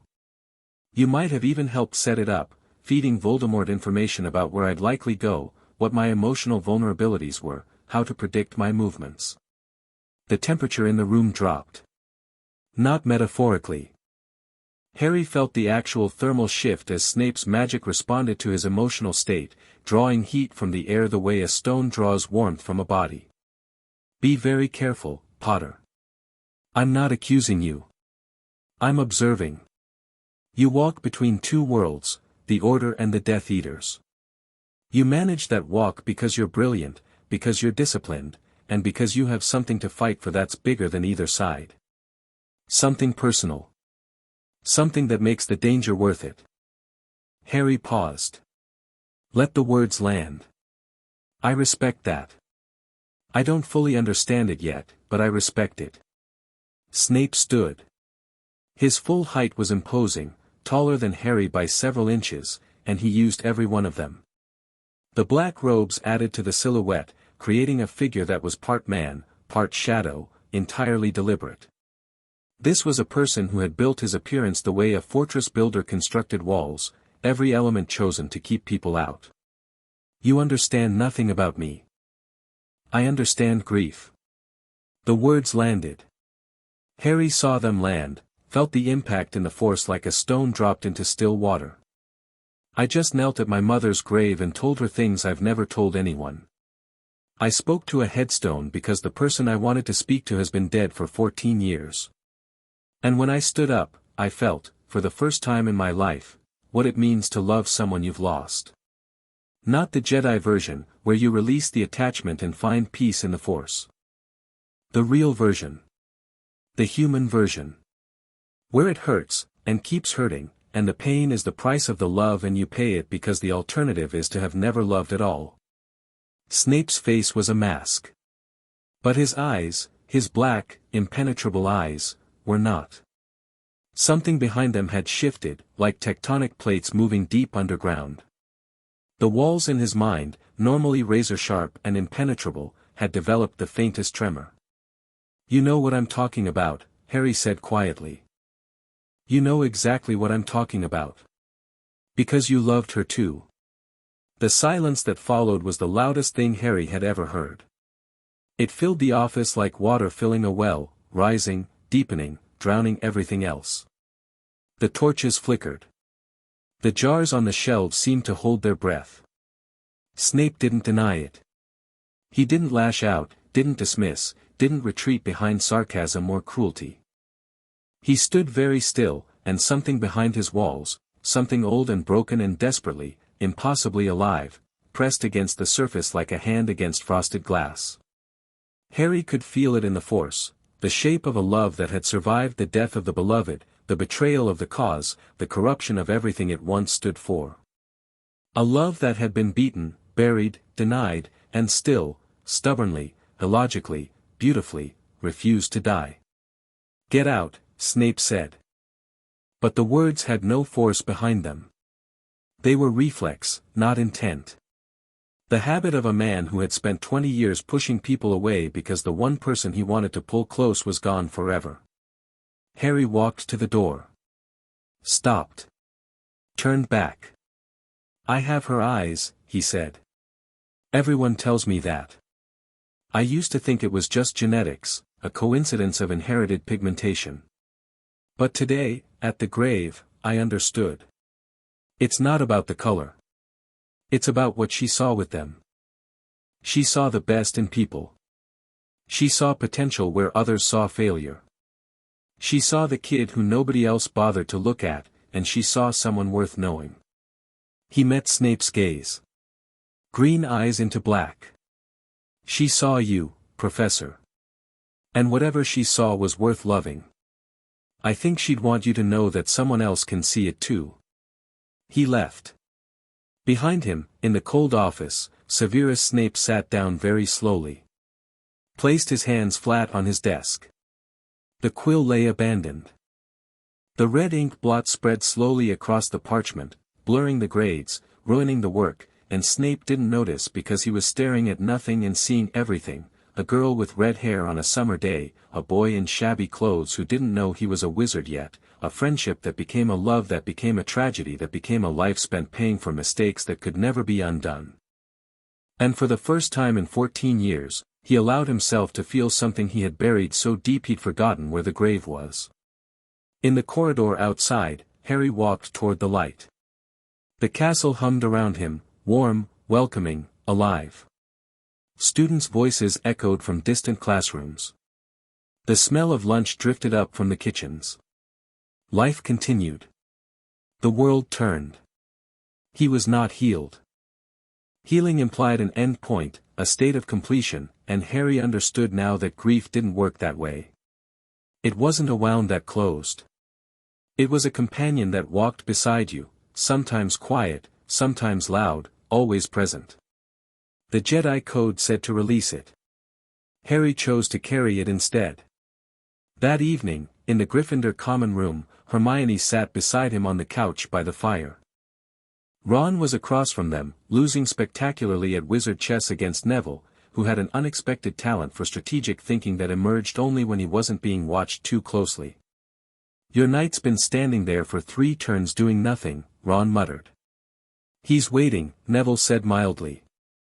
"Waiting for what?" "For you to forget about him." Ron's bishop was taken 2 moves later by the knight he'd forgotten about. He stared at the board, then at Neville, with the betrayed expression of a man who had been outplayed by someone he'd underestimated. "You're terrifying," Ron informed Neville. "I want you to know that." Neville smiled. It was a quiet, private smile, the kind that belonged to someone who was slowly, carefully, discovering that he was more than the world had told him he was. Luna Lovegood had materialized at some point during the evening, as she tended to do, sitting on the floor near the fire with her legs crossed and a copy of the Quibbler held upside down. She hadn't spoken to anyone, but her presence was oddly comforting, a gentle eccentricity that functioned as a reminder that the world contained more than war and prophecy and grief. Hermione didn't say anything.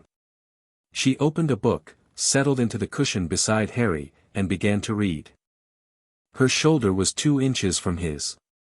Close enough to feel the warmth without making contact.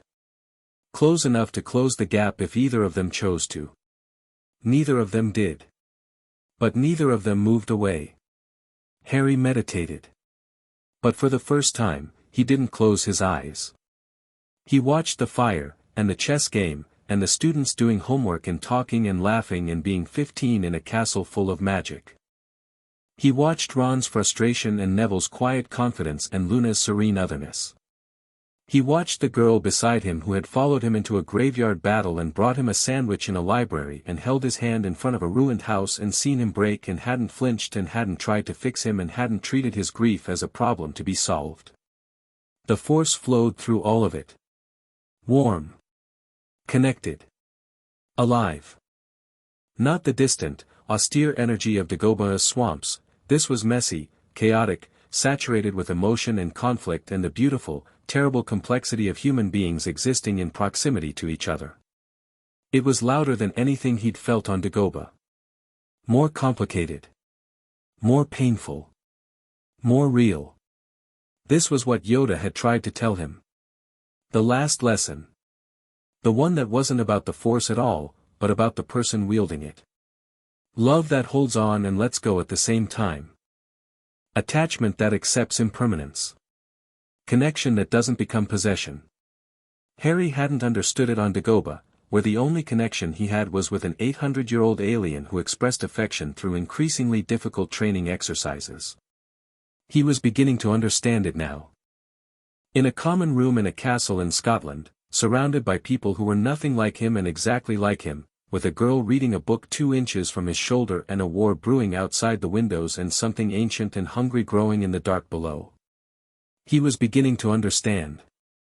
Far below, in the dungeons, the corridor where Dimby had been found was empty.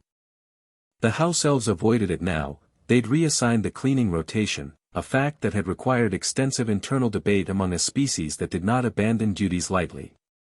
Even the ghosts gave it a wide berth, drifting past with unusual speed, their translucent faces turned away from the corner where the shadow had been. The shadow was gone. It had moved. Deeper into the castle, into the spaces between walls, into the cracks in ancient stone where even Hogwarts awareness couldn't reach.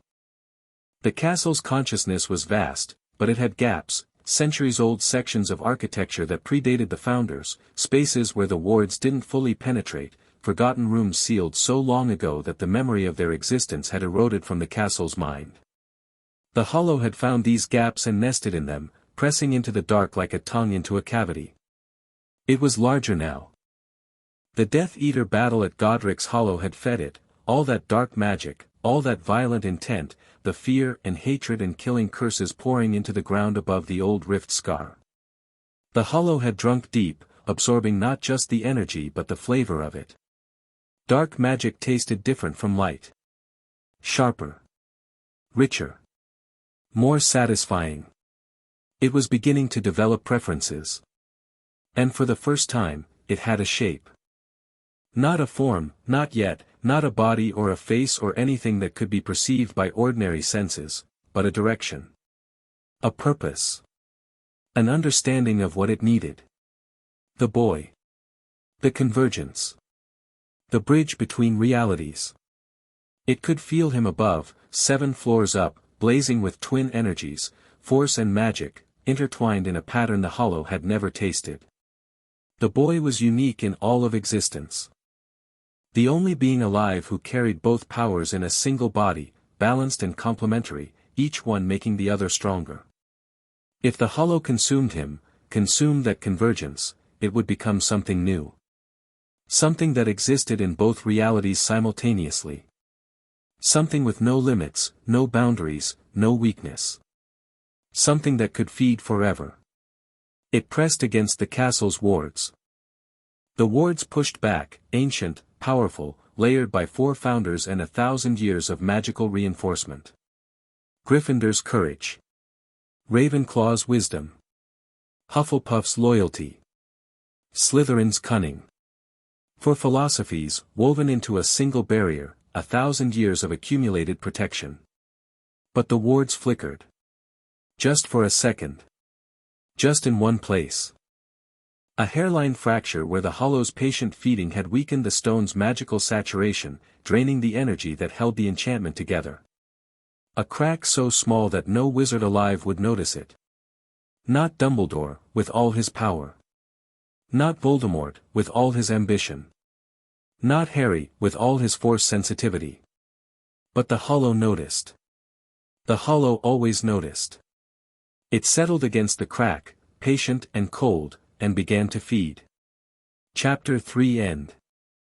Chapter 4, The Siege of Hogsmeade. The owl arrived during breakfast on the first Saturday of November, dropping a copy of the Daily Prophet onto Harry's plate with the indifferent precision of a bird that had performed this delivery 10,000 times and was tired of it.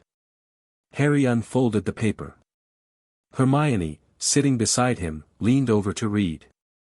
Ron, across the table, was halfway through a sausage and didn't notice. The headline was enormous. 3 words, black ink, the kind of font-size newspapers reserved for declarations of war. Potter, threat or savior? Below it, a photograph of Harry, taken without his knowledge, apparently, during the Draco duel in the entrance hall, showed him catching a spell in midair, his expression calm, his lightsaber unignited at his belt. The image played on loop, spell fired, spell frozen, spell dissolved. It looked, Harry had to admit, fairly intimidating.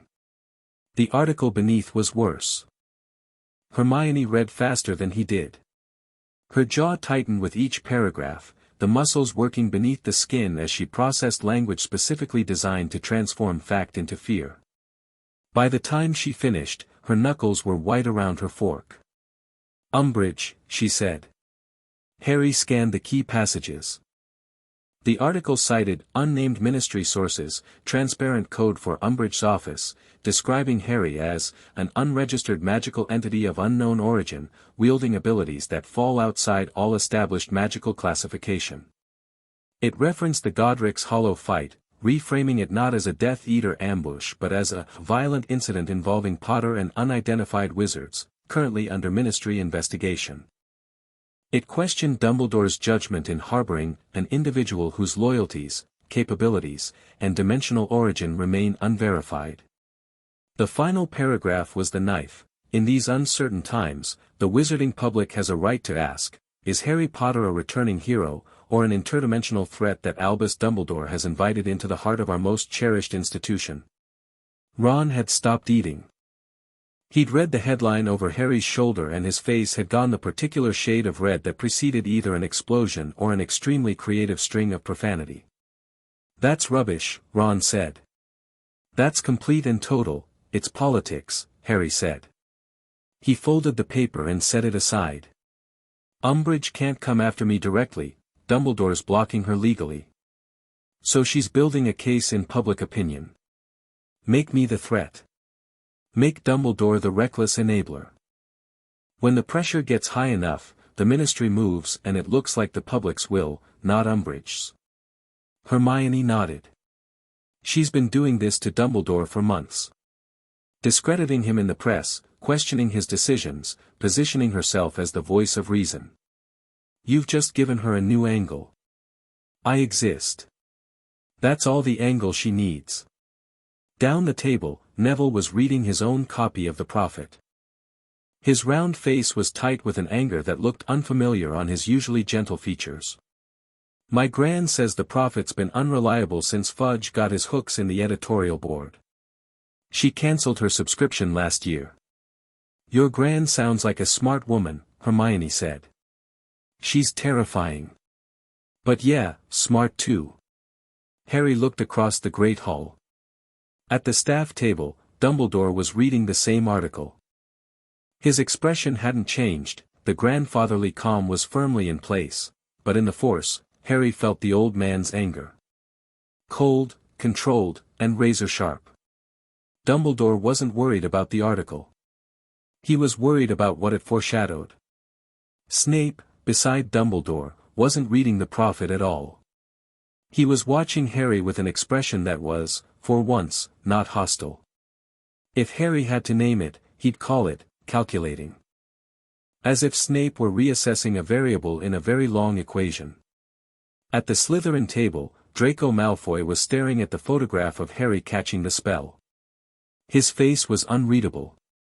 But in the Force, Harry felt something unexpected from Draco's direction, not hatred, not contempt, but a complex, churning mixture of fear, fascination, and the beginnings of doubt. The article wasn't the threat. The article was the prelude. The threat came 2 weeks later, on the next Hogsmeade weekend. Harry almost didn't go. The Force had been restless all morning, a low, persistent vibration at the edge of his awareness, like tinnitus but psychic. Not a specific warning. More like the atmosphere before a storm, pressure dropping, air thickening, the world holding its breath. He mentioned it to Hermione over breakfast. Something feels wrong. She looked up from her eggs. They'd developed a rhythm over the past weeks, sitting together at meals, studying together in the library, walking between classes in a pattern that had become habitual without either of them acknowledging it. The school had noticed. Rumors circulated with the inevitability of weather. Harry ignored them. Hermione ignored them louder. Wrong how? She asked. I can't pin it down. The Force is agitated. It feels like a warning, but there's no direction, no specific threat I can identify. Just, pressure. Should we stay at the castle? Harry considered it. The Jedi approach would be to meditate, to seek clarity, to wait until the Force provided specific guidance. But they'd been operating in a war zone for weeks now, and the reality of war was that you couldn't pause every time your instincts prickled. Sometimes the Force warned you about things you needed to face, not avoid. No, he said. But stay close to me. Hogsmeade was Hogwarts' nearest village, a cluster of wizarding shops, pubs, and residences that served as the school's connection to the wider world. Students third year and above were allowed to visit on designated weekends, and they did so with the enthusiastic abandon of teenagers temporarily freed from institutional supervision. The high street was packed, Honeydukes overflowing with students buying sweets, Zonko's joke shop doing brisk trade in products that would likely be confiscated by Monday, the Three Broomsticks warm and crowded with butterbeer orders. Harry walked through the village with Hermione and Ron, lightsaber on his belt, senses extended.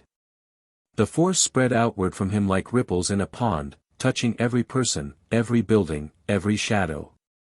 He felt the students, bright, excited, scattered across the village in groups of 2 and 3, their magical signatures pulsing with the uncomplicated joy of young people on a day off. He felt the shopkeepers, warm, mercantile, focused on the weekend rush. He felt the protective wards around the village, old but serviceable, designed to alert the castle to threats rather than stop them outright. They were surveillance wards, not combat wards. They would tell you someone was attacking. They would not stop the attack. That bothered him.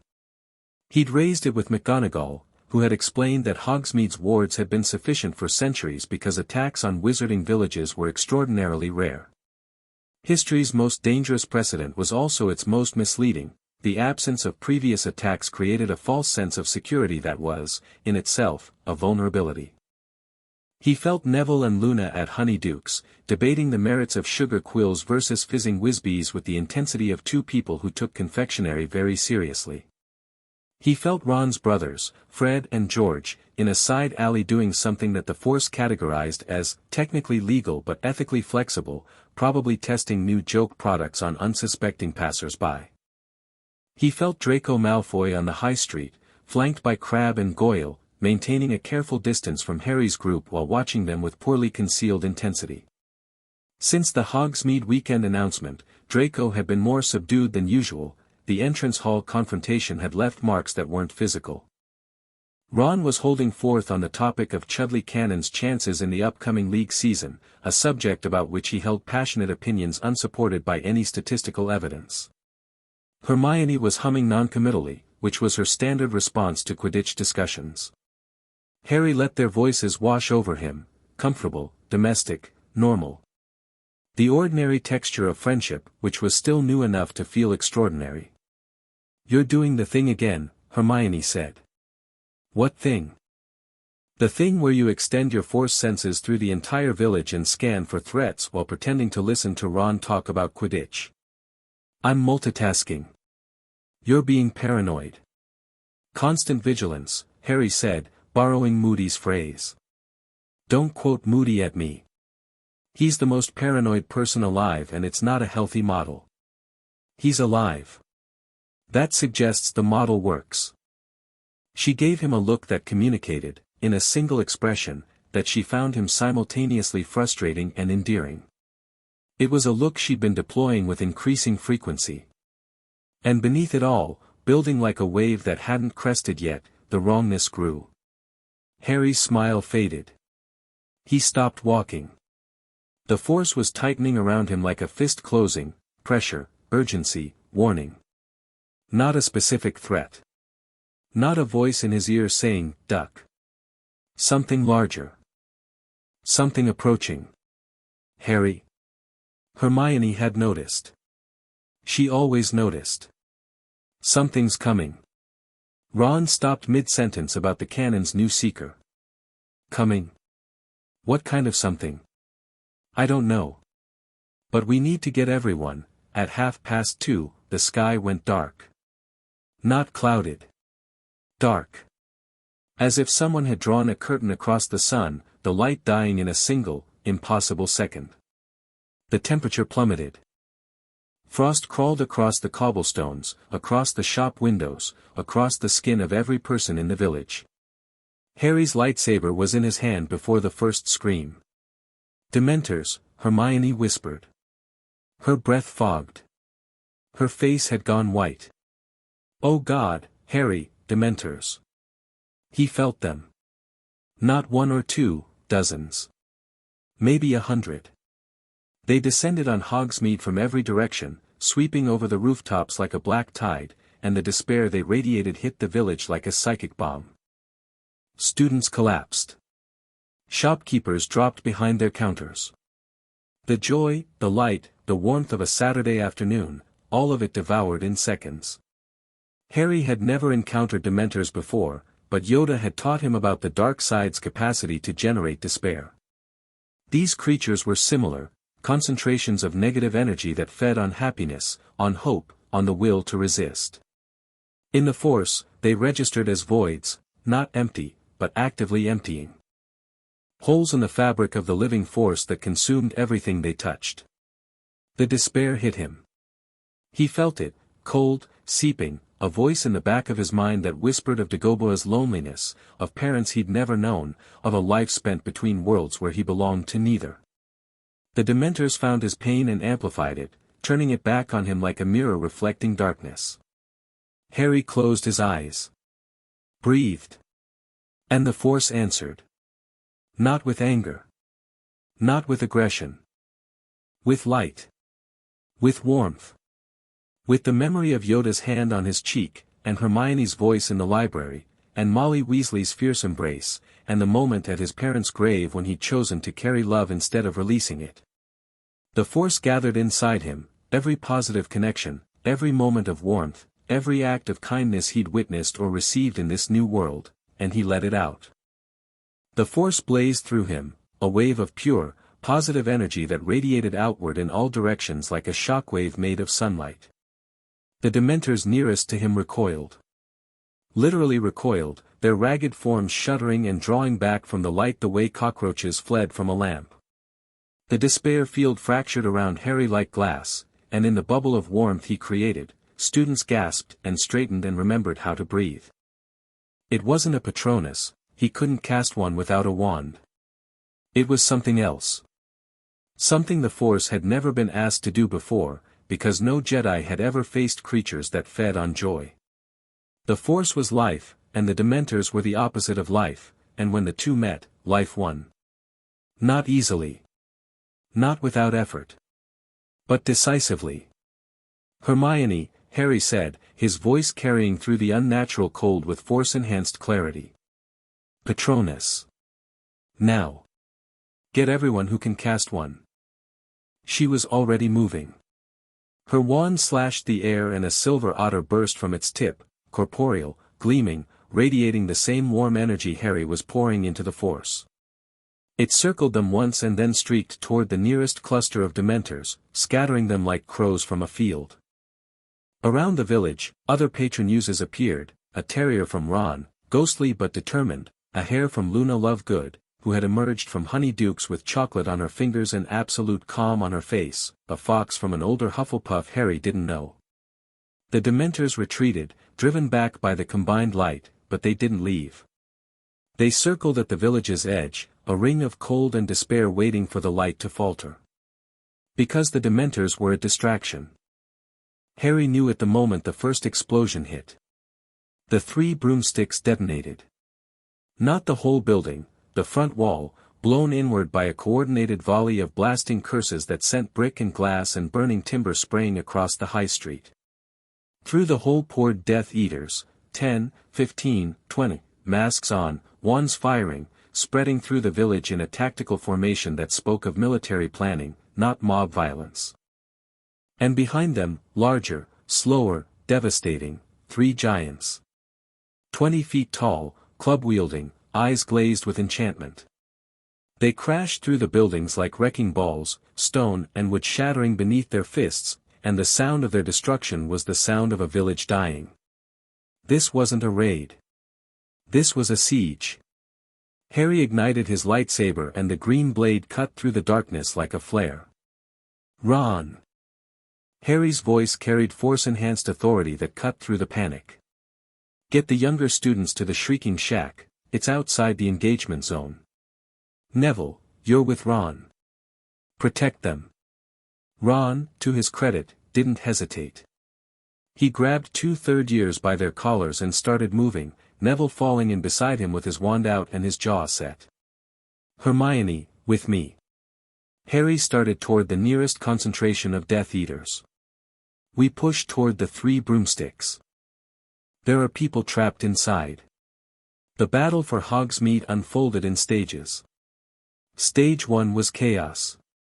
Death Eaters everywhere, giants smashing buildings, Dementors circling overhead like vultures. Harry and Hermione pushed through the high street, Harry deflecting curses with his lightsaber and clearing paths with the Force, Hermione covering his flanks with precise spell work that dropped Death Eaters with clinical efficiency. They reached the 3 broomsticks. Inside, Madame Rosmerta and 6 students were pinned behind the bar, debris blocking the exits. Harry reached into the Force, gripped the fallen beam that blocked the doorway, and hurled it across the street. It crashed through the opposite building's front window. The students scrambled out, Rosmerta hurting them like a mother hen with a wand. Get to the Shrieking Shack, Harry told them. Ron's organizing there. Stage 2 was coordination. Other fighters had emerged, Hogwarts staff, arriving from the castle. McGonagall appeared on the high street in a swirl of tartan, her wand blazing with transfiguration magic. She turned a cart into a stone wall, blocking a giant's charge, then animated the wall's stones to pelt a cluster of Death Eaters with the precision of a machine gun. Flitwick materialized beside her, tiny and devastating, his charm worked so fast and intricate that Death Eaters fell in pairs before they could identify who was hitting them. Harry made a decision. The giants were the largest threat, not because they were the most dangerous individually, but because their destruction was herding everyone into kill zones where the Death Eaters could pick them off. Classic military tactic, use overwhelming force to create chaos, then exploit the chaos with precision strikes. Yoda had taught him this. The Separatist army had used similar tactics during the Clone Wars, battle droids as the blunt instrument, commando droids as the scalpel. The counter was always the same, neutralize the blunt instrument first, then the scalpel lost its cover. He ran toward the nearest giant.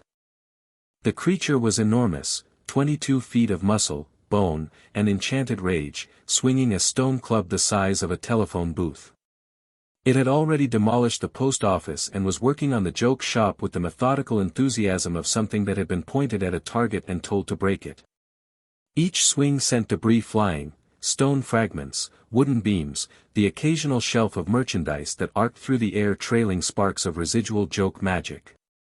Harry leapt. Force enhanced, 20 feet straight up, the ground dropping away beneath him as he cleared the giant's swinging arm and landed on its shoulder. The creature bellowed, a sound like a foghorn crossbred with an earthquake, and swung its free hand to dislodge him. Harry ran up the curve of its shoulder, maintaining his balance through the force the way he'd maintained his balance on Dagoba's gnarl trees during windstorms. He planted his feet on the giant's collarbone, drove his lightsaber into its club hand, not deep enough to kill, not deep enough to cause permanent damage, but deep enough to sever the tendons that controlled its grip. The plasma blade cut through flesh and sinew like paper. The club dropped, cratering the cobblestones where it landed. The giant screamed, a sound of pain and confusion that was more animal than monster. Harry pulled his blade free and leapt again.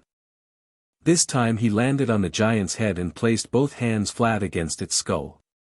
Through the matted hair and the thick bone, he reached into the force and searched for the enchantment controlling the creature. He found it. A crude compulsion spell, layered clumsily over the giant's limited consciousness like a collar bolted to a dog. It was cruel magic, not subtle, not sophisticated, just raw dominance forced into a mind too simple to resist. The giant's natural instincts, territorial, aggressive, but not malicious, had been overridden by a magical imperative: destroy, destroy, destroy. Harry unraveled it. Thread by thread. It was delicate work, too fast and the enchantment's collapse could damage the giant's mind, too slow and the creature would throw him off. He worked with the precision Yoda had drilled into him during years of force manipulation exercises, each thread dissolved cleanly, each layer of compulsion peeled away. The giant's eyes cleared. Confusion replaced rage. It looked around at the destruction it had caused, the flattened buildings, the injured people, the fires, with the bewildered herd of an animal waking from a nightmare it didn't understand. Go, Harry told it. He put warmth into the word, not a command but a release. An offer of freedom. You're free. Go home. The giant blinked its enormous eyes. Looked at Harry, this tiny creature on its head who had hurt it and then healed it and now offered it something no wizard ever had. Something shifted in its primitive consciousness. Not gratitude, giants didn't process complex emotions. But recognition. This small thing was not an enemy. The giant turned and walked away from Hogsmeade, each footstep shaking the ground, heading for the mountains with the slow, relieved pace of a creature returning to where it belonged. Behind it, a trail of enormous footprints in the cobblestones, already filling with rainwater. Harry dropped from its shoulder and landed in the high street. 2 giants down, McGonagall had handled the second with a transfiguration spell that turned its feet to stone, immobilizing it mid-stride like a statue, and 1 freed.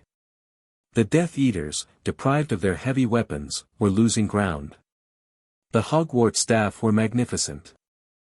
Harry hadn't fully appreciated what trained wizards could do in combat until he watched McGonagall and Flitwick work. McGonagall fought like an architect, reshaping the battlefield itself, turning debris into barriers, walls into weapons, the very cobblestones rising at her command to shield students and trip attackers. Flitwick fought like a conductor, his wand moving in precise, musical patterns that wove multiple charms simultaneously, disarming one Death Eater while shielding a student while levitating another attacker into a wall with the casual multitasking of a man who had been a dueling champion in his youth. But the staff were outnumbered, and they were fighting defensively, protecting students first, engaging Death Eaters second.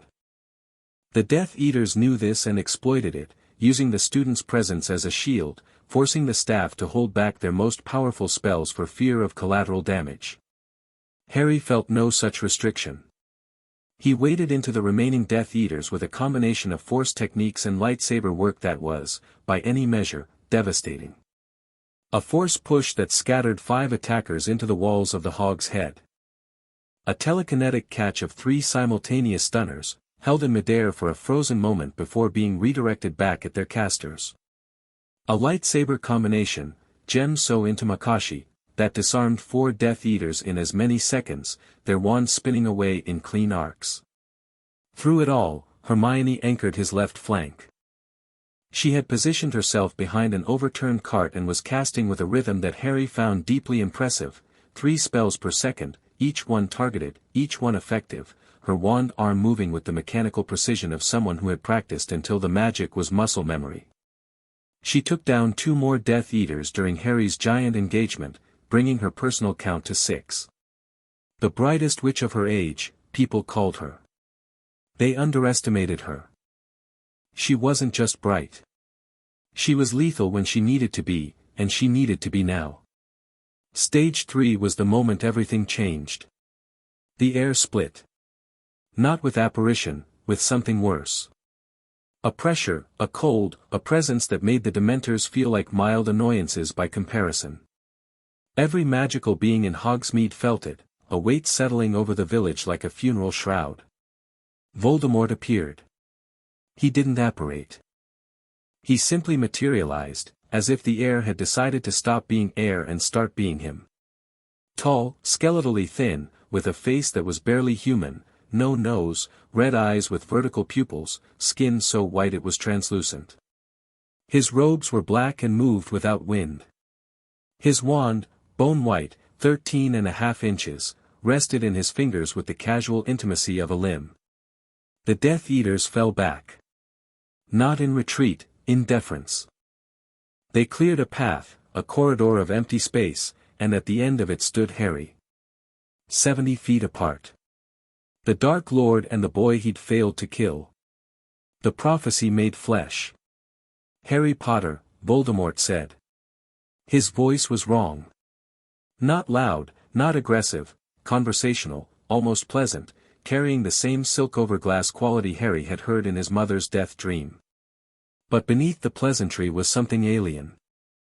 A disconnection from humanity so complete that even the pretense of human speech felt like mockery. Tom Riddle, Harry said. The name hit. Voldemort's red eyes narrowed, a micro-expression of fury, quickly suppressed but not quickly enough. Harry had used his birth name, his Muggle father's name, the identity he'd murdered and buried under a title that terrified millions. And Harry had said it the way you'd say any name, without fear, without emphasis, without the capitalized reverence that Voldemort demanded. You know that name, Voldemort said. Dumbledore's been sharing secrets. Dumbledore shared your history. The secrets you keep yourself. Harry's lightsaber was ignited, held in the opening position of gem so, aggressive, powerful, designed for confronting a superior enemy. The boy who grew up in an orphanage and chose cruelty. The student who was brilliant and chose corruption. The man who was afraid of death and chose to destroy his own soul rather than face it. Afraid?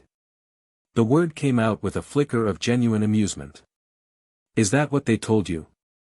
That I fear death? You made 6 Horcruxes. You shattered your soul into fragments and hid them across the country because the idea of ceasing to exist was so unbearable that you'd rather exist as a broken thing than not exist at all. That's not strategy. That's terror. For the first time, something other than amusement crossed Voldemort's face. A crack. Thin, hairline, sealed almost instantly, but Harry saw it, and more importantly, the Force felt it. Beneath the mountain of power and cruelty and calculated malice, Lord Voldemort was afraid. He just didn't know it. You are bold, Voldemort said. I was told you would be. My servants describe you as unusual. Abilities that defy magical classification. A weapon of light. The power to catch spells with your hands. He raised his wand. I confess, I'm curious. Show me. The killing curse came without warning. No incantation, Voldemort had moved beyond the need for words. A bolt of green light, the same green that haunted Harry's dreams, streaked across the space between them faster than any spell Harry had yet encountered. Harry's lightsaber moved on instinct. The blade intercepted the curse, and something happened that neither of them expected. The green bolt hit the plasma blade and was absorbed. Not deflected, not redirected, absorbed. The lightsaber's crystal drank the death magic like water, the blade flaring bright for an instant, and the curse simply ceased to exist. Harry felt it in the Force, the Kyber crystal singing with strange energy, transmuting the curse into something harmless, storing it, neutralizing it. The silence that followed was the silence of a world rearranging itself. Voldemort stared at the lightsaber.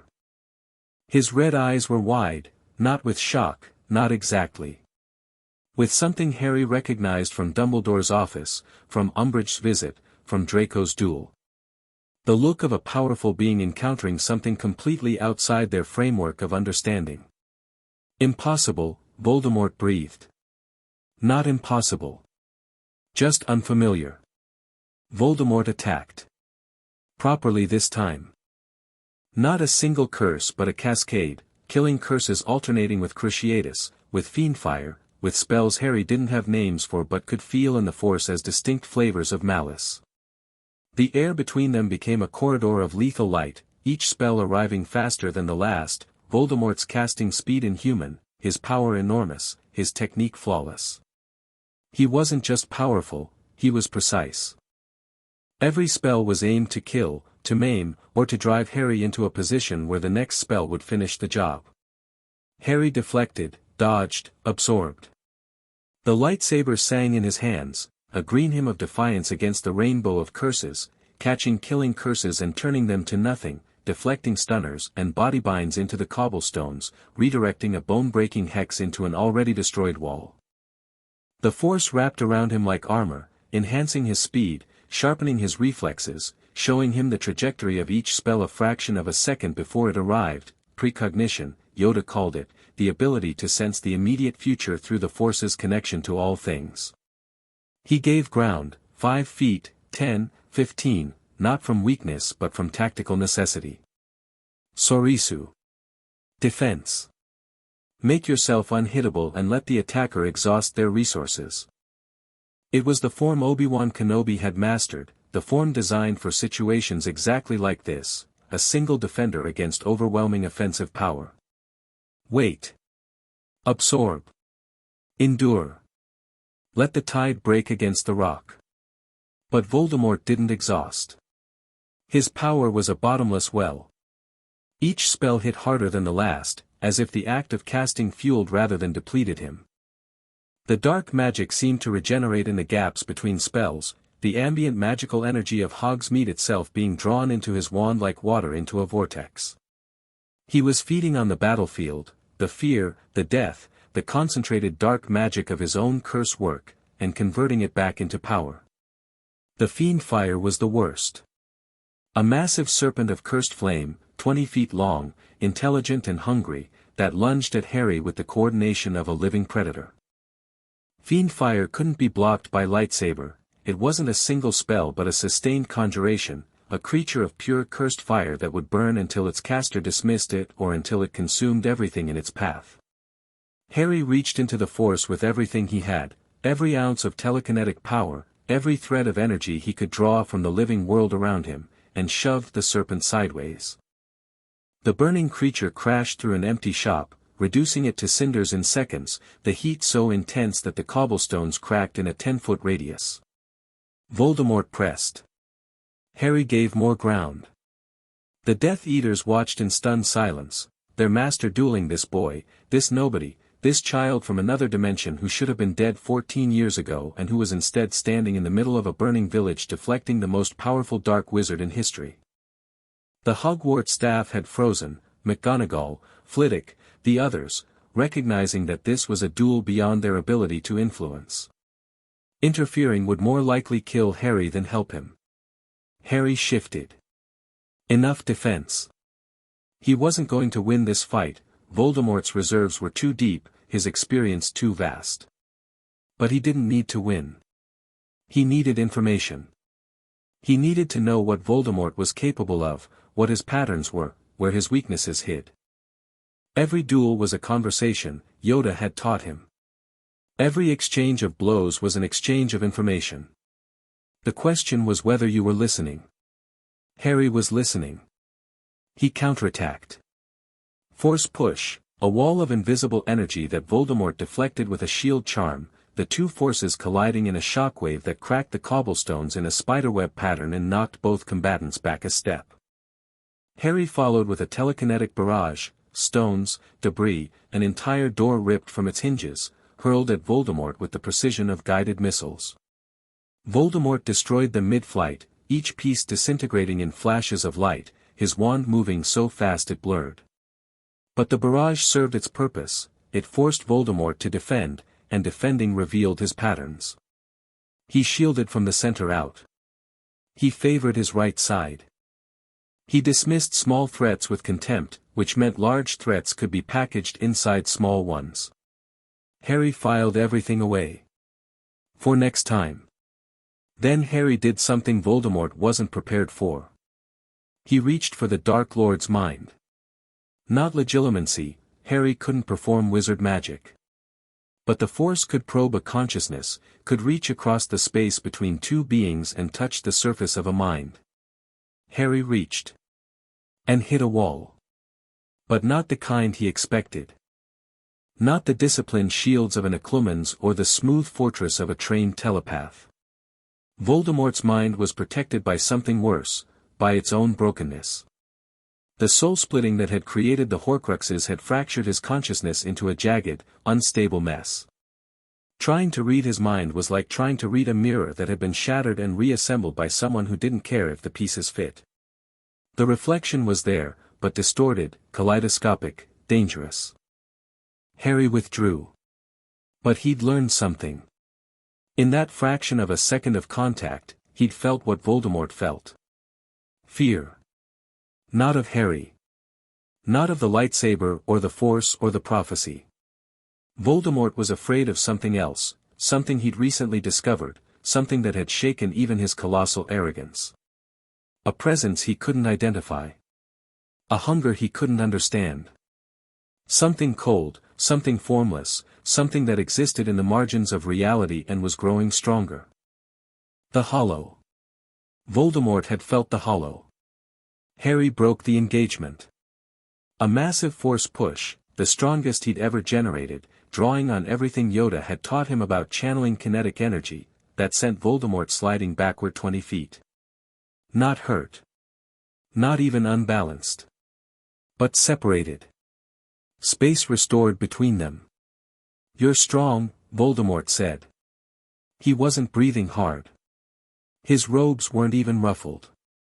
"Stronger than I expected. But strength isn't enough, boy. I have had 70 years to master power. You have had 15. The mathematics do not favor you." "The mathematics are changing," Harry said. "And you know it. There's something else in play. Something you can't control, can't study, can't buy or threaten or kill. I can feel your fear, Tom. The thing in the dark. You felt it too." For one frozen moment, the pretense dropped. The calculated villain, the theatrical Dark Lord, the political mastermind, all of it peeled away, and Harry saw the truth beneath. Tom Riddle was afraid. Not of Harry. Not of death. Of irrelevance. Of a power so far beyond his comprehension that his 7 decades of accumulated knowledge were worth nothing against it. Then the mask returned. Voldemort smiled, a cold, reptilian expression that didn't reach his eyes. "We will meet again, Harry Potter. Next time, I will not be curious. I will be thorough." He vanished. The Dementors fled with him, pulled away like iron filings from a magnet, sucked into the sky and gone.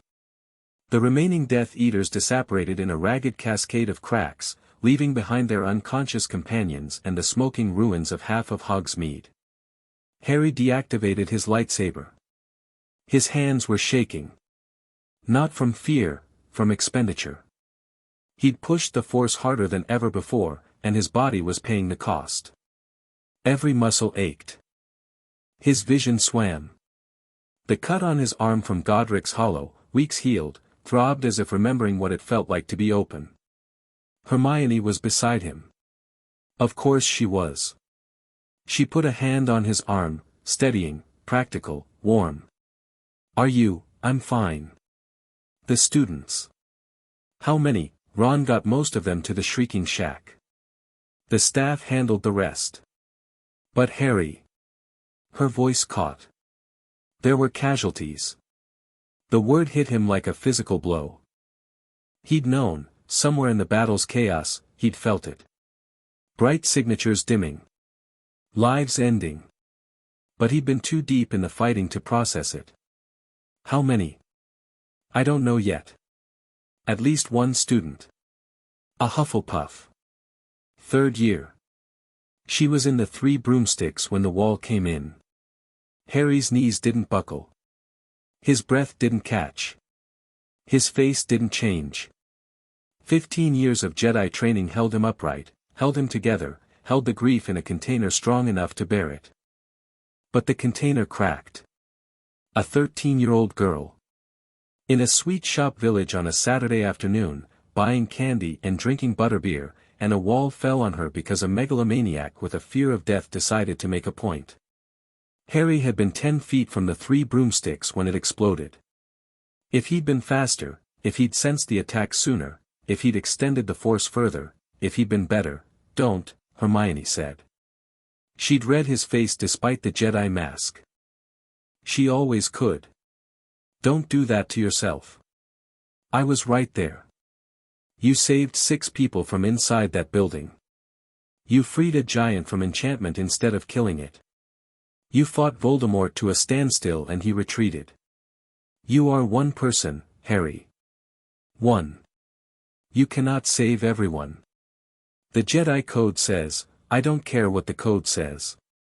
You are not responsible for every death in a war you didn't start. You are responsible for fighting it, and you fought. That girl died because Voldemort killed her, not because you failed. He looked at her. The logic was sound. The emotion behind it, fierce, protective, utterly unwilling to let him spiral into guilt, was stronger than the logic. She was right. He knew she was right. But knowing and feeling were different countries, and the bridge between them was very long. Her name, Harry said. Find out her name. I want to know her name. The aftermath was measured in hours and wounds. The village was half destroyed, buildings collapsed, fires smoldering, streets littered with debris and the unconscious bodies of Death Eaters who'd been too slow to flee. The ministry arrived within the hour, Aurors, Obliviators, a damage assessment team, and with them came the political machinery that Harry had learned to dread. Cornelius Fudge appeared at Hogsmeade's edge like a politician summoned by disaster, which was exactly what he was. He was a small, round man in a lime-green bowler hat that was exactly the wrong thing to wear to a battle site, and he vibrated with the particular energy of a leader who was in over his head and compensating with volume. This is a catastrophe, Fudge announced, to no one in particular and everyone in general. An absolute catastrophe. On a student weekend. The parents, the board, the press, minister. Dumbledore's voice cut through Fudge's bluster like a blade through cloth. The headmaster had arrived at Hogsmeade within minutes of the attack's start, too late for the initial engagement but in time to coordinate the response. He looked old.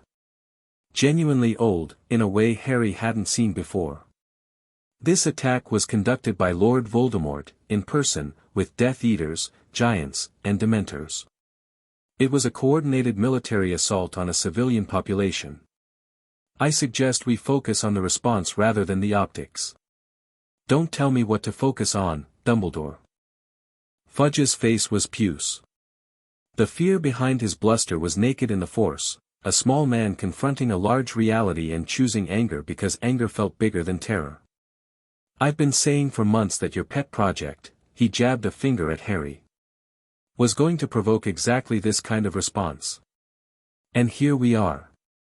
Voldemort attacks a student village, and at the center of it all, there's Potter. Again. Voldemort attacked because Voldemort is conducting a war, Dumbledore said. Harry's presence is irrelevant. He fought you-know-who in the middle of the high street. The entire village watched. A student died, Dumbledore. A child is dead, and you're interdimensional. Her name was Hannah Whitmore, Harry said. Fudge stopped. Turned. Harry stood in the ruins of the high street with his lightsaber on his belt and blood on his sleeve and the calm of a man who was holding himself together through discipline so fierce it had become structural. Her name was Hannah Whitmore. She was 13 years old, a Hufflepuff, and she liked sugar quills. She died because a wall fell on her during an attack you spent 6 months denying would happen. If you want to blame someone for her death, Minister, start with the man who cast the curse. Then look in the mirror. Then, if you have anything left, you can point at me. The silence was comprehensive. Fudge opened his mouth. Closed it. Opened it again. His political instincts were screaming at him. Harry could feel them in the force, the frantic calculations of a man who knew he was on the wrong side of the argument but couldn't find the exit. Umbridge found it for him. She appeared at Fudge's elbow. Harry hadn't seen her arrive, which meant she'd been waiting, watching, choosing her moment with the precision of a predator who understood that the kill wasn't in the attack but in the timing. Her pink cardigan was immaculate, untouched by the destruction around her. Her shoes were clean. Her hair was perfect. She hadn't been in the battle. She'd been positioned safely behind the lines, behind the aura cordon, behind the protective wards the Ministry had erected after the fighting stopped. She had waited for the dust to settle and the cameras to arrive and the political landscape to crystallize into something she could exploit. Harry had to admire the discipline, even as it disgusted him. "Minister," she murmured, loud enough for the gathering crowd, reporters, Ministry officials, concerned parents who had begun arriving via flu, to hear. "Perhaps this isn't the time for debate. But I do think the events of today support the concerns I've been raising about the security implications of Mr. Potter's presence at Hogwarts. An attack of this magnitude, targeting a student weekend, one might argue that certain provocative elements drew this violence to our children." "Concerns," Hermione muttered beside Harry. "She means the arrest warrant she's been drafting for weeks." Umbridge's gaze flickered to Hermione. The smile didn't waver, it never wavered, but the calculation behind it sharpened. "Miss Granger. How lovely. I understand you were involved in the fighting as well. Underage use of magic in a combat situation, we'll need to discuss that." "She was defending students," Harry said.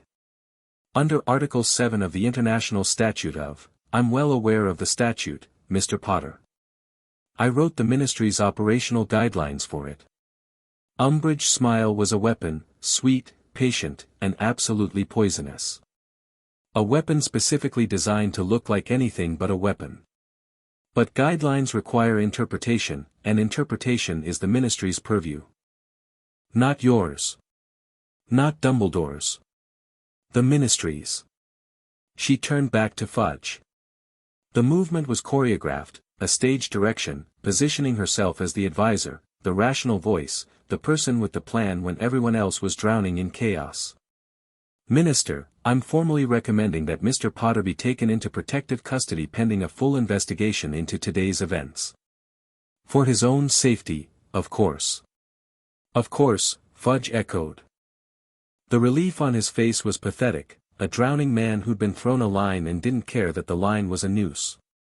Someone else had given him a script, and he was clinging to it like a life raft. Dumbledore stepped forward. His voice, when he spoke, carried no rage. It carried something worse, the cold, measured authority of a man who had exhausted his patience and was operating now on pure strategic necessity. "Cornelius, if you attempt to remove Harry from Hogwarts, I will resist. Publicly. With every legal and political resource at my disposal. And I will make very sure that the wizarding public understands exactly why their minister chose to arrest the boy who fought Voldemort to a standstill while the Ministry's own forces arrived 20 minutes too late to help." The temperature between the two men dropped to Arctic. Years of political maneuvering, of carefully maintained alliances, of mutual tolerance that had never quite been mutual respect, all of it burned away in a single moment. The onlookers felt it. Reporters' quills scratched faster. Ministry officials took careful steps backward. "Then you leave me no choice, Dumbledore." Fudge straightened his bowler hat with the self-conscious dignity of a man about to do something he knew was wrong but had committed to doing it anyway because the alternative, admitting he'd been wrong for 6 months, was more terrifying than being wrong for 6 more.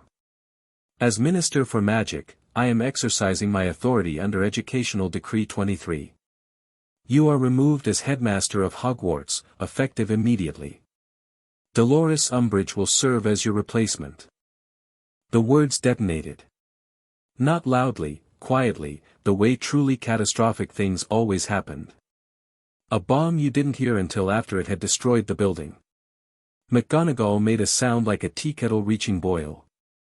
Her wand hand twitched toward Fudge with the barely restrained violence of a woman who had been professionally composed for 40 years and was about 3 seconds from demonstrating exactly how much combat magic a transfiguration master could deploy. Flitwick placed a tiny hand on her arm. She didn't lower her wand, but she didn't raise it either. Hermione's hand found Harry's arm and gripped hard enough that he'd have bruises tomorrow. Ron, who had arrived at the tail end of the confrontation, said, "What?" with the emphasis of someone who had just witnessed a car crash and couldn't believe the driver had done it on purpose. Dumbledore didn't flinch. He regarded Fudge with the calm, slightly sorrowful expression of a man watching someone make a terrible mistake and knowing that the consequences would be borne by everyone except the person making it. The look was not anger. It was not contempt. It was the particular sadness of a teacher watching a student fail a test they should have passed. "Very well, Cornelius," he said. "I will go.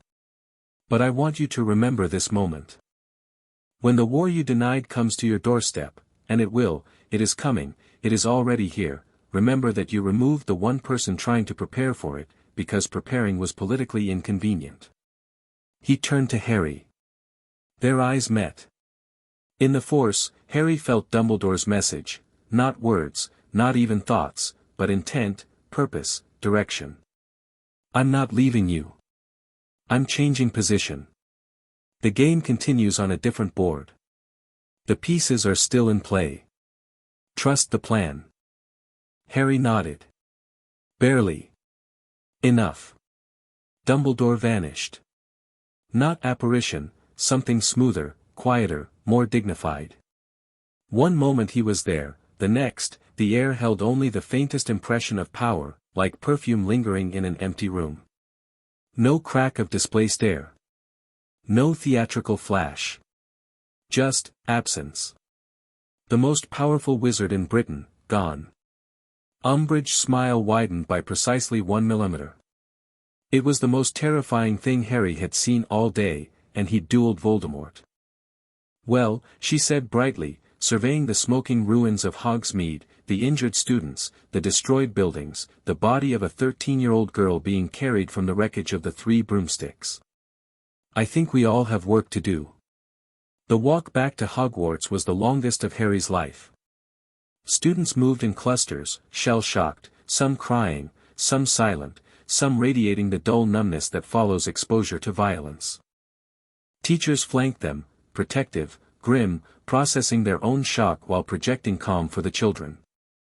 The path from Hogsmeade to the castle gates had never seemed so long, the distance measured not in miles but in the silence of young people who had seen things they couldn't unsee.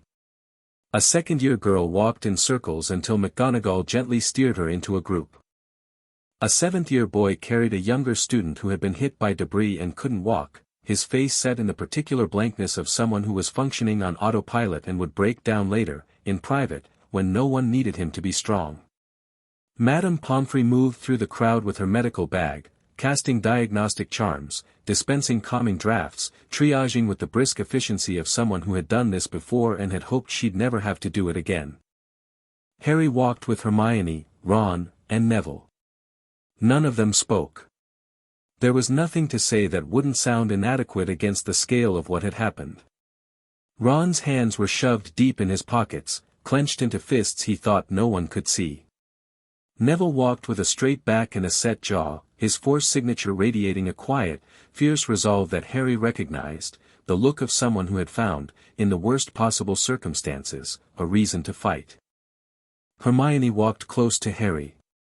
Not touching, but close enough that the warmth of her presence was a physical fact. She kept looking at the students around them, counting, cataloging, making sure everyone was accounted for. Her mind was already working on the logistics of aftermath, who needed medical attention, who needed emotional support, what security measures needed to be implemented before the next attack. She processed crisis through action, and the action gave her something to hold when everything else was falling apart. Draco Malfoy fell into step beside them at the castle gates. Harry felt him coming, the sharp, agitated Force signature approaching from the left, radiating conflict like heat from a forge. Fear, confusion, anger, shame, all of it churning together in a maelstrom that Draco was barely containing behind his usual mask of aristocratic composure. Except the mask wasn't working anymore. The edges were crumbling. Ron tensed. Hermione's hand moved toward her wand. Neville stepped slightly forward, positioning himself between Draco and the group with the subtle protectiveness of someone who had learned to fight by learning to shield. "Don't," Draco said. His voice was different.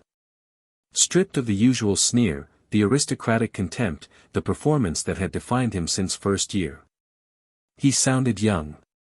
Scared. Like a person instead of a character.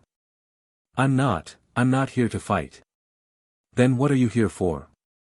Ron demanded. His voice was harder than usual, the battle had burned away some of his easy warmth and left something fiercer underneath. Draco ignored him. He looked at Harry. "You saved my life." The others blinked. Harry remembered, in the chaos of the battle, a moment between the giants and Voldemort's arrival. A building collapsing. Draco, frozen in its shadow, too stunned to move, his wand hand limp at his side, his face a blank mask of terror. Harry had reached out with the Force, grabbed his entire body in a telekinetic grip, and hurled him behind a stone wall half a second before the building came down. It had taken less than a second. He'd barely registered it. There had been too many other things happening. "You pulled me out of that building," Draco said. "I was just standing there like an idiot, and you grabbed me. With the Force. Threw me behind a wall." He swallowed. His Adam's apple bobbed visibly. "Why?" "Because you were in danger." "But we're not, I've been horrible to you. I attacked you. I called Granger I'm a Malfoy." "My father, you were in danger," Harry repeated. Simply. Without hesitation. That's the only variable that mattered. Draco stared at him. The mask was gone, not the Death Eater mask, the emotional one. The one his father had fitted him for at birth, the one that said, "Malfoys are superior, Malfoys are untouchable, Malfoys do not owe anyone anything because the world owes everything to them." Beneath it was a 15-year-old boy who had just watched his father's master try to kill someone his own age, and who had been saved by the person he'd been raised to despise. The dissonance was visible. It was painful to watch. "My father was there," Draco said quietly. "In the attack. He was one of the Death Eaters." Nobody spoke. The wind moved through the castle gates, carrying the smell of smoke from the village below. "I know," Harry said. "I recognized his Force signature. He could have killed me. His own master's attack, the giants, the Dementors, my father didn't care that I was in the village. He didn't check. He didn't warn me, didn't send a message, didn't," Draco's voice cracked. He sealed it shut with visible effort, his jaw muscles working, his eyes too bright. "He says he does everything for the family. For the Malfoy name. For me. But when it mattered, when his master attacked a village full of students including his own son, he didn't even check if I was alive." The grief in those words was raw enough to cut. Harry felt it in the Force like an exposed nerve, the precise moment when a child realizes that their parents' love has conditions, and those conditions do not include their safety. "Malfoy," Harry said. "Go back to your common room. Sleep if you can. We'll talk more when you're ready." "I don't know what I'm ready for." "That's fine. You don't have to know. Just know that when you want to talk, I'll listen." Draco nodded. Turned. Walked away toward the dungeons, alone, his shoulders hunched in a way Harry had never seen before, the posture of someone who had been carrying a weight they just realized they didn't want to carry anymore. And for the first time, Harry saw him not as an opponent or a complication but as what he actually was, a child caught between a father's loyalty and his own emerging conscience. "Did that just happen?" Ron whispered. "It happened," Hermione said. She was watching Draco's retreating back with an expression that was complex, cautious, and not unkind. "I think a lot of things just changed today." "He's still a git," Ron said. But there was less conviction in it than usual. "People can be gits and still be worth saving," Neville said quietly. Everyone looked at him. He shrugged. "My gran says that about my Uncle Algy every Christmas." In the Gryffindor common room that night, Harry sat in his usual spot by the window. The castle was quiet, unnaturally so, the usual evening buzz of student life replaced by the muted hush of collective shock. Students sat in clusters, not talking, just being near each other. The fire crackled. Somebody's owl hooted mournfully from its perch on a bookshelf. The portrait of the fat lady had stopped singing, even she seemed subdued. Umbridge had already made her first announcement as headmistress, delivered via enchanted memo to every common room: new security protocols, new restrictions on student movement, new guidelines for appropriate magical use, a curfew that reduced free time to a sliver of its former self, and a pointed note that all unusual weapons and artifacts must be registered with the headmistress's office by end of week. The lightsaber. She wanted to get her hands on the lightsaber. She wouldn't. But the fact that she was already moving, already tightening the bureaucratic noose, already transforming Hogwarts from a school into an institution of control, that was the real damage. Not the buildings or the bodies. The fear. Umbridge understood, in a way that Voldemort never would, that the most effective prison was one the inmates helped build. Ron had gone to bed. Neville had gone to the hospital wing to visit injured students. Hermione had disappeared into the library for an hour and returned with a stack of legal texts on educational governance, because her response to tyranny was to find the statute that prohibited it. She was reading now, at the other end of the couch, her quill scratching notes in margins with the focused intensity of a woman building a legal case. Harry reached for the Force. Reached for Yoda. The connection formed. Barely. A gossamer thread stretching across the rift between realities, thinner than it had been a week ago, weaker than it had been a month ago. Harry could feel it fraying, not breaking, not yet, but degrading, the signal attenuating the way a voice fades over distance. The rift was closing, the wound in reality healing itself, as wounds did, or the hollow was interfering, its growing presence in this reality corrupting the channel between worlds. Or both. Either way, the bridge to Dagobah was failing. Master. Yoda's voice came through like a transmission through a dying signal, patchy, distant, fading in and out. Words dropped out. Silences filled the gaps.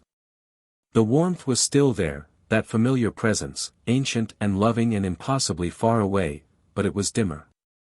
Like a fire seen through fog. Harry, feel the disturbance. I did. A great battle. Voldemort attacked. Students were hurt. One died. A 13-year-old girl. Her name was Hannah Whitmore. She liked sugar quills. Why had he added that? The detail was irrelevant to strategy. But Harry found he couldn't not say it. Couldn't reduce her to a statistic. She had a name and a house and a favorite candy, and she was dead because a monster had decided to make a point, and the least Harry could do was say her name. Silence. Then, very softly, Yoda's voice came through with unusual clarity, as if the Force itself had steadied the connection for this one sentence. Carry her, you will. Part of you, she becomes. This is the weight of the Guardian. Every name, a stone. The burden grows. But the strength to carry it, from the names themselves, it comes. Harry closed his eyes. The wisdom landed. It didn't remove the pain, nothing would remove the pain, and nothing should, but it gave the pain a structure. A purpose. Hannah Whitmore was not a failure. She was a reason. A reason to fight harder, to plan better, to be faster next time. The hollow is growing, Master. I can feel it in the castle's wards. And Voldemort felt it too. I sensed his fear when I touched his mind. The two threats are converging. Converge, they will. Inevitable, this is. Two darknesses in the same space either consume each other, they will, or combine. Prepare for both, you must. How? I'm fighting a war on 3 fronts, Voldemort, Umbridge, and the Hollow, with a handful of students and teachers. Dumbledore's been removed. The Ministry is actively hostile. I need more time. I need time you do not have. The voice faded. Returned. Faded again. Each return was weaker, each absence longer. Faster than you know, the hollow grows. Already, weakening this connection, it is. Feeding on the energy between worlds. Soon, reach you, I will not be able to. Master. Trust the Force, young one. Trust the people beside you. Alone, this burden, you need not carry. Your mother knew this. Your father knew this. The people who love you, they are your strength. Not a weakness. Never a weakness. Learn this, you have, proud of you. I. Static. A sound like wind through an empty room. Then silence. The thread between worlds, stretched to its breaking point by distance and the hollow's interference, snapped. Clean. Complete. Gone. Harry sat in the dark. The connection was gone. Not weakened, not faded, gone. Severed. The rift had closed enough, or the hollow had grown enough, to cut the link completely. Yoda's voice, the constant of Harry's entire life, the first sound he remembered, the voice that had taught him to walk and speak and fight and meditate and laugh and endure, was silent. He would not hear it again. He knew this the way he knew his own name. The connection was not sleeping. It was dead. And something inside Harry, the last thread that tied him to Dagobah, to the swamp, to the life he'd lived before, went dark with it. He was alone. Not alone. But alone in a way that mattered, the particular aloneness of a student who has lost their teacher, a child who has lost their parent, a traveler who has lost the map. He still had the Force. He still had his training. He still had the lightsaber and the skills and the 15 years of discipline that Yoda had poured into him. But the voice that had guided those things, the voice that said, good, good, when he succeeded and, again, when he failed and, when he asked the right question, that voice was gone. Hermione found him an hour later, still sitting by the window, still staring at nothing. She had set aside her legal texts. She didn't ask what was wrong. She didn't analyze or theorize or problem solve. She sat down beside him, close enough that their shoulders touched, and stayed. After a long time, Harry spoke. Yoda's gone. The connection broke. I can't reach him anymore. Hermione was quiet. Then, I'm sorry. He'd tell me to release the attachment. To trust the Force. To find peace in acceptance.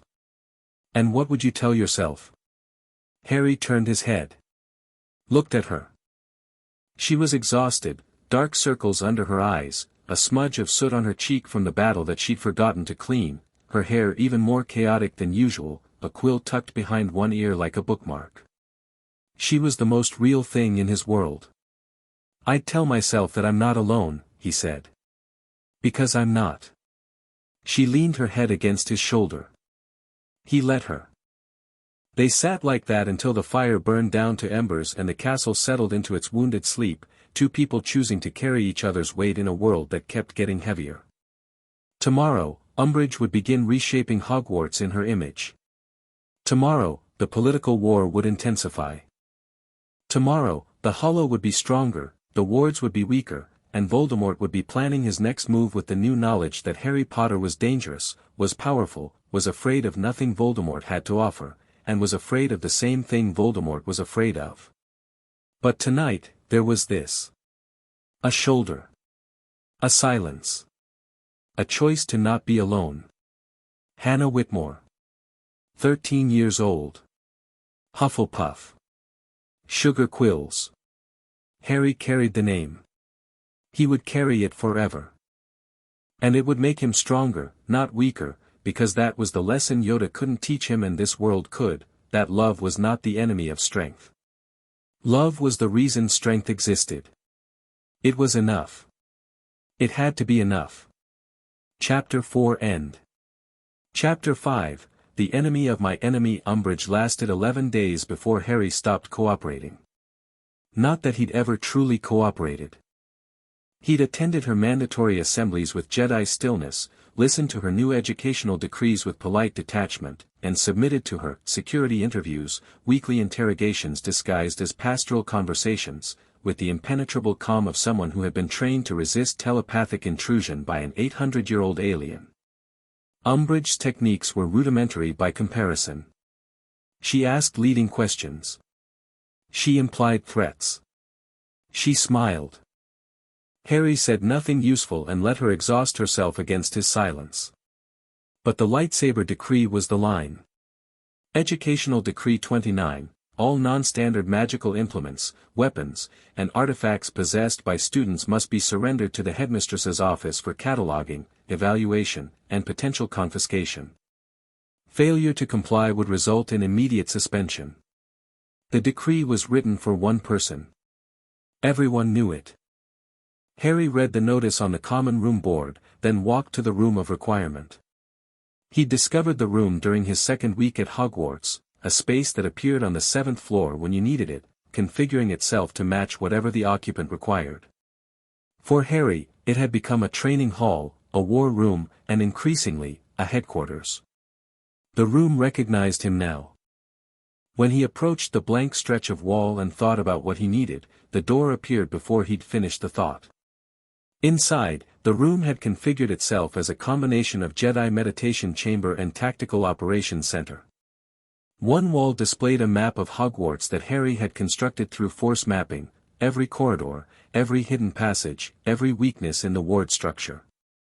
Another wall held a timeline of events since his arrival, annotated in Hermione's precise handwriting. A third held profiles of known Death Eaters, their last known locations, and their operational patterns. Hermione was already there. She looked up from a stack of parchments with the expression of someone who had been working for hours and was several cups of tea past her usual limit. "You've seen the decree," she said. "I'm not surrendering my lightsaber." "Obviously. But if you refuse publicly, Umbridge has grounds for suspension.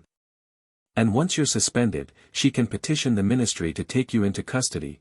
The legal protection Dumbledore established only applies while you're enrolled as a student. Then I won't refuse publicly." "What will you do?" Harry sat cross-legged on the floor. The force flowed through the room of requirement with unusual clarity. The space seemed to amplify his connection, as if the room's adaptive magic resonated with the force's responsive nature. "We take the fight to the Ministry," he said. "Umbridge is a symptom. Fudge is the disease. As long as the Ministry is controlled by people who are more afraid of political consequences than actual threats, we're fighting with one hand tied behind our back. Dumbledore's been playing the long game, building alliances, accumulating political capital, waiting for the right moment. But the right moment passed when Voldemort walked into Hogsmeade and murdered a 13-year-old girl." Hermione set down her quill. "What are you proposing?" "An infiltration. The Ministry is denying Voldemort's return, discrediting the Order, and now using Umbridge to neutralize Hogwarts. The only way to break that chain is to expose it, publicly, irrevocably, in a way that Fudge can't deny and Umbridge can't spin.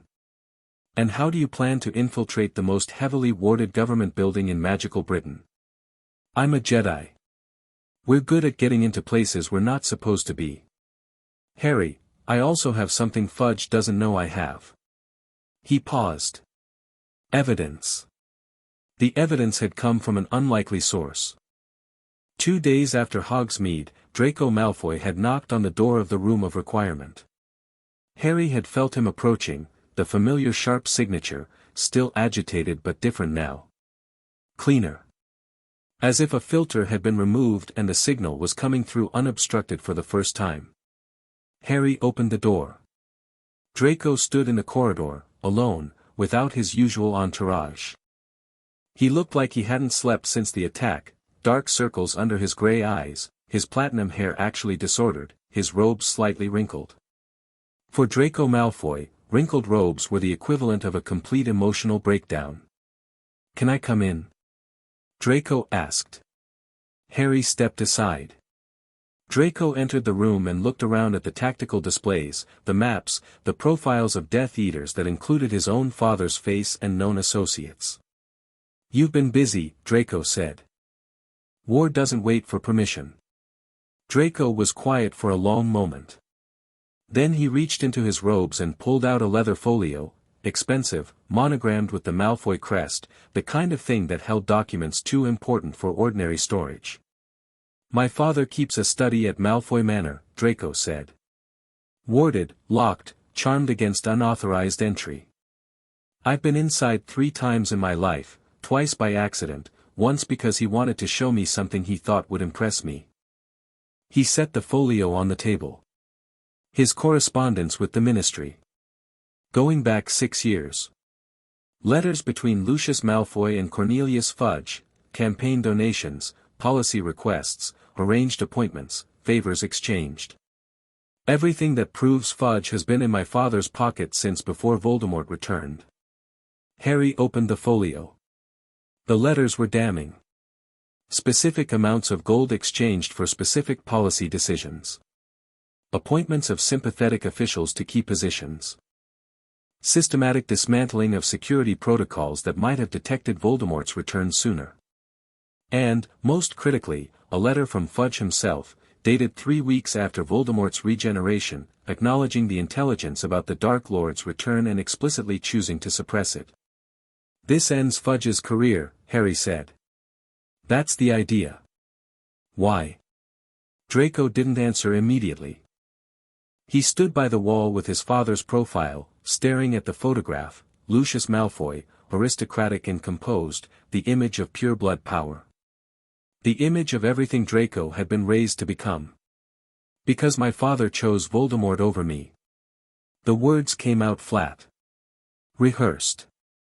As if Draco had practiced saying them enough times that the emotion had been compressed into the shape of the words rather than the sound.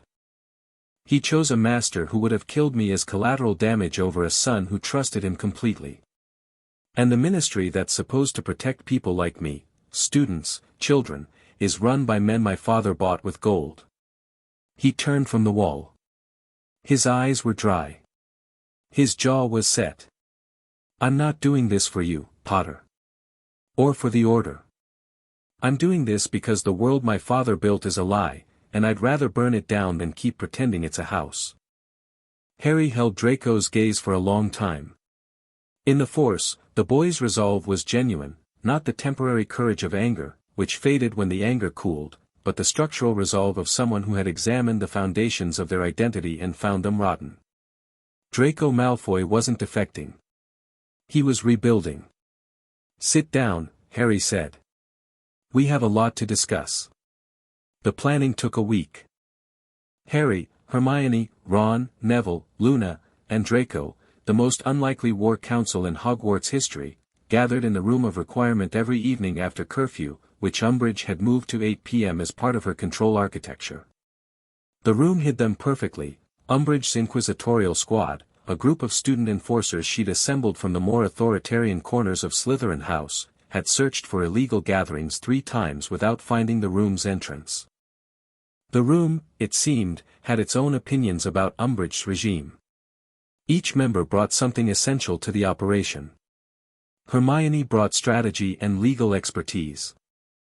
She'd memorized the ministry's internal regulations, all 700 pages of them, and identified the exact mechanism through which Fudge could be deposed, a vote of no confidence by the Wisengamot, triggered by presentation of evidence meeting the threshold defined in Section 44, subsection 7, paragraph C of the Wiesengemot Charter of Rights.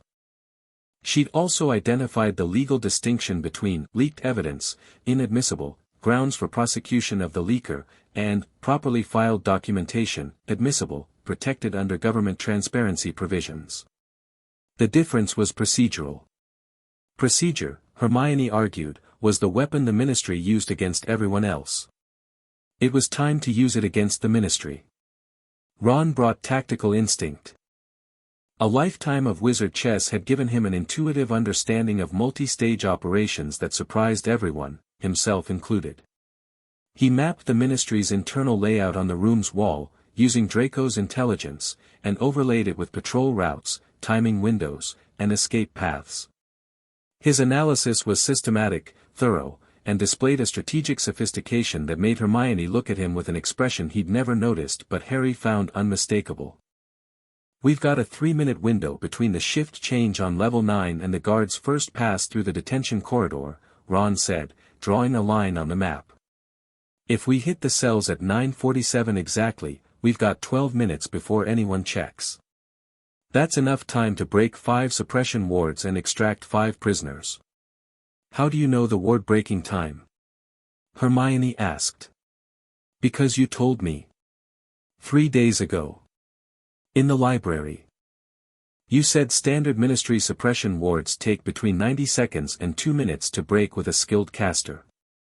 I calculated for worst case." Hermione stared at him. "You were listening.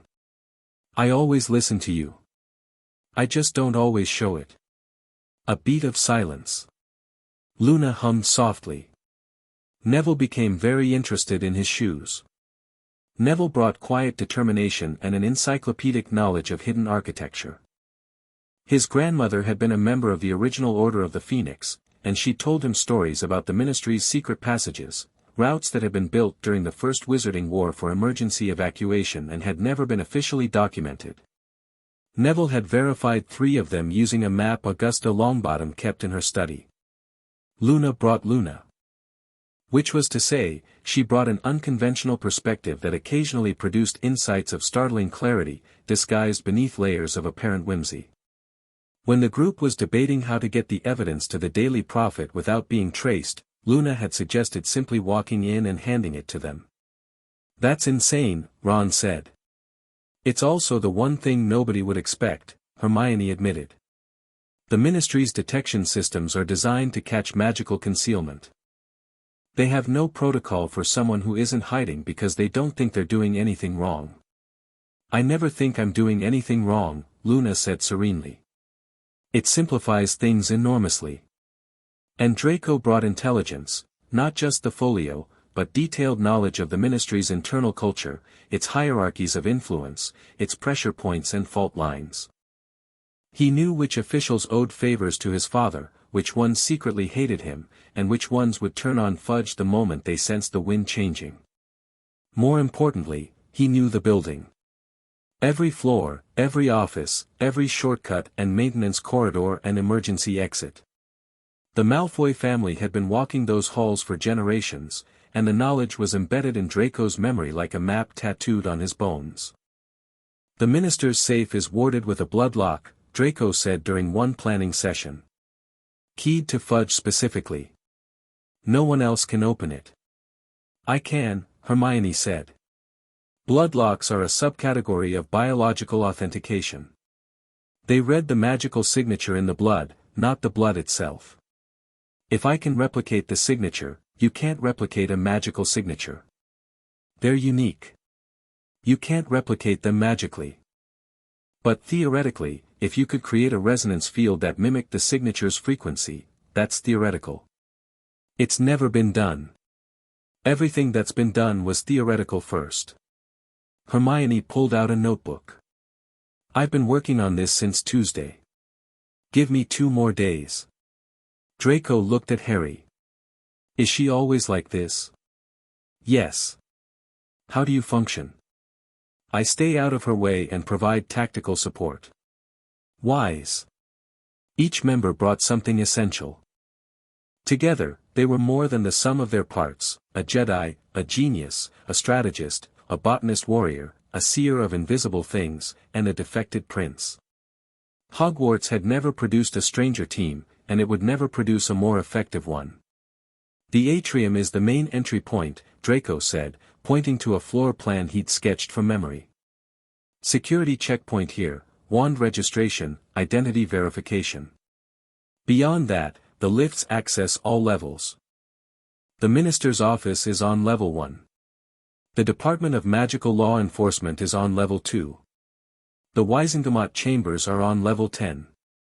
Where do we need to go? Ron asked. Everywhere, Hermione said. The evidence is useless unless it reaches the right people in the right way. We need to get the correspondence to the Wizengamot, get the suppression order to the Daily Prophet, and get Fudge's personal files, the ones he keeps in his office safe, to Amelia Bones, the head of magical law enforcement. She's the one person in the ministry with both the authority and the integrity to act on what she sees. And we need to free the Order members, Harry added. Fudge has been arresting them on fabricated charges since the Hogsmeade attack. Kingsley, Tonks, 3 others, they're being held in the ministry's detention level. That's 5 separate objectives across 4 levels of the most secured building in Wizarding Britain, Ron said. Simultaneously. With 6 people. 7, said a voice from the doorway. Everyone turned. Wands came up, 4 of them, in a ragged arc, aimed at the entrance. Old habits. War habits. Severus Snape stood in the entrance of the Room of Requirement, which should have been impossible. The room only opened for people who needed it, and Snape's expression suggested he needed many things but comfort wasn't among them. He wore his usual black, his face was its usual mask, and his presence filled the doorway with the particular gravitational weight of a man who had been walking through dangerous rooms for 2 decades and had learned to own the space before anyone could challenge it. The room recognizes intent, not identity, Snape said, reading their expressions with the diagnostic precision of a man who survived by reading people the way others read books. I needed to find you. The room obliged. He stepped inside, his black robes sweeping the floor. His gaze traveled across the tactical displays, the timelines, the profiles, pausing on Draco's contribution with an expression that was complex and well hidden. Pride, perhaps. Or the particular sadness of watching a child you'd helped raise choose a path you'd hoped he'd find and feared he never would. Professor. Draco's voice was careful. He hadn't told Snape about his defection. The realization that Snape was here, that Snape had been looking for them, rearranged several assumptions at once. Draco. Snape's voice held no judgment. No surprise. Just acknowledgement. Your father contacted me 3 hours ago. He knows the correspondence is missing. He doesn't know who took it. Yet. Draco went pale. How long before he concludes it was you? Days, at most. Lucius is many things, but stupid isn't among them. When the evidence surfaces and the trail leads to his own study, the list of people with access is very short. Snape paused. You need to be prepared for what comes next. I am. No. You're not. But you will be. That's what matters. Snape turned to the room at large. His gaze swept across each face, Harry, Hermione, Ron, Neville, Luna, Draco, and in the Force, Harry felt the spy's mind working. Calculating. Assessing each person's capabilities, loyalties, breaking points. Not with suspicion but with the professional thoroughness of someone who was about to trust them with his life and wanted to know what he was trusting. You've been planning an assault on the Ministry of Magic, Snape said. In a school run by a woman who would love nothing more than to catch you doing exactly this. We've been planning an infiltration, Harry corrected. Assault implies violence. We're not going there to fight. We're going there to expose. A distinction that will be lost on Fudge's Aurors when they find 6 students and a fugitive in the minister's office. 7 people, Hermione said. You said 7. Snape looked at her. Something passed between them, not warmth, not exactly, but the grudging acknowledgement of a mind that recognized another mind operating at its own level.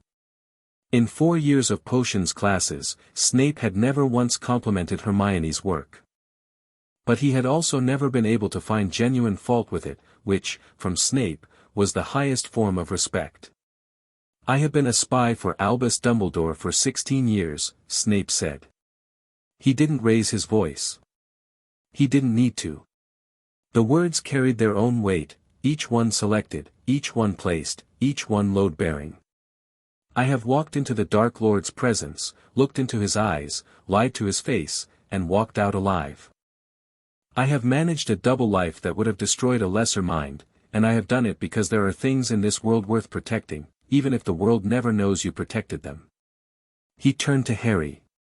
Their eyes met, green and black, the son and the man who had loved the mother, the Jedi and the spy, the two most isolated people in the castle finding, in this improbable room surrounded by improbable allies, something that resembled common ground. The dynamic between them had shifted since the conversation in Snape's office, not into friendship, not into trust, but into something more nuanced. Respect. The recognition that they were both servants of something larger than themselves, and that service had costs they both paid willingly. "I have intelligence," Snape said. "Information that changes everything you think you know about this war. I was bringing it to Dumbledore, but Dumbledore is in hiding, and the information cannot wait." "What information?" Harry asked. Snape reached into his robes and produced a small glass vial. Inside, a silver substance swirled, not liquid, not gas, but something between. Memories. Pensive memories, extracted and preserved. "The Dark Lord's plans," Snape said.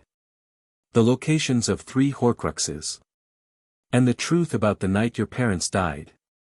The room went very still. "You know about the Horcruxes," Harry said. "I have known for years. Dumbledore and I have been working to locate and destroy them since before your return. The diary was destroyed by a basilisk fong in the Chamber of Secrets, that was before my involvement. The ring was retrieved from the Gaunt Shack by Dumbledore himself, at great personal cost." He paused. "The curse on it nearly killed him.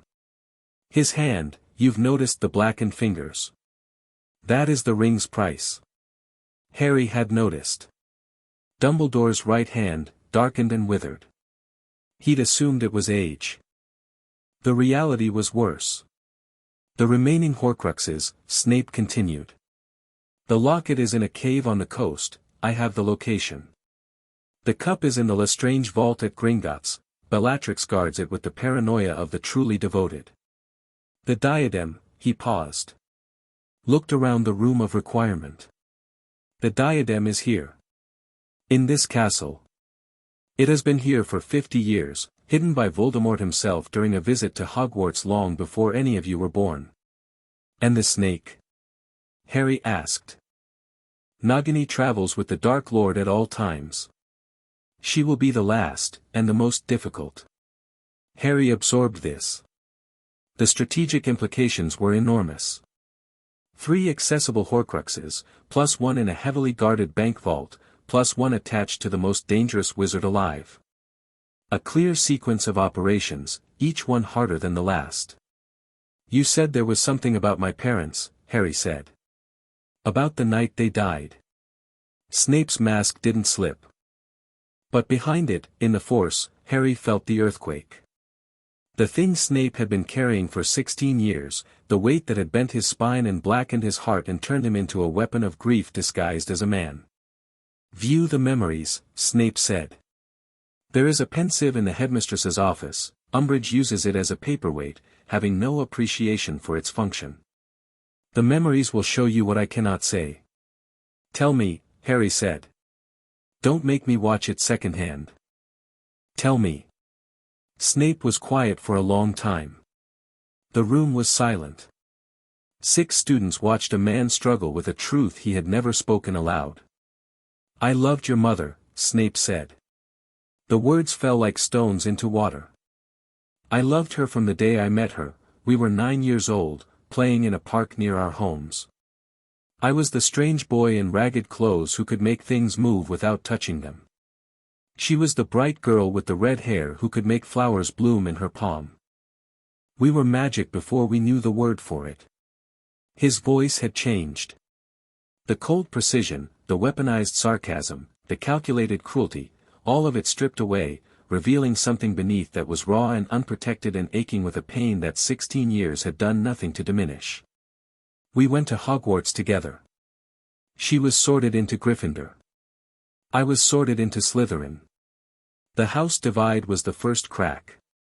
My friends, my so-called friends, despised her for her blood. Muggle-born. Mud-blood. The word I swore I'd never use and then used, in a moment of humiliation and rage, to the one person who had never treated me as less than what I was. He closed his eyes. Opened them. She never forgave me. Not fully. We drifted apart. She married your father, James Potter, who had tormented me for years, who was everything I was not. Popular, wealthy, confident. I hated him. But Lily loved him, and that should have been enough. It should have been the end of the story. Instead, I made the worst decision of my life.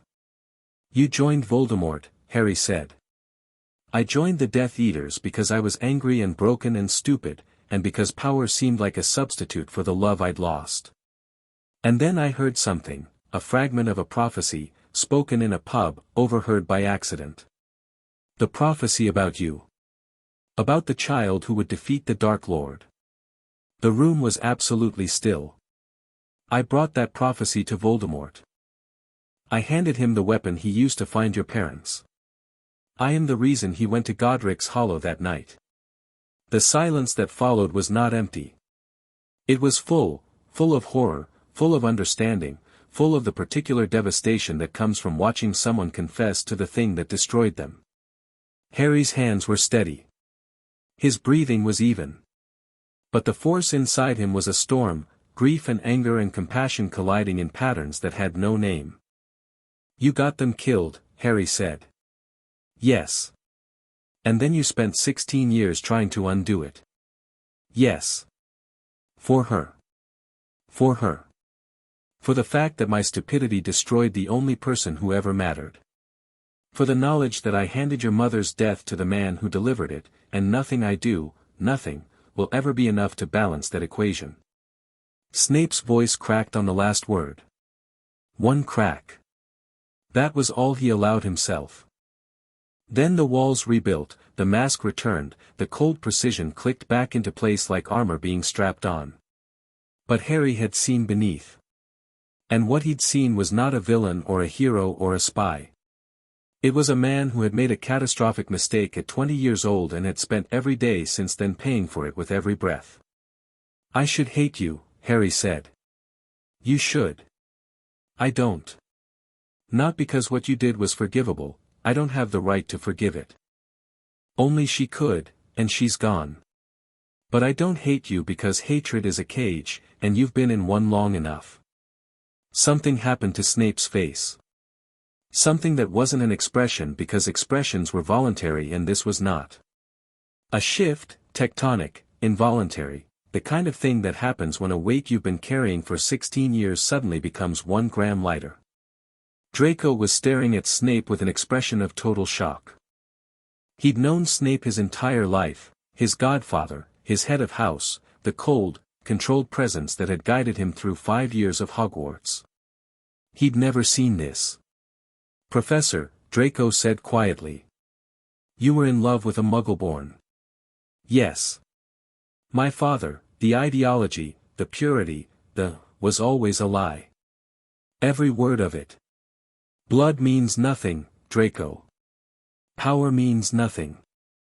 The only thing that means anything is what you do with the time you're given and the people you choose to spend it with.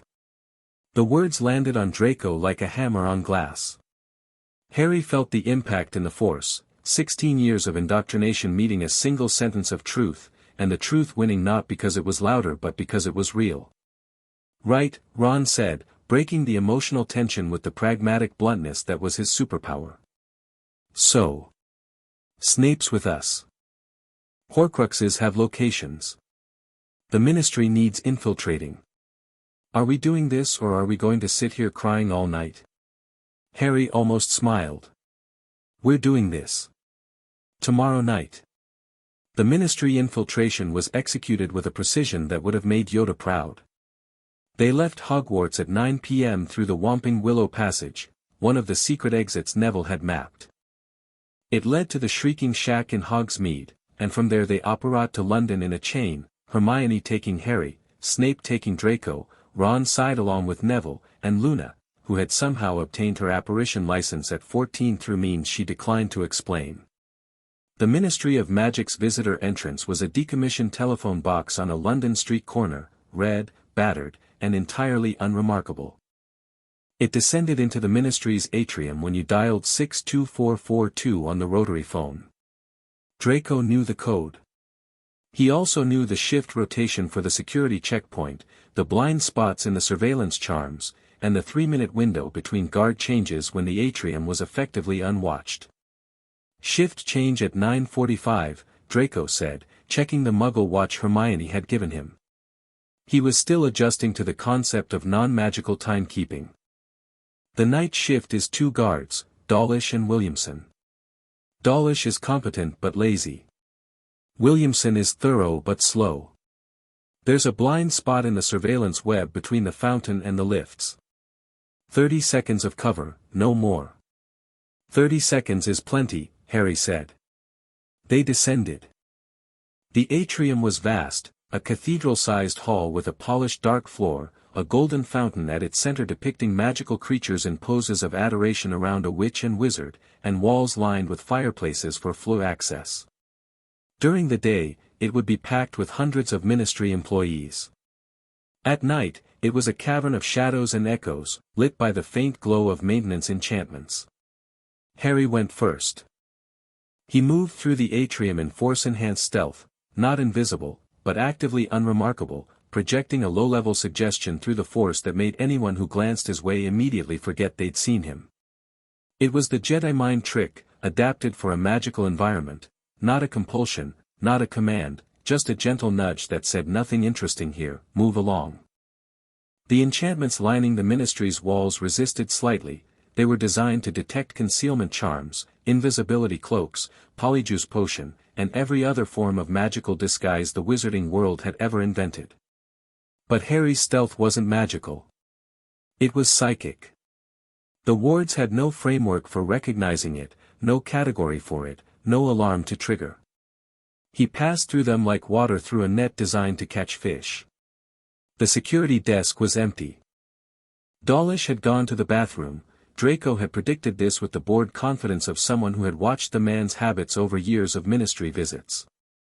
Harry passed through the checkpoint in silence, disabled the wand-weighing station with a precise force manipulation that mimicked an electrical malfunction, and signaled the others through. They split into teams. Hermione and Draco took level 1, the Minister's office. They rode the lift in silence, Hermione rehearsing the ward-breaking sequence in her head, Draco mapping the corridor layout from memory. The Minister's office was warded, but the wards were political, designed to keep out journalists and disgruntled employees, not trained infiltrators. Hermione cracked the first layer in 90 seconds, a password-based locking charm whose password was, absurdly, Minister. The second layer was a detection ward that would alert the security desk to unauthorized entry. She disabled it with a counter-charm she'd invented herself, based on a theoretical paper about ward resonance frequencies that she'd read in 3rd year and modified for practical application. Draco's job was the Wisengamot filing system. He moved through the Minister's outer offices with the casual familiarity of someone who'd walked these halls since childhood, selecting the correct filing cabinets, inserting the correspondence in the correct sequence, stamping it with the proper authentication seals using a duplicated stamp he'd created from a wax impression of his father's signet ring. When he was done, the evidence would look like it had been filed through official channels, not leaked, not planted, but properly documented. The distinction mattered legally. Hermione had been emphatic about this. Ron and Neville took the detention level. The Ministry's holding cells were on level 9, next to the courtrooms, a deliberate piece of architectural intimidation, ensuring that prisoners could hear the proceedings that would determine their fate. Ron had studied the guard rotation for 3 days, using information Draco had provided and supplementing it with an analytical methodology he developed from wizard chess. Every patrol had a pattern, every pattern had a gap, and every gap was an opportunity. They moved through the corridors in silence. Ron led, his instincts sharp, his movements decisive, his usual bumbling uncertainty replaced by the focused calm of a mind doing the thing it was designed for. Neville followed, covering their rear, his wand out and his eyes scanning every shadow. They found the cells, 5 Order members in separate rooms, each one warded with suppression charms that dampened their magic. Neville broke the suppressors. Ron handled the locks. 12 minutes. Clean. Professional. Kingsley Shacklebolt emerged from his cell, blinked once, assessed the situation, and said, "Took you long enough." "You're welcome," Ron said. Luna went to the Daily Prophet's Ministry Liaison Office on Level 3. Her task was the simplest and the most Luna. She walked into the office, placed a copy of Fudge's suppression order on the bureau chief's desk, smiled, and said, "You might want to print this. The Raxperts in the minister's office are terrible, and transparency is the best fumigant." She left before the bureau chief finished blinking. The man stared at the document for 30 seconds. Then he read it. Then he read it again. Then he reached for his quill and began writing the story that would end Cornelius Fudge's career. Harry took the most dangerous target, Amelia Bones. The head of magical law enforcement was working late, of course she was. In the Force, her signature was steel and integrity, the kind of mind that processed justice not as an abstraction but as a daily practice. Harry knocked on her door at 11 p.m. "Come in." He entered. Bones looked up from her desk. She was a square-jawed woman with a monocle and the no-nonsense bearing of someone who had spent 30 years dealing with the worst the wizarding world had to offer. "Harry Potter," she said. Not surprised. Not scared. Assessing. "Director Bones.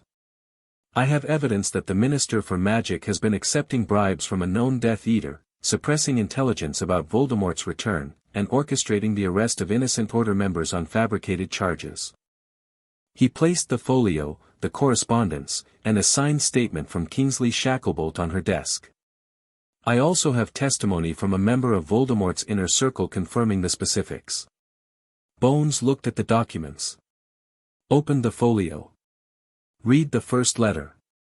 Her expression didn't change. Years of professional discipline had given her a poker face that rivaled Harry's Jedi calm, but her magical signature flared with the cold fire of righteous fury. "This is legitimate?" she asked. "Verified by multiple sources. The correspondence is in Fudge's own hand, magical authentication will confirm it." "And the inner circle testimony?" "Available on request. The source is protected and will remain so." Bones read 3 more letters. Then she set down the folio, removed her monocle, cleaned it, and replaced it. "Do you understand what you've done, Mr. Potter? I've given you the evidence to remove a corrupt minister and replace him with someone willing to fight the actual war. You've also committed approximately 14 violations of ministry security protocols, broken into a government building after hours, and given me evidence that was almost certainly obtained through means I'd rather not know about." "That's correct. And you expect me to act on it?" "I expect you to do what you've always done, Director. Your job." Bones looked at him for a long time. Then she stood, collected the documents, and walked to her door. "Go home, Mr. Potter. This will take a few hours. By morning, the wizarding world will look very different." They made it back to Hogwarts at 3 a.m., entering through the same hidden passage Harry had mapped during his first week. The room of requirement welcomed them back like a ship returning to port, warm, safe, configured for rest. The group dispersed to their dormitories. Draco lingered, standing by the door, looking like a man who had just jumped off a cliff and was still waiting to hit the ground. "There's no going back from this," he said. "When my father finds out, he'll disown you. Cut you off. Maybe worse. You're very comforting. I'm being honest.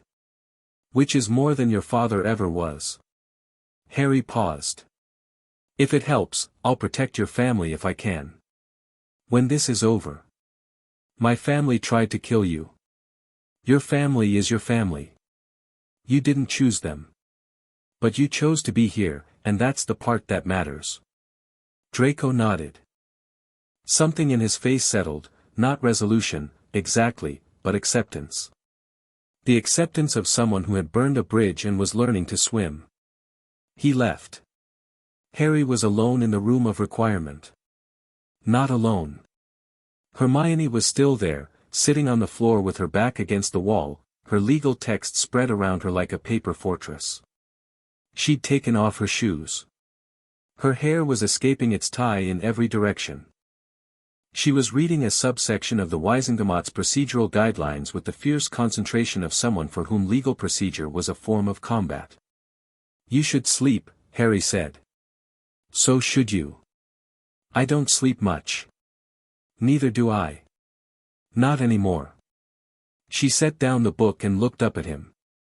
Since Hogsmeade. I close my eyes and I see the building exploding. I hear the giants. I feel the Dementors cold. She paused. Is that what it's like for you? All the time? Harry sat down across from her. Cross-legged, lightsaber across his knees. The position of meditation. The position of honesty. The dreams are different for me, he said. The Force processes trauma through visions, it takes the worst moments and plays them back until you've integrated them. It's efficient. Brutal, but efficient. That sounds terrible. It is. But it works. The pain doesn't go away, but it stops controlling you. It becomes information instead of injury. How very Jedi of you. How very Hermione of you to notice. She smiled. The first real smile either of them had managed since Hogsmeade. It was tired and fragile and exactly enough. Harry, I need to tell you something, she said. And I'm going to say it directly because we've established that I don't do subtle and you seem to prefer it that way. Go ahead. She set down the book. Squared her shoulders. In the Force, her signature was doing something Harry had never seen before, it was oscillating between courage and terror at a frequency that made it vibrate like a plucked string. She was afraid. Not of danger or dark wizards or cosmic entities. Of this. Of the next 30 seconds. I'm in love with you, she said. The words landed in the room of requirement like a stone in still water. Harry felt the ripples, in the Force, in his own chest, in the space between them that had been shrinking for weeks and had finally, in this moment, reached its minimum distance. I know that's probably inconvenient, she continued, her voice steady but her hands not, she'd clasped them together to stop the trembling, the way she clasped them before exams, the same nervous energy channeled into different stakes. Given the war, and the hollow, and the fact that the Jedi Code specifically warns against romantic attachment. And I know the timing is terrible because we just infiltrated a government building and I haven't slept in 30 hours and I probably look like I've been wrestling a blast-ended scrut. But I've been thinking about it since Godric's Hollow, since you knelt at your parents' grave and broke open and still stood up, and I decided that if we're going to fight a war that might kill us both, I'd rather fight it having said this than not. Because I've read every book on bravery in this castle's library and none of them mention that the hardest kind is the kind that has nothing to do with wands or monsters. The hardest kind is telling someone you love them when you don't know if they'll say it back. Harry was quiet. The Force hummed between them, not with the dramatic resonance of a cosmic event but with the simple, steady warmth of two people who had been orbiting each other for weeks and were finally acknowledging the gravity that had been pulling them together since a train compartment and a floating pen and a conversation that had never really stopped. The Jedi Code says attachment is dangerous, Harry said. That caring too much for one person creates a vulnerability that can be exploited. That love leads to fear of loss, and fear leads to suffering, and suffering leads to the dark side. And do you believe that? He thought about it. Really thought about it, not the automatic recitation of principles he'd memorized at 5, but a genuine, honest assessment of what he'd learned in the months since he'd arrived in this world. I believe the code was written by people who were afraid of exactly what I'm feeling right now, he said.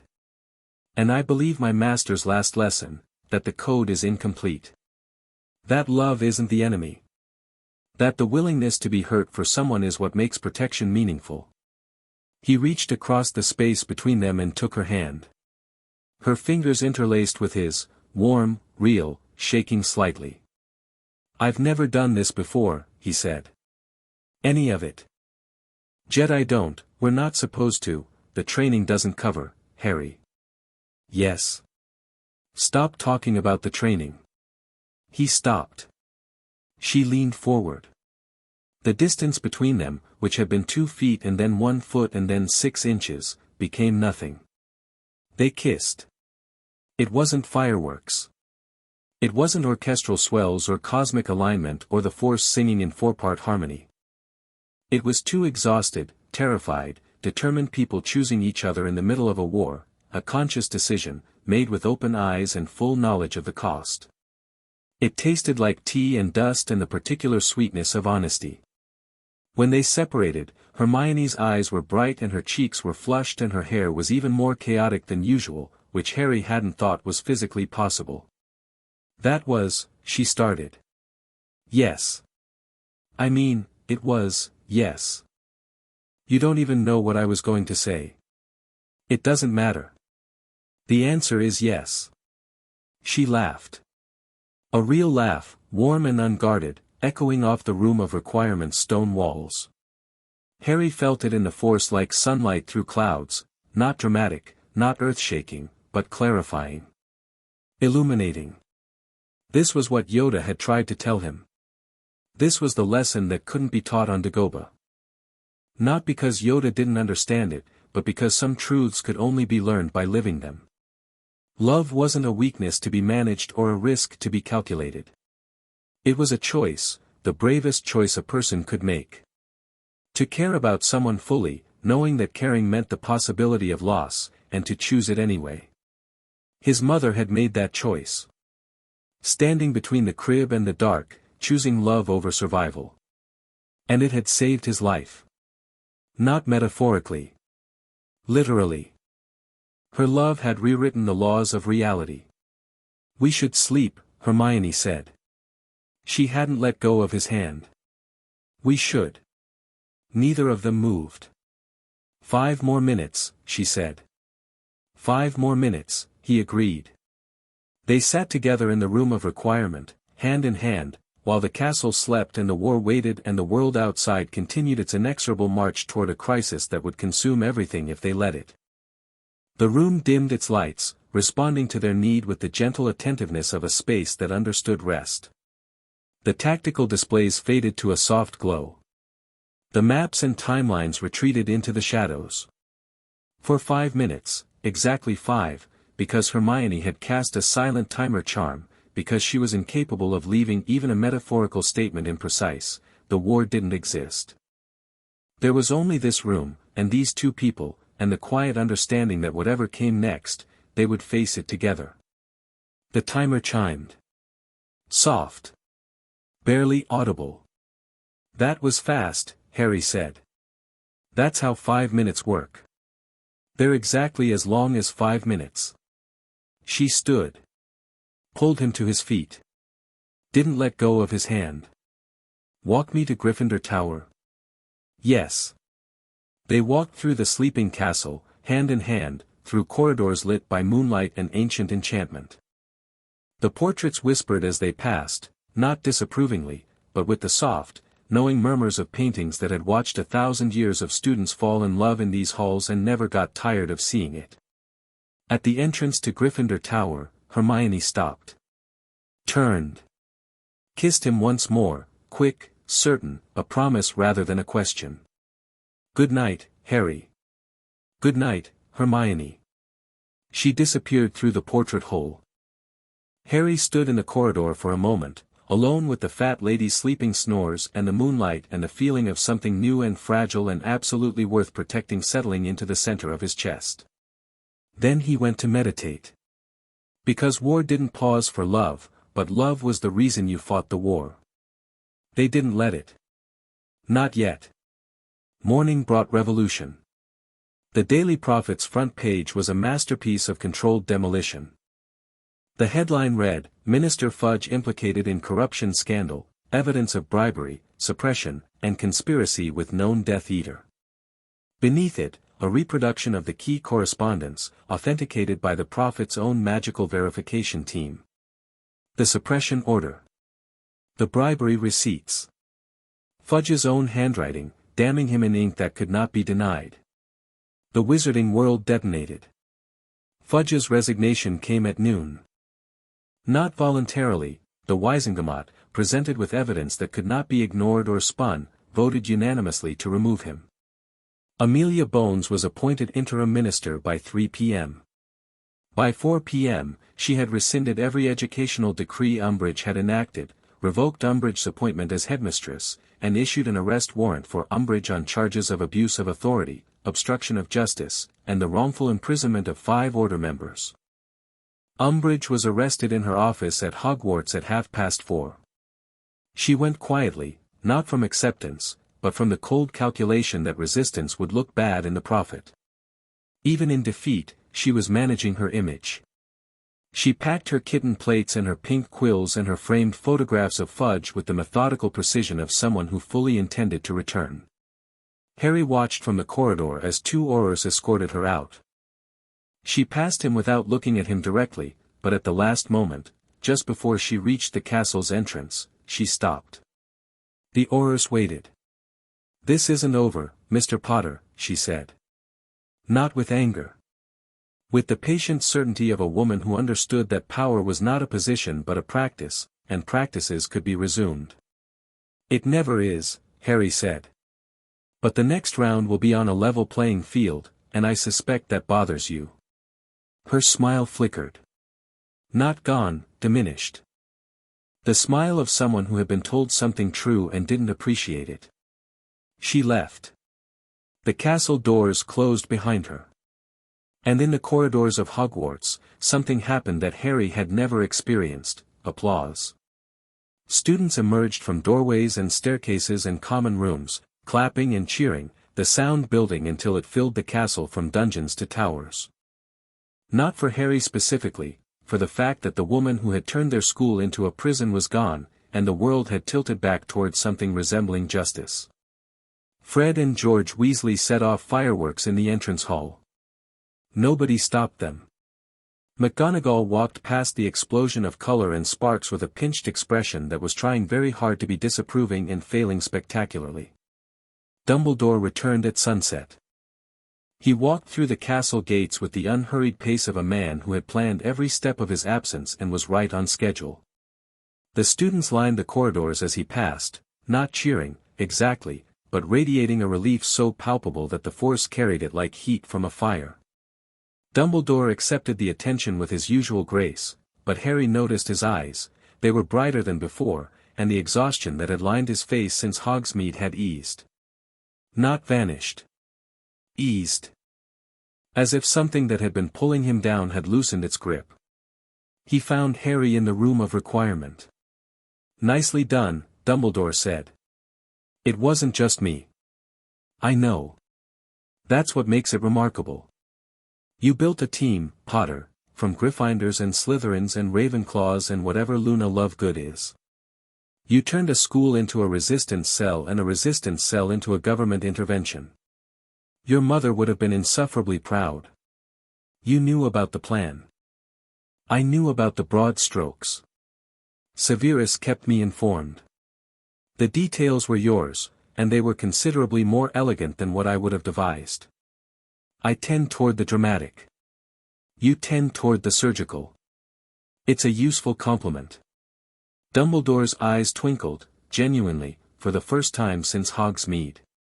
The enchanted memo idea, broadcasting the evidence through the Ministry's own communication system so that every employee received a copy simultaneously. That was Miss Granger's contribution, yes. She suggested it. Luna implemented it. It's a long story. I'm sure it is. And I'm sure I'll enjoy hearing it.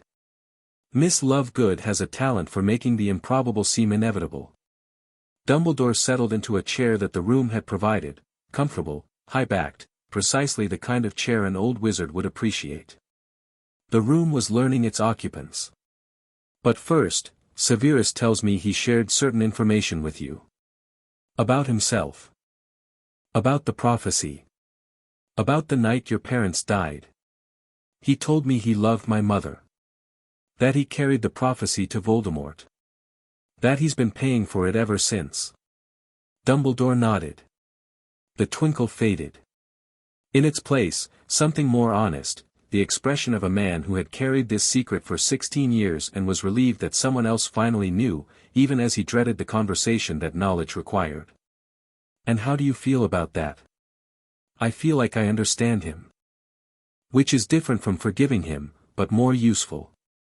Understanding often is. Dumbledore paused. Steepled his fingers. The gesture was habitual, a physical anchor for difficult thoughts. I owe you an apology, Harry. I should have told you about Severus myself, his history, his motivations, his role.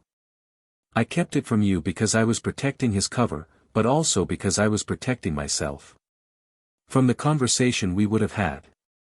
From the questions you would have asked about why I trust a man who bears such direct responsibility for your parents' death. Why do you? Because people are not the worst thing they've ever done. Severus Snape betrayed your parents, and Severus Snape has spent 16 years fighting to undo that betrayal. Both things are true. Both things are him. And the man who fights, the man who walks into Voldemort's presence knowing that one mistake means death and does it anyway because a woman he loved would have wanted him to be brave, that is the man I choose to trust. Harry considered this. It aligned with the Jedi understanding of redemption, not as the erasure of past wrongs, but as the ongoing commitment to do better. Yoda had taught him that every being existed on a spectrum between light and dark, and the position was always moving. Always. The dark side didn't claim you permanently. Neither did the light. You chose, every day, every moment, which direction to face. Snape had chosen. Every day for 16 years, he had chosen. That evening, the castle felt different. The weight of Umbridge's regime, barely 2 weeks, but it had felt like months, lifted like fog burning off in sunlight. Students laughed in the corridors for the first time since Hogsmeade. The house elves hummed in the kitchens, even the ones who had been avoiding the lower dungeons ventured back to their routines, heartened by the change in atmosphere. Even the ghosts seemed brighter, more substantial, as if Hogwarts itself was exhaling after holding its breath. But Harry didn't exhale. Because while the political threat had been neutralized and the strategic picture had shifted in their favor, the third front of his war was worsening. He could feel it in the Force, a growing pressure beneath the castle, a cold that seeped upward through the foundations like groundwater. The Hollow was not impressed by political revolutions. It didn't care about ministers or decrees or the realignment of wizarding governance. It cared about one thing. Feeding. The Hollow attacked at midnight. It came through the cracks. Not one crack, dozens. The hairline fractures in Hogwarts wards that it had been patiently feeding on for weeks, each one widened incrementally, invisibly, until the barrier was riddled with holes too small to see and too many to patch. Harry felt it in meditation, a wave of cold that swept through the castle's foundations like a tide. The wards screamed. Not metaphorically, the ancient enchantments that protected Hogwarts had been layered with consciousness by their creators, and when they were breached, they cried out in a voice that only the magically sensitive could hear. A sound of stone in pain. Of a 1,000-year-old structure being violated. Harry was on his feet in seconds, lightsaber ignited, reaching into the Force. He could feel the Hollow, not a shadow anymore, not a fingerprint, but a presence. It filled the lower levels of the castle like rising water, seeping through the dungeons, through the foundations, through the spaces between walls. It was larger than he'd imagined. It had been feeding for weeks, on the house elf, on the ambient magic, on the darkness of the ward's weak points, and it had grown from a shadow into something with mass and intent. He felt it touch the castle's magical core, the nexus point deep beneath the foundations where the four founders' magic converged. The wards flickered. Torches in corridors all across the castle dimmed and guttered. Students woke, confused, sensing something wrong without understanding what. Harry ran down through the castle, past startled students and alarmed portraits. The portraits were shouting, pointing, their painted faces contorted with fear. They could feel the violation of the wards in their canvas bones. Past the entrance hall, down the marble staircase, into the dungeons. The temperature dropped with every floor, not gradually but in steps, each landing colder than the last, the warmth draining from the air like blood from a wound. Hermione was behind him. She'd been in the common room, unable to sleep after the events of the evening, and had felt the wards shudder through the castle's stones. She'd grabbed her wand and run without thinking, following Harry's forced signature through the darkened corridors. Ron behind her, in pajamas with his wand out and his expression grim. Neville behind him, barefoot, having not bothered with shoes because shoes took time and time was something they didn't have. The team, assembling automatically, without discussion, because that was what teams did when the alarm sounded. He found the hollow in the deepest corridor of the dungeons. The one the house elves avoided, the one where Dimby had been drained weeks ago. But it wasn't a shadow in a corner anymore. It wasn't a trace, a fingerprint, a suggestion of wrongness. It was a void, a hole in reality, 3 feet across, that hovered at head height and pulsed with a cold that had nothing to do with temperature. Looking at it was like looking at blindness itself. The eye couldn't process it, the brain couldn't categorize it, the soul recoiled from the fundamental wrongness of a thing that existed by consuming existence. It was a window into the space between realities, the nothing that existed before the force and magic had filled it with light and life. And the nothing remembered what it had been, and it wanted to be that again. The walls around it were dead. Not damaged, dead. The stone had lost its magical saturation, turned from the warm, living material of a 1,000-year-old enchanted castle into something cold and inert and grey. The torches had gone out. The portraits in the corridor were blank, not empty, because empty frames were common in Hogwarts, but blank. The paint had been drained. The pigments had lost their magical animation.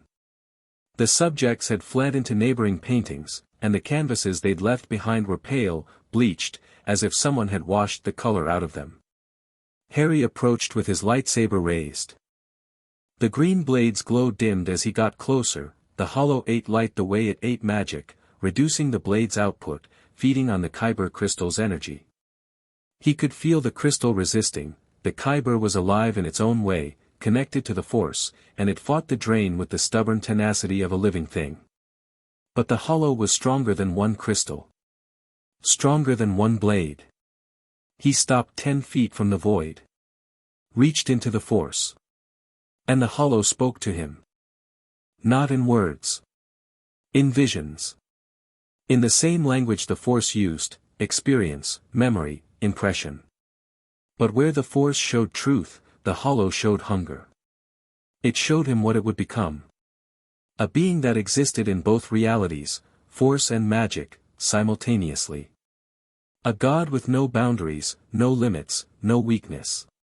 It showed him the universe as it had been before light, before life, before the Force itself.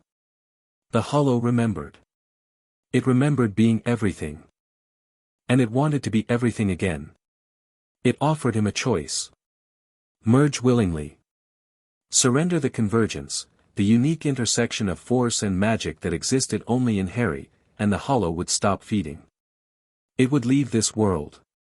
It would take what it needed from Harry and go, and everyone else would be spared. Harry felt the sincerity of the offer. The hollow wasn't lying. It didn't understand lying. It simply wanted, with the pure, undiluted desire of something that had been hungry since before time had a name. No, Harry said. He drove the Force into the hollow, not as a weapon but as a wall. Light against dark. Life against void. The Force blazed through him, hot and bright and full of every connection he'd made in this world: Hermione, Ron, Neville, Luna, Draco, Dumbledore, Snape, the castle itself. Every person who had chosen to fight beside him, every moment of love and trust and stubborn, beautiful humanity. The Hollow pushed back. The collision was silent and devastating, reality warped around the contact point, the stones cracking, the torches exploding, the air itself bending like light through a prism. Harry felt his reserves draining. The Force was vast, but the Hollow was older. Deeper. More fundamental. Hermione was beside him. He didn't know when she'd arrived. She had her wand out and was pouring magic into the castle's wards, not at the Hollow, but around it. Containing it. Building a magical barrier to reinforce what Harry's Force was doing. Ron was behind her, doing the same. Neville. Even Draco, who had appeared from the Slytherin dormitories with his wand out and his jaw set, adding his magic to the barrier. The Hollow contracted. Not defeated. Not destroyed. But contained. Pushed back. Compressed into a smaller space by the combined force of the Force and 5 wands worth of determined magic. It retreated. Slid back through the cracks in the wards, back into the spaces between walls, back into the dark. The void closed. The torches relit. The stones stopped cracking. Harry dropped to one knee. His vision swam. The Force reserves he'd expended were staggering, more energy in 5 minutes than he'd used in the entire Hogsmeade battle. Hermione caught him before he fell. Her arms were around him, strong and steady, and her voice was in his ear saying his name. "I'm all right," he managed. "You are absolutely not all right. You just went head to head with a cosmic entity and your nose is bleeding." He touched his upper lip. Blood. She was right. Force exhaustion manifested physically, Yoda had warned him about that. Pushed too hard, and the body paid the price. "It talked to me," Harry said. "The Hollow. It offered a deal. Merge with it willingly and it would leave. And you said no." "Obviously." "Obviously," she repeated, with a smile that was mostly relief and partly fury. "Because you're Harry Bloody Potter and you never take the easy way out." He almost laughed. Almost. But the memory of what the Hollow had shown him, that vision of everything consumed, of a universe empty of light and life and love, was too fresh. Too real. It was coming. It was growing stronger. And the next time it attacked, they might not be enough. But tonight they had been enough. Tonight, 6 improbable allies had stood in a dungeon and pushed back the dark. And sometimes that was all you could do, be enough for tonight, and trust that tomorrow would bring what tomorrow brought. Harry stood. Wiped the blood from his lip. Looked at the 5 people standing in the ruined corridor, wands out, faces pale, absolutely refusing to be anywhere else. "Thank you," he said. "Don't mention it," Ron said. "But next time, maybe give us more warning before the cosmic horror shows up. I'll send a memo. Enchanted, please. I don't read the regular ones." They walked out of the dungeons together. The castle hummed around them, wounded but whole, its ancient wards already beginning to heal, the consciousness that lived in the stones already assessing the damage and beginning repairs. Hogwarts had survived 1,000 years. It would survive this. Above them, the sky was clear. Stars burned in the darkness, not the darkness of the Hollow, but the natural darkness of night, which was full of light if you knew where to look. Harry looked up. Somewhere beyond those stars, in another reality, an old green creature sat in a swamp and trusted that the boy he'd raised would find his way. The boy was finding it. Step by step. Battle by battle. Choice by choice. Not alone. Chapter 5 End. Chapter 6, The Convergence. The war ended on a Tuesday. Harry had always imagined final battles happening on significant dates, anniversaries, solstices, the kind of cosmically meaningful moments that stories use to lend weight to their climaxes. But the Force didn't care about calendars. The Hollow didn't respect narrative structure. And Voldemort, for all his theatrical instincts, attacked when the strategic advantage was his, not when the symbolism was convenient. It was the second Tuesday of December. Snow had fallen overnight, blanketing the Hogwarts grounds in white. The lake was frozen at the edges. The Forbidden Forest was a study in monochrome, black branches against a white sky. The castle steamed gently in the cold air, its ancient stones radiating the warmth of 1,000 years of accumulated magic. Harry stood on the astronomy tower at dawn, watching the sunrise paint the mountains gold and red. His lightsaber was on his belt. His mind was clear. The Force flowed through him with the smooth, deep current of a river that had found its course. He'd spent the previous 3 weeks preparing. Destroying Horcruxes. The locket had been first, retrieved from a cave on the English coast, where Voldemort had hidden it behind a lake of inferi and a basin of poison. Harry and Dumbledore had gone together. Harry's Force abilities had rendered the inferi, animated corpses, dark magic's grotesque parody of life, effectively harmless. They weren't alive, which meant they had no Force presence, which meant Harry could sense them only by the absence they created. But absence was its own kind of information.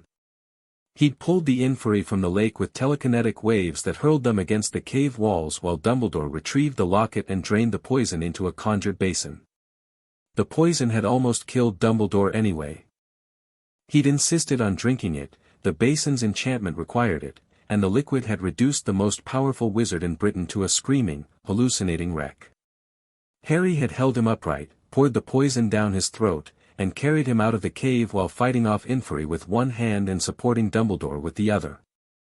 It had been the worst night of Harry's life, and he'd had some strong contenders. The locket itself was destroyed by fiendfire, Hermione's suggestion, executed by Snape, who was one of the few wizards alive capable of controlling the cursed flame with enough precision to destroy the Horcrux without destroying everything else. The soul fragment had screamed when it died. A sound that existed in a frequency below hearing, felt in the bones rather than the ears. Harry had felt Tom Riddle's agony through the Force, a fragment of a broken soul, meeting its end. He'd felt nothing. No sympathy. No satisfaction. Just the grim acknowledgement that the equation had changed by one. The cup had been next. Gringotts, the wizarding bank, run by goblins, protected by enchantments, dragons, and the particular vicious creativity of a species that had been managing treasure for 3,000 years. Harry's team had infiltrated through an abandoned mine shaft that Neville had discovered in Augusta Longbottom's archive of Order intelligence. They'd bypassed the dragon, a blind, ancient Ukrainian iron belly, by having Harry calm it through the Force, reaching into its primitive consciousness and offering something it hadn't felt in decades, kindness. The dragon had let them pass. They'd entered the Lestrange vault, retrieved the cup, and escaped before the goblin's secondary wards triggered. The cup died like the locket. Fiendfire. Screaming. One more fragment gone. The diadem had been in Hogwarts all along, hidden in the Room of Requirement, buried under centuries of accumulated junk in a configuration the room called the Room of Hidden Things. Harry had found it through the Force, a sickly pulse of dark magic concealed beneath a mountain of broken furniture, old textbooks, and what appeared to be a stuffed troll. The diadem was beautiful. A tiara of silver and blue sapphire, crafted by Rowena Ravenclaw herself, corrupted by Voldemort's soul into something that radiated malice like heat from a stove. It had tried to seduce him. The Horcrux had reached for his mind, offering knowledge, power, the answers to every question he'd ever asked. Harry had listened to it for exactly 3 seconds, recognized the technique as a crude version of dark side temptation, and destroyed it with a basilisk fang that Dumbledore had retrieved from the Chamber of Secrets. 3 Horcruxes destroyed in 3 weeks.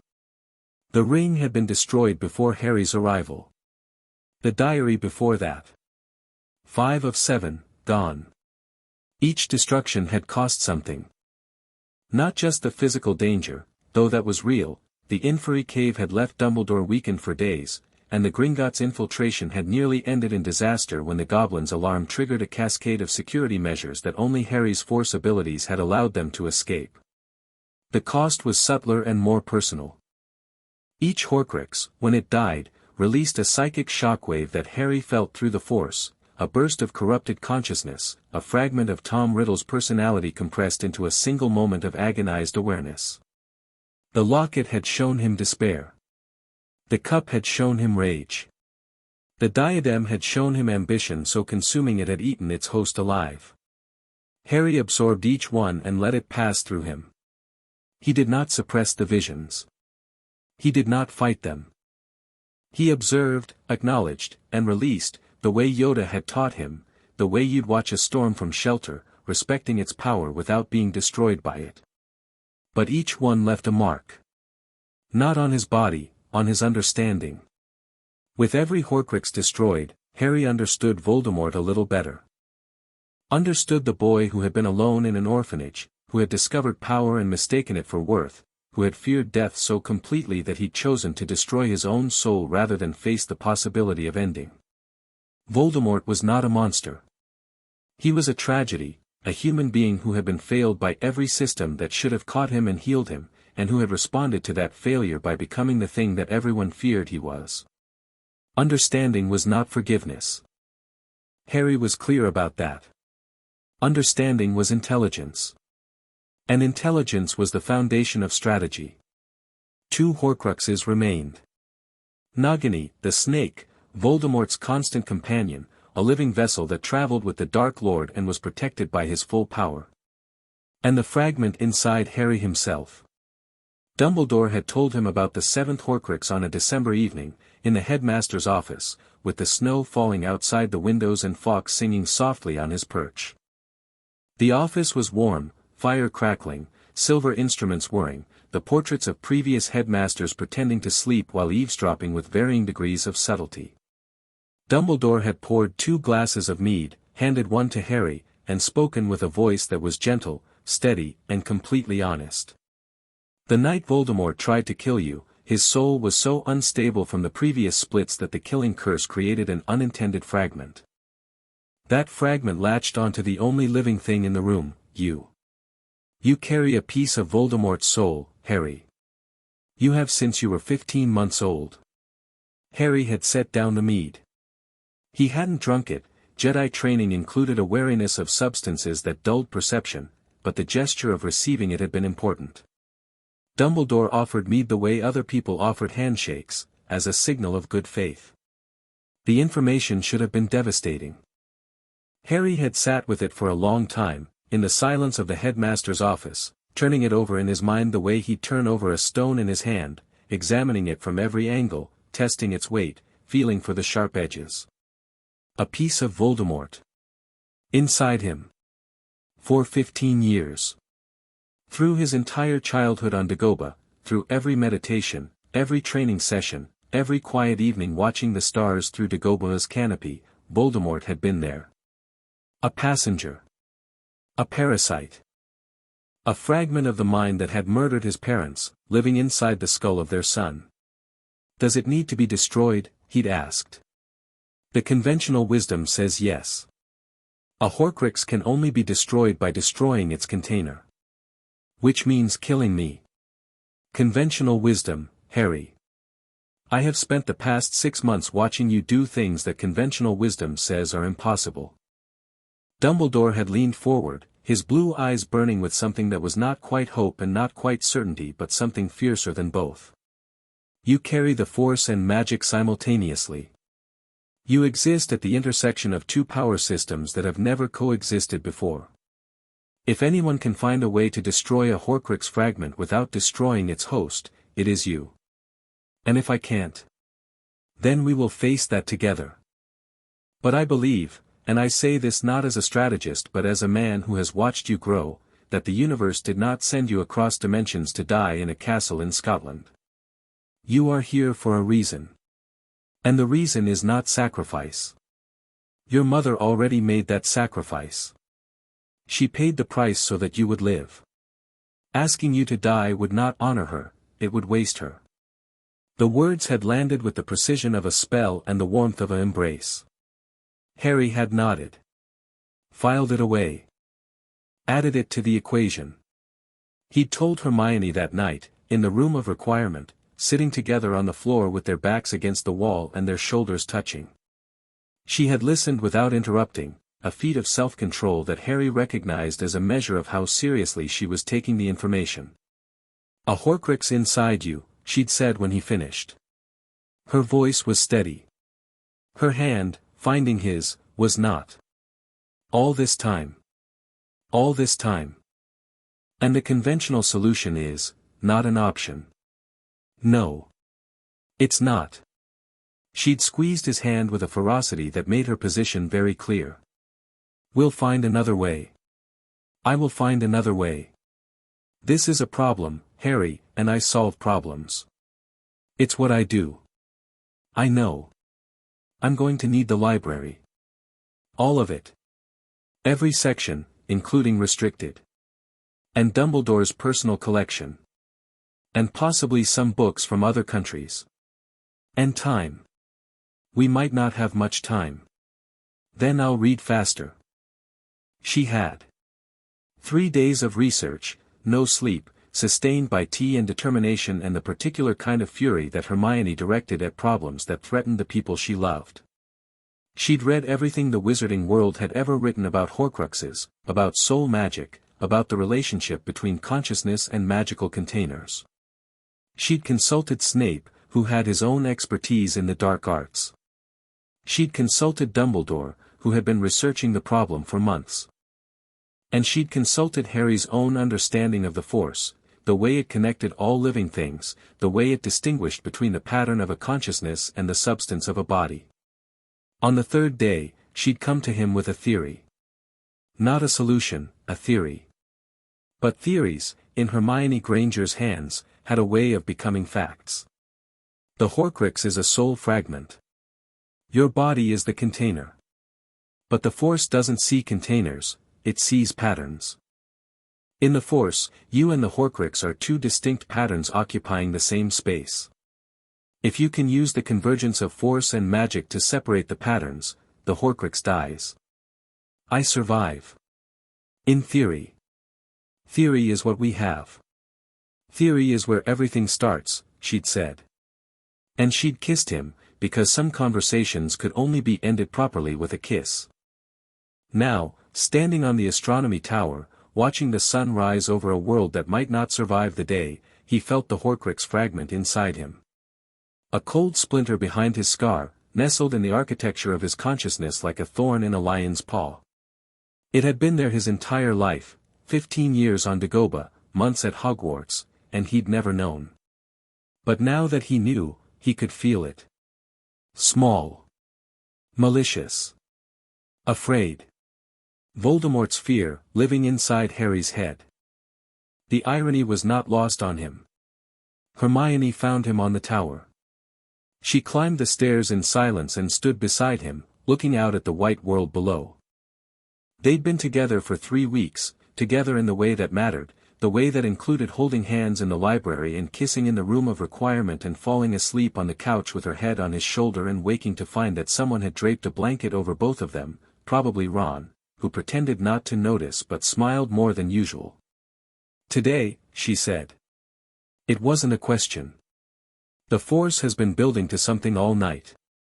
A convergence. Every thread, Voldemort, the Hollow, the Horcruxes, the Rift, they're all pulling toward the same point. He paused. It's going to happen here. At Hogwarts. How do you know? Because this is where the Rift energy is strongest.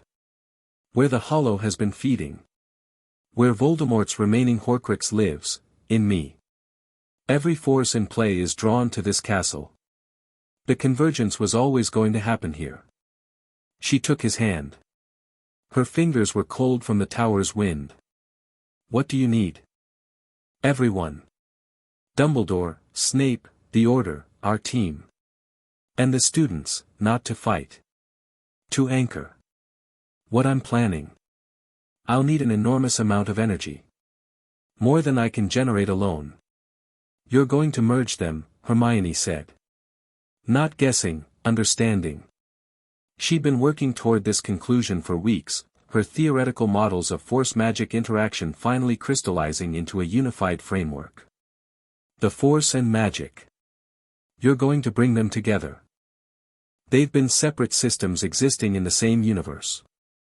The rift exists because the boundary between the Force's reality and magic's reality was broken. The hollow exists because it feeds on the energy bleeding through that break. The only way to seal the rift permanently and destroy the hollow is to heal the boundary, and the only way to heal it is to show both systems that they're not separate. They never were. Harry, the energy required to merge two fundamental forces of reality, I know, is theoretically infinite. The calculations don't converge. There's no solution. There's always a solution. Sometimes the solution is beyond the math. She looked at him. Her brown eyes held everything he needed to see: fear, love, trust, and the fierce intelligence of a mind that had examined the problem from every angle and was choosing to believe in the one variable her equations couldn't quantify. Him. I love you, she said. I need you to know that going in. I know. I love you too. I need you to know that coming out. Promise? He kissed her. On the astronomy tower, in the snow, with the sunrise painting them gold. It lasted exactly long enough to mean everything and not long enough to feel like goodbye. Promise, he said. They came at noon.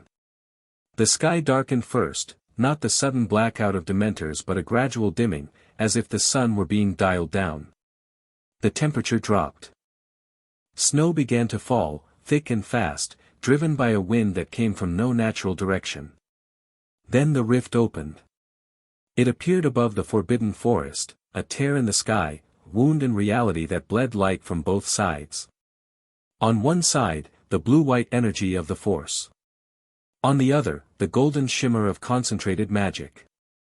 The two energies met at the tier's edges and fought, not merging but colliding, each one trying to force the other back, the boundary between realities visible for the first time as a line of screaming, crackling light that stretched from horizon to horizon. The hollow poured through. Not the shadow Harry had fought in the dungeons. Not the void, the fingerprint, the suggestion of cold. This was the hollow in its true form, or as close to a true form as something without form could achieve. It was a wave of darkness that rolled across the sky like an approaching storm front, but there was no lightning, no thunder, no rain. Just darkness. Pure, absolute, consuming darkness that ate the light and the sound and the air and the magic and the life from everything it touched. The forbidden forest began to die. Trees that had stood for 1,000 years withered in seconds, their magic drained, their leaves blackening, their trunks collapsing into dust. Creatures fled, centaurs, thestrals, unicorns, pouring from the forest's edge in a stampede of terror. And beneath the hollow, riding its darkness like a wave, came Voldemort's army. Death Eaters in their hundreds. Not the 23 of Godric's Hollow or the squad from Hogsmeade, the full force of the Dark Lord's followers, gathered from across Britain and Europe. Giants, a dozen of them, enslaved and enraged. Werewolves, transformed by enchantment regardless of the moon's phase. Dementors in swarms that blackened the sky. And at the army's heart, walking forward with the unhurried pace of a man who believed himself untouchable, Voldemort. Hogwarts wards activated. The full defense, every enchantment, every protection, every layer of magic laid down by 4 founders and 1,000 years of successive headmasters. The castle blazed with light, a golden dome of energy that expanded outward to cover the grounds, the lake, the edges of the forest. The wards were powerful. They had held against sieges before. They would not hold against this. Harry stood in the courtyard, flanked by his team. Dumbledore to his right, wand drawn, his face set with the grim determination of a general who had been fighting this war for decades and was prepared for it to end today.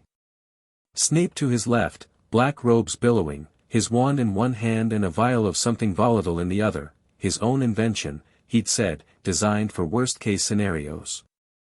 McGonagall, Flitwick, Sprout, the entire Hogwarts staff, armed and ready. The Order of the Phoenix, Kingsley, Tonks, Lupin, Moody, the Weasleys, every member who could be reached, arrayed behind them. And the students.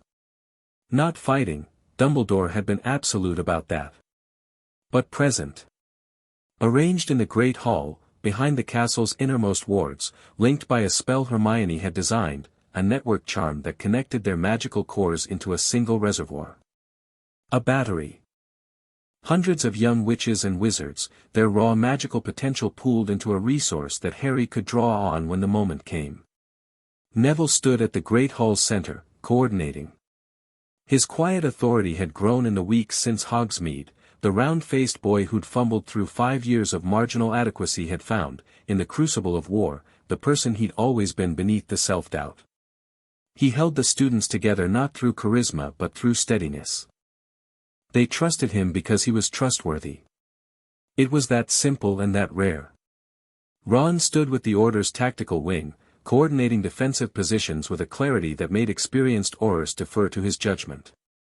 Luna was in the hospital wing, organizing medical supplies with Madame Pomfrey, her serenity a counterweight to the chaos that was about to engulf them.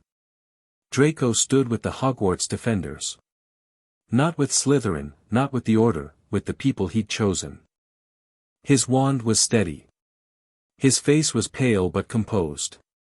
When the Slytherin students had been given the choice to stay or evacuate, Draco had stayed. Several others had followed him. Not many. Enough. Harry, Dumbledore said. The old man's voice was calm. It's time. Harry ignited his lightsaber. The green blade blazed in the dimming light, and for one suspended moment, every defender of Hogwarts, staff, order, student, saw it and took heart. A light in the darkness. A weapon against despair. Hold the castle, Harry said. His voice carried across the courtyard, amplified by the Force, reaching every ear. Whatever happens, hold the castle. I'll handle the rest. He walked forward. Through the courtyard, through the gates, onto the grounds. Alone. Walking toward an army. Behind him, Hermione gripped her wand until her knuckles were white and did not look away. The battle began everywhere at once. The Death Eaters hit the wards like a wave hitting a seawall, the golden dome flared, buckled, held. Curses splashed against the barrier in cascades of color, each one absorbed and dissipated by enchantments that had been accumulating power for a millennium. The wards held. But the giants found the weak points, the same fractures the Hollow had been feeding on for weeks, the hairline cracks that Harry had felt during his meditations, and drove their clubs into them. Stone met magic with the sound of thunder. The dome cracked. Shattered in sections. Reformed, each reformation weaker than the last. The Hogwarts defenders poured through the gaps like antibodies rushing to a wound. McGonagall was first out the gates, and the sight of her in full combat was something Harry would never forget. She animated the castle's own architecture, statues leaping from pedestals with the grinding thunder of stone given purpose, suits of armor marching in formation with swords drawn and shields raised, the very walls rearranging themselves to create choke points and kill zones. A stone gargoyle launched itself at a giant's face, clawing with granite talons. 3 suits of armor formed a phalanx that held an entire corridor against a dozen Death Eaters. The entrance courtyard's floor erupted into a maze of stone barriers, each one strategically placed to funnel attackers into crossfire zones. McGonagall orchestrated it all with her wand, her expression fierce and focused, conducting a symphony of architectural violence. Flitwick wove defensive enchantments so complex they looked like music made visible, layers of shimmering light that intercepted curses, redirected them, amplified them, and sent them back at their casters with compound interest. He stood barely 4 feet tall and fought with the fluid precision of the dueling champion he'd been in his youth, his wand a blur, his feet never still, his smile the serene expression of a master doing the thing he was born for. Snape fought with the cold precision of a surgeon, every spell targeted, every movement economical, not a single wasted gesture or unnecessary word. He cast in silence, his own spells, many of them, invented during years of research into combat magic that the textbooks didn't cover. Death Eaters who had fought beside him fell to spells they'd never seen, cast by a man they believed was their ally. The betrayal, when they understood it, was a weapon in itself. The Order held the flanks. Kingsley and Moody anchored the left, their combined experience creating a defensive line that Death Eaters broke against like water against rock. Kingsley fought with the economical power of a trained Auror, clean spells, precise targeting, no wasted movement. Moody fought with the creative brutality of a man who had survived every dark wizard of the past 3 decades through sheer paranoid tenacity, his magical eye spinning in its socket, tracking threats in every direction simultaneously, his wand and his staff both active, casting with both hands. Lupin and Tonks held the right flank. Lupin fought with a ferocity that surprised even himself, the werewolf strength bleeding through his usual gentle restraint, not replacing his humanity but augmenting it. He fought not as an animal but as a man with an animal's power, each spell landing with force that sent Death Eaters tumbling.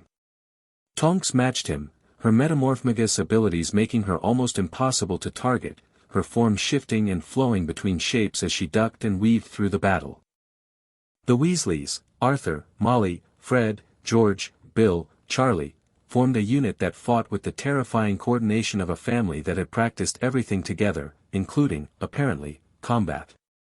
Fred and George's joke shop inventions found deadly application, portable swamps that swallowed Death Eaters to the waist, Peruvian darkness powder that blinded entire squads, fireworks that detonated with concussive force when they hit a target. Arthur, whom everyone had underestimated for 30 years, fought with the quiet determination of a man who had spent his entire career studying how Muggle and magical systems interacted, and had more tricks than anyone expected. Bill's curse-breaking expertise dismantled Death Eater shields the way a locksmith opened doors. Charlie's dragon-handling reflexes gave him reaction times that were nearly superhuman. Molly Weasley dueled Bellatrix Lestrange on the front steps of the castle. Harry felt it through the Force, 2 women, both fighting for what they loved, but one fighting for a master and the other fighting for her children. Bellatrix was technically brilliant, decades of dark magic, a natural aptitude for cruelty, and the unhinged creativity of a woman who had spent 14 years in Azkaban sharpening her hatred into a weapon. But Molly had something Bellatrix didn't, a reason to fight that was bigger than herself. Every curse she cast was fueled by the images of her children's faces. Every shield she raised was a wall between those faces and the darkness. The killing curse, the only one Molly Weasley would ever cast in her life, hit Bellatrix in the chest, and the Dark Lord's most devoted servant fell with an expression of genuine surprise, as if the idea that a mother's love could kill had never occurred to her. Harry let the battle flow around him.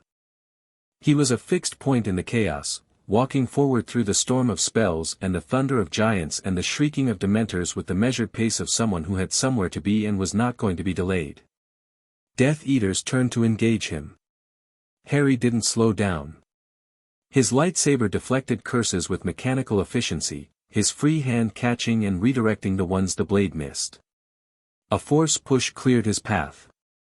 A telekinetic pull disarmed 3 attackers simultaneously. He moved through the battle like a needle through fabric, precise, efficient, unstoppable. He walked toward Voldemort. The Dark Lord stood at the army's center, surrounded by his inner circle. He watched Harry approach with red eyes that held something new. Not fear, not yet. But respect. The kind of respect a predator gives another predator when they meet in the same territory. Harry Potter, Voldemort said. You come to me alone. I'm not alone. I've never been alone. That's the difference between us, Tom. Above them, the hollow descended. It had been circling, feeding on the battle's magical discharge, growing with every curse cast and every ward broken. Now it came down, a curtain of absolute darkness, and for the first time, Voldemort and Harry stopped looking at each other and looked up. The hollow was vast. It covered the sky from the castle to the forest, a ceiling of nothing that pressed downward with the slow inevitability of a collapsing cave. Where it touched the ground, the earth died, grass turning to dust, snow evaporating, the soil beneath going gray and lifeless. And it was aware. It looked at Harry with something that was not eyes and something that was not attention but something that served the purpose of both. It knew him. It had been waiting for him. "The Hollow," Voldemort said. His voice had changed, the silky confidence stripped away, replaced by something raw. "I felt it months ago. In my nightmares. It's been feeding on my Horcruxes. How many has it found?" "2. The ring's destruction site.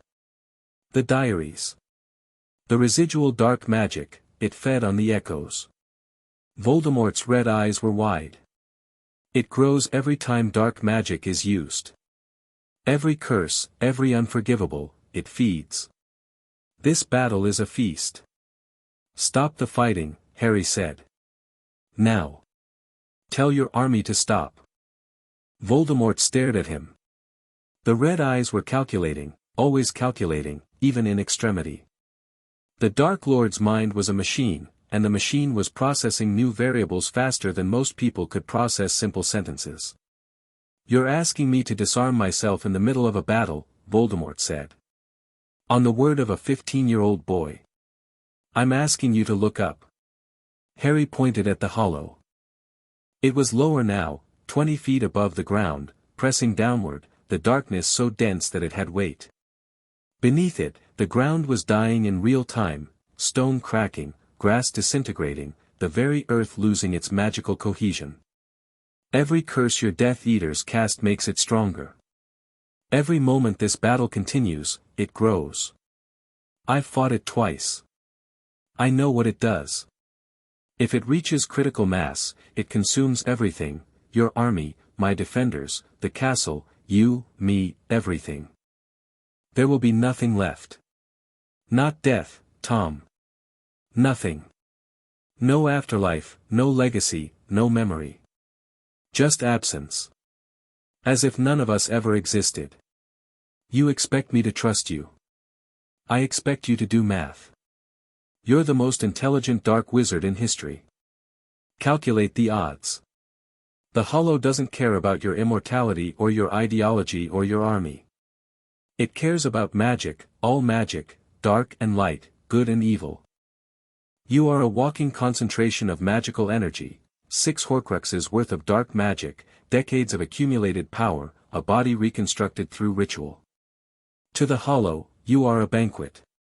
If we don't stop it now, it eats you first. Not because you're evil. Because you're delicious. Despite everything, despite the battle, the Hollow, the existential stakes, something flickered in Voldemort's expression. Not humor. Something adjacent to it. The involuntary recognition of a well-made argument. The silence between them was a universe in miniature. 2 enemies, standing in the gap between an army and an apocalypse, calculating whether cooperation was more dangerous than annihilation. Every second the calculation took, the Hollow grew larger. "If this is a trick," Voldemort said, "I will kill everyone you love before I die. It's not a trick. And if you try to kill the people I love, I'll stop you. But right now, we have a bigger problem." Voldemort raised his wand. Not at Harry, at his army. A signal. A command, wordless but absolute, carried on a pulse of dark magic that every Death Eater recognized as the voice of their master. The command was simple: stop. The Death Eaters stopped fighting. Slowly, confusedly, some mid-curse, some mid-dodge. The giants lowered their clubs with the bewildered compliance of creatures too simple to question an order. The Dementors pulled back, confused by the sudden cessation of the despair and violence that had been fueling them. On the other side, Dumbledore saw the ceasefire and understood. His blue eyes met Harry's across the battlefield, a moment of communication that transcended words, the understanding of 2 strategists recognizing the same play. Dumbledore raised his own wand. The Hogwarts defenders held. Silence fell over the battlefield of Hogwarts. The kind of silence that happened when a world held its breath. "What is your plan?" Voldemort asked. "I'm going to merge the Force and magic. Seal the rift. Starve the Hollow. But I need energy, more than I can generate alone. Every magical being on this field, your army and mine, channeling their power into me simultaneously. Force and magic, merged through my body, pushed into the rift, sealing it from both sides. That will kill you. Maybe. Hermione has a theory that says otherwise. I trust her theories. You trust a Muggle-born girl's theories with your life? She's the smartest person I've ever met. And she has a perfect record. A flicker of something in Voldemort's red eyes. Not respect, something colder, more grudging. The recognition that this boy, this child he tried to kill as an infant, had built something Voldemort never had. Not power. Not fear. Trust. A network of people who believed in each other, not because they were afraid to leave but because they chose to stay. It will certainly destroy my Horcruxes, Voldemort said. All of them. Including the one inside you. Yes.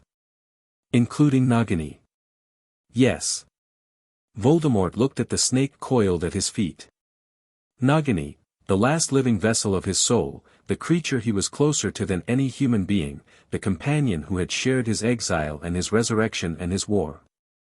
She looked back at him with yellow eyes that held as much intelligence as a serpent could hold. You're asking me to choose mortality, Voldemort said. His voice was barely above a whisper. The most honest words he had spoken in decades. I'm asking you to choose existence. Mortality is frightening. Non-existence is worse. The Hollow offers not death, which is at least an ending, but the absence of ever having been. Everything you built, everything you feared, everything you were, erased. The words found their target. Voldemort flinched, actually flinched, a micro-expression that lasted less than a second but that Harry saw and the Force confirmed. Because this was the truth no Horcrux could protect against. He'd spent his entire life fighting death. He'd never considered something worse than death. Something that made death look like mercy. If I do this, Voldemort said, and survive, we remain enemies. Yes. I will try to kill you again. You'll try. But you'll be mortal. And I'll have the Force. And I'll have people who love me, which is a kind of power you've never understood and probably never will. The math changes. The math always changes. A ghost of a smile, cold, reptilian, but real. Very well, Potter. One ceasefire.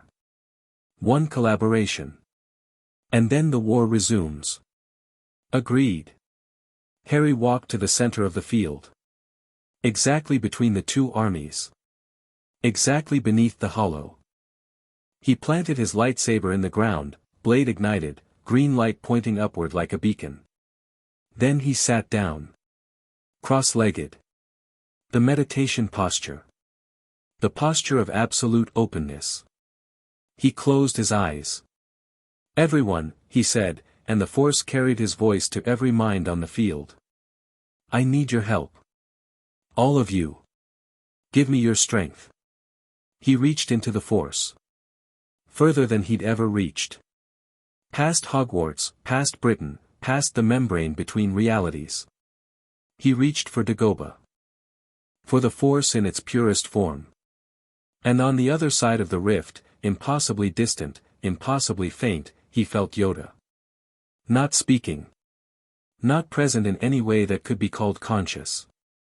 But there, a warmth, a signature, a love that transcended dimensional barriers because love was not confined to a single reality. Master, Harry thought. The warmth intensified. Not words. Just presence. The unshakable certainty of a being who had watched his student grow from a crying infant to a young man capable of things no Jedi had ever attempted. I understand now. The last lesson. Attachment that holds on and lets go. Love that accepts loss. I understand. The warmth blazed. Approval. Pride. And release.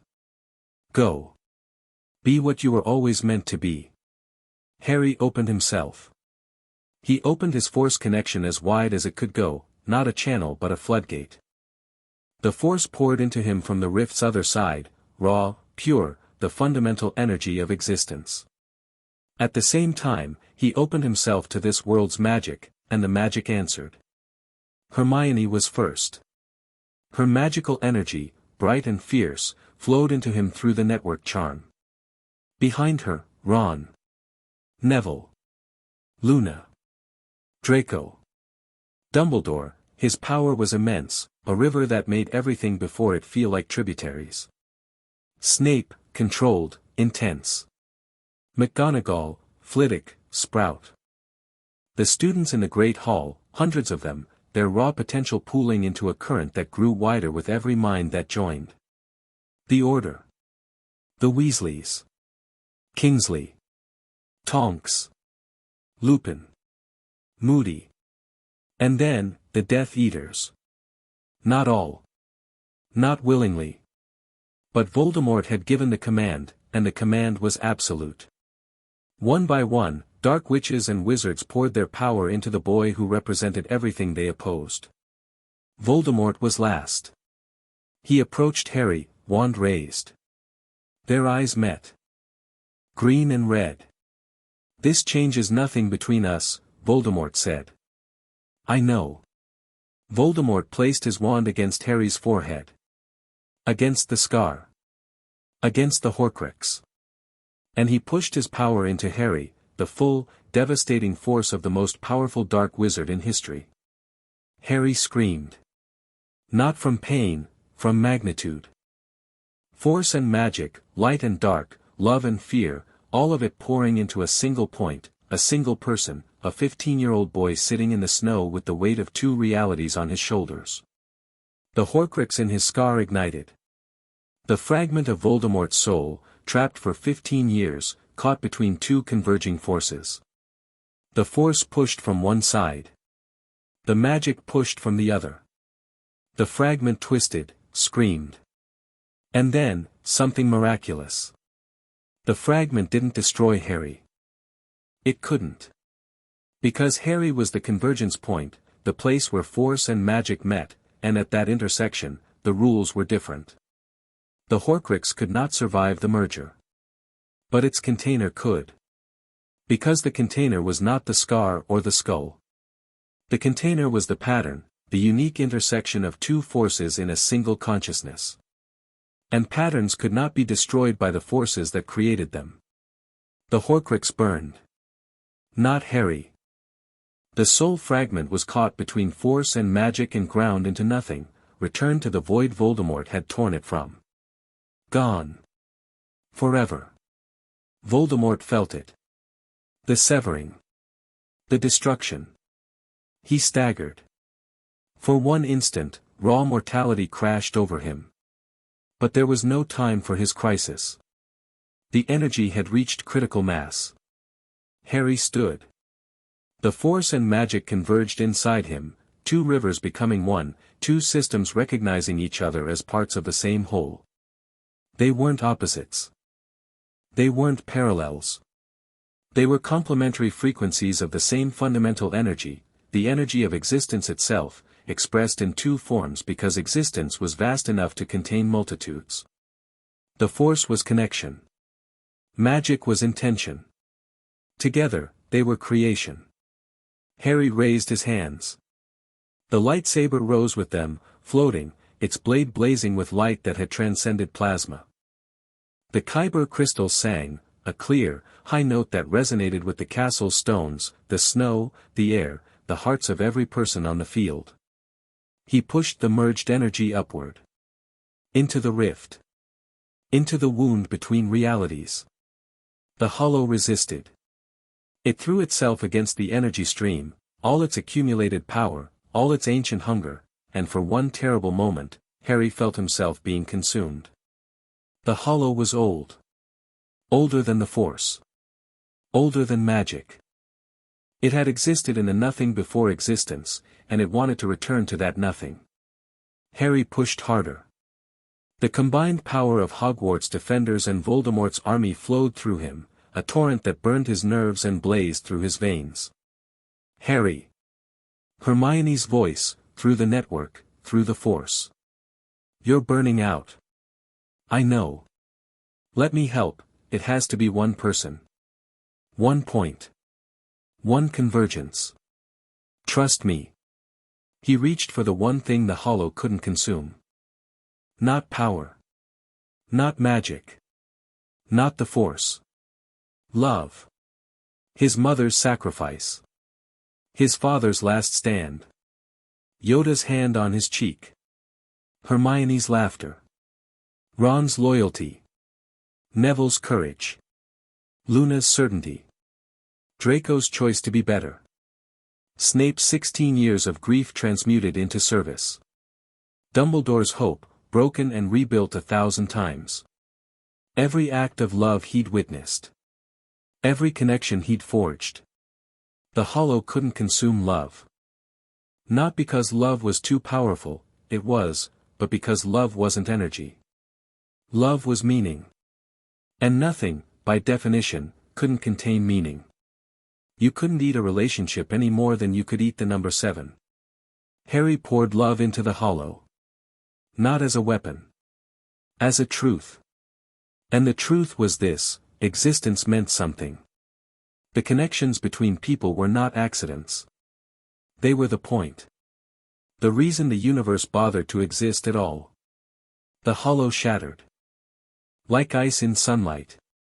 Like darkness at dawn. It broke into fragments that dissolved as they fell, each piece of nothing returning to the nothing it had come from. The sky cleared. The darkness lifted.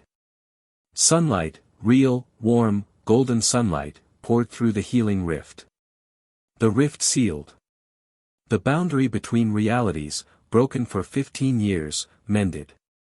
Force and magic separated gently, each returning to its own rhythm, its own reality, but carrying the memory of the merger.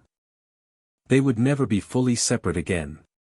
The scar remained, a thin place where the two forces would always be closer, always whisper across the divide. Harry fell. The energy left him all at once. His heart stuttered. His vision went white. His legs gave way and he collapsed into the snow. Hermione caught him before he hit the ground. She'd started running the moment Harry screamed, sprinting through the battle's aftermath with her wand out and absolutely nothing in the world capable of stopping her. She held him. In the snow, surrounded by two armies who had just watched a boy seal reality with the force of human connection. Her tears fell on his face and he felt them, even in the white void of exhaustion, because they were warm. Harry. Stay with me. Stay. He opened his eyes. Her face above him. Brown eyes, wild hair, tear-streaked cheeks. The most beautiful thing in any reality. I promised, he said. Coming out. Remember? She laughed. Broken, sobbing, exhilarating. You impossible, stubborn, wonderful, Jedi. Jedi. My impossible, stubborn, wonderful Jedi. He smiled. Closed his eyes. And fell into the deepest sleep of his life, held by someone who loved him. Voldemort survived. Mortal, diminished, stripped of every Horcrux, Nagini had disintegrated when the merger destroyed all remaining soul fragments. He stood on the field as the armies disengaged. He looked at Harry's unconscious form. He looked at Dumbledore, who stood nearby with his wand raised. Another day, Voldemort said. His voice was thin. Human. We agreed, Dumbledore said. Voldemort disapparated. His remaining Death Eaters followed, some immediately, some after dropping their masks on the snow and walking away from the cause they'd served. Draco watched his father leave. Lucius Malfoy, mask discarded, had looked at his son across the battlefield. Their eyes met, grey into grey. Lucius raised his hand. Not a wave. An acknowledgement. An apology too small for the crime it addressed. Then he was gone. Draco stood very straight and watched the space where his father had been. Then Neville put a hand on his shoulder, gently, without words, and Draco let out a breath he'd been holding since he was born. Harry slept for 3 days. He woke in the hospital wing to sunlight and the sound of a page turning. Hermione was beside his bed, reading, with her feet tucked under her and a blanket around her shoulders and a cup of cold tea on the nightstand that suggested she'd been here long enough for tea to go cold multiple times. "How long?" he asked. His voice was a croak. His throat felt like sandpaper. 3 days. Madame Pomfrey said your body needed to recover from channeling approximately 800 magical cores plus 1 interdimensional force connection. She also said, and I'm quoting directly, that you are the most medically unprecedented patient she has ever treated and she would appreciate it if you stopped inventing new ways to nearly die. He sat up. His body ached, every muscle, every joint, every nerve, but it was the ache of recovery, not injury. Like the day after the most intense training session Yoda had ever put him through, multiplied by a factor of 100. He was alive. Whole. The Horcrux behind his scar was gone, he could feel its absence, a lightness where there had been weight, like removing a stone from your shoe that you'd forgotten was there. The hollow. Destroyed. Completely. Dumbledore, Snape, and the entire staff have scanned the castle, the grounds, and the surrounding countryside. There's no trace of it anywhere. The wards are already repairing. Flitwick says the castle's own consciousness is doing most of the work. Hogwarts is healing itself. Voldemort? Gone. The ceasefire held, he kept his word, which surprised approximately everyone. The ministry under Amelia Bones is coordinating a full response. Auror teams have been deployed. Arrest warrants issued for every known Death Eater. The war isn't over, Harry, but it's different now. He's mortal. He's weakened. Half his army walked away on the battlefield, just dropped their masks and left. Draco says most of them were only there because they were more afraid of Voldemort than of dying. Once they saw him diminished, the fear broke. And our people? Minor injuries. Broken bones, curse damage, exhaustion. But no deaths among the defenders. Ron took a hex to the shoulder, it's healed, he's milking it for sympathy. Fred has a spectacular black eye he's wearing like a badge of honor. George claims he lost an ear to a cutting curse but I'm fairly certain he's exaggerating for comedic effect. Lupin's in the next bed over, werewolf metabolism is extraordinary, he's almost fully recovered. Tonks hasn't left his side. She paused. Set down her book. The humor drained from her voice and was replaced by something rawer. You almost died, Harry. Your heart stopped for 11 seconds. I counted. Dumbledore had to restart it with a spell, Renervate Maxima, from a 12th century medical grimoire, never been used on a living patient. 11 seconds. Her voice cracked on the number. I was holding you and I felt your heart stop and for 11 seconds I thought, but it worked. Yes. It worked. The rift is sealed. The force and magic are stable. The boundary between realities is healed. She squeezed his hand until his bones protested. And you're here. Which is the only result I actually care about. Harry looked at her. At the circles under her eyes, 3 days of vigil, 3 days of watching his chest rise and fall and being afraid each time that the rise wouldn't come. At the book on her lap, not magical theory, not legal procedure, not anything related to war. A novel. She'd been reading a novel. Which meant she'd run out of productive things to do and had been reduced to simply being present, which was, for Hermione Granger, the most difficult and the most loving thing she could do. I care about it too, he said. She leaned forward and kissed him. Gently, because he was fragile and she knew it even if he didn't. The force hummed between them, warm, steady, alive. Not the cosmic torrent of the convergence but the simple, daily miracle of two people choosing each other. The small magic. The real magic. When she pulled back, she was smiling. The first real, unguarded, fully present smile he'd seen from her in weeks. "By the way," she said, "your lightsaber survived. The Kyber crystal is different now. Dumbledore says it's resonating with magical frequencies it never responded to before. He and Flitwick have been studying it in shifts. I had to physically remove Flitwick from the room when he got too excited and started conducting experiments on it at 3 in the morning." Harry reached for the lightsaber on his bedside table. It felt different in his hand, lighter, warmer, humming with a harmony that was both familiar and new. Like a song he'd known his whole life played in a key he'd never heard. He ignited it. The blade was not green. It was white.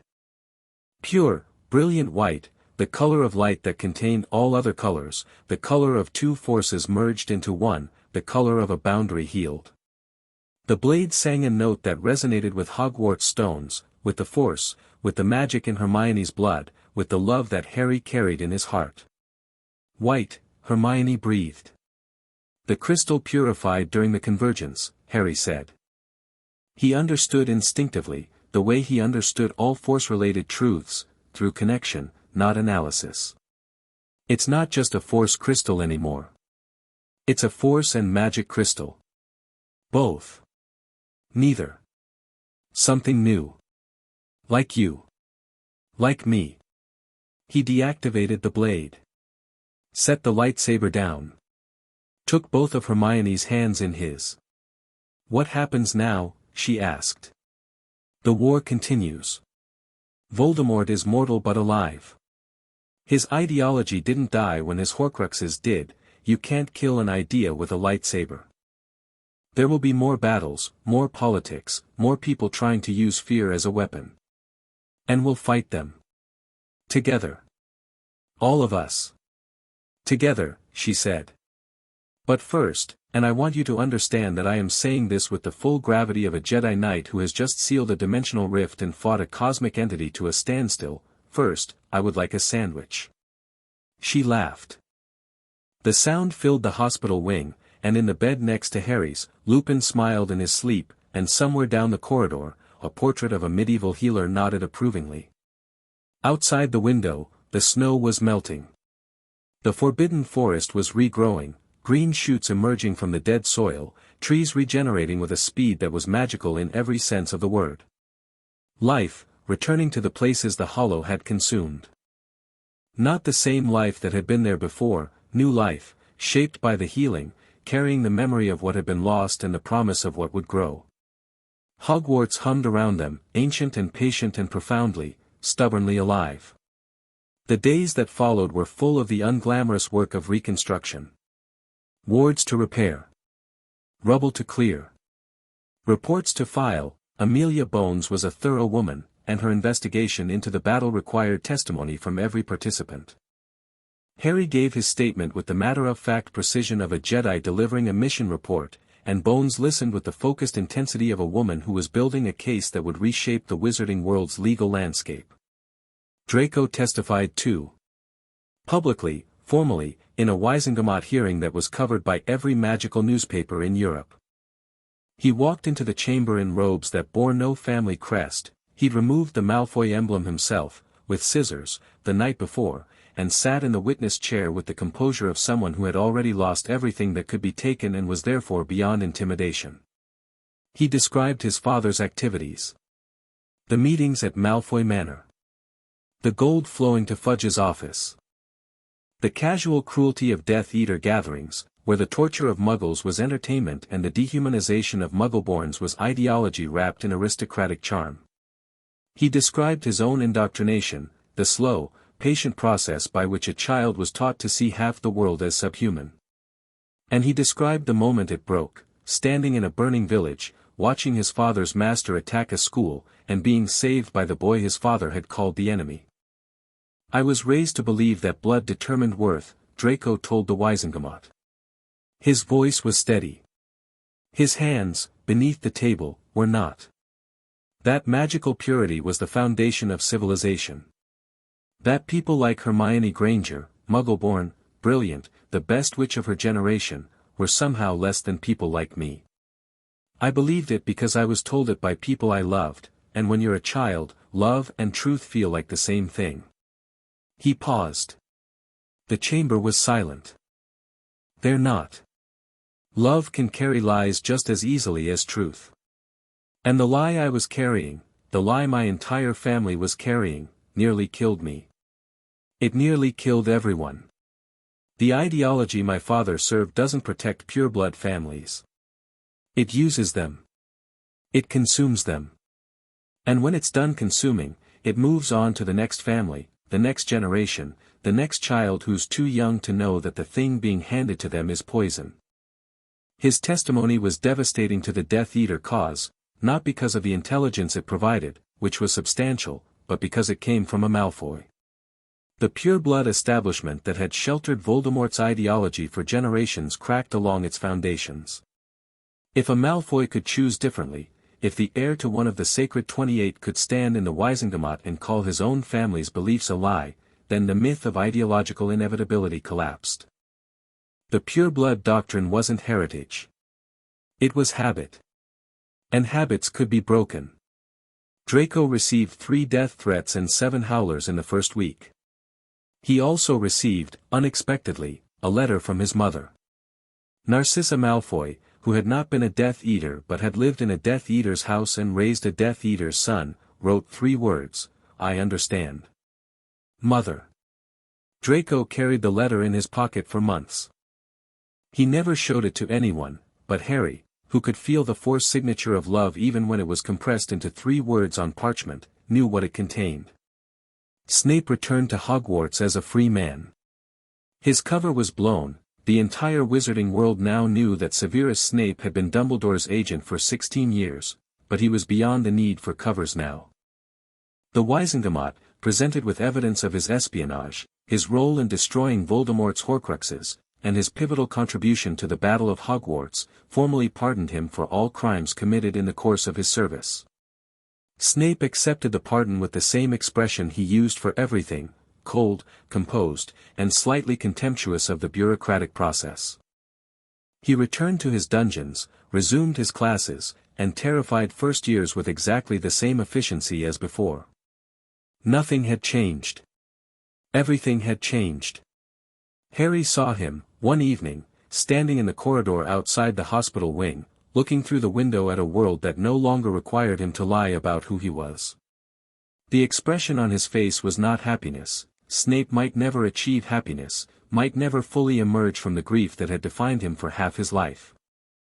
But it was something more fragile and more valuable, possibility. The faintest, most tentative opening of a door that had been locked for 16 years. The possibility of a life that wasn't entirely defined by a mistake made at 20. Harry walked past him.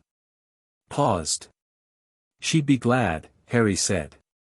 Snape didn't ask who. He didn't respond.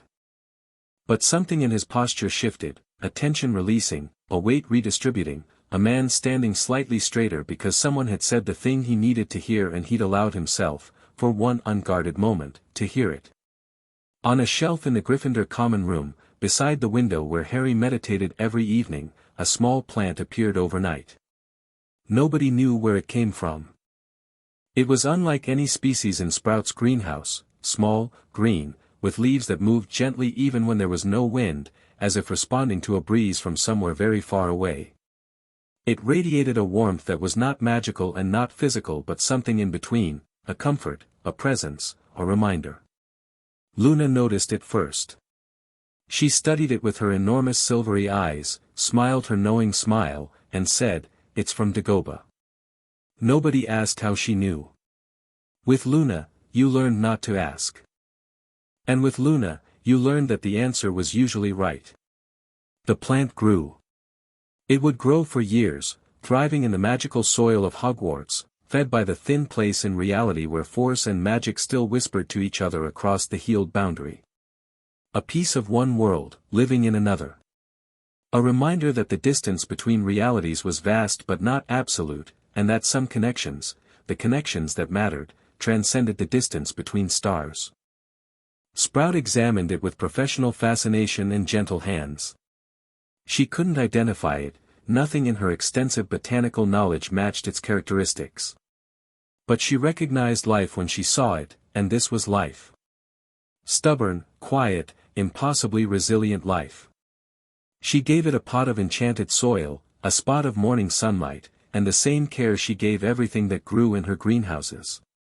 The plant thrived.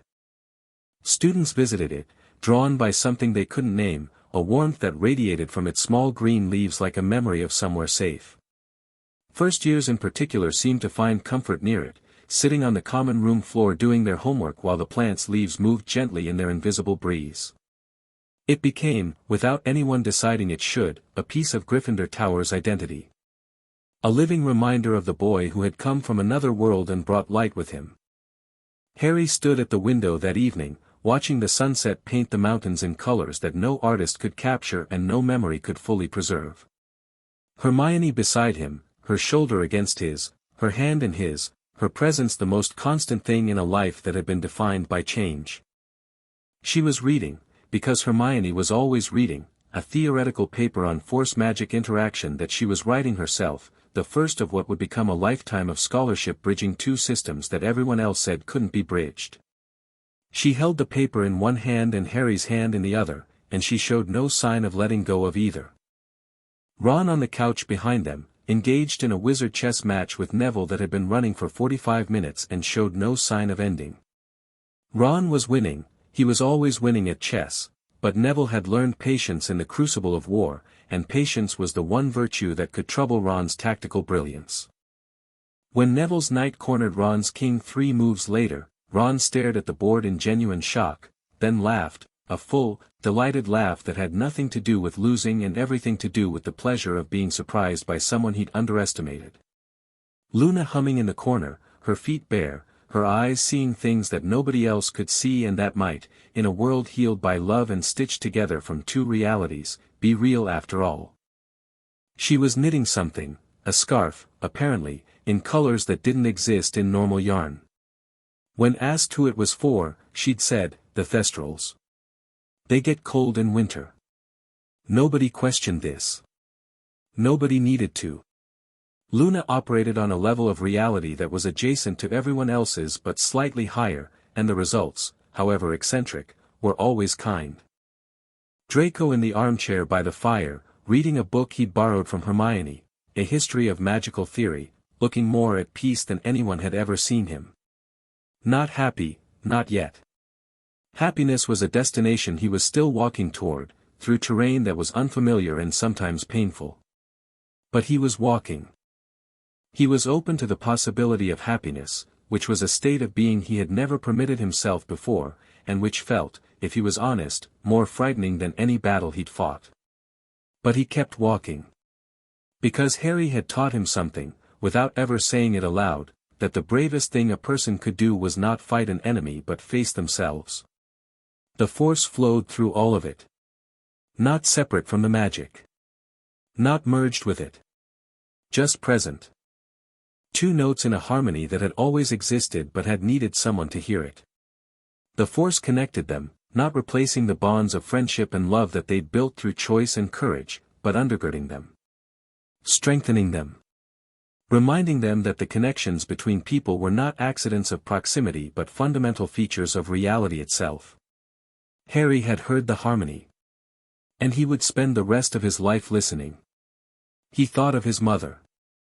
Of the woman he'd never known, whose sacrifice had saved his life, whose love had rewritten the laws of reality. He thought of his father, who had stood between his family and death and hadn't flinched. He thought of Yoda, who had raised a human child with alien hands and bottomless patience and a love that was no less real for being expressed in backward syntax. He thought of the lesson that had taken him 15 years and 2 realities to learn, that love was not an attachment to be released or a weakness to be managed.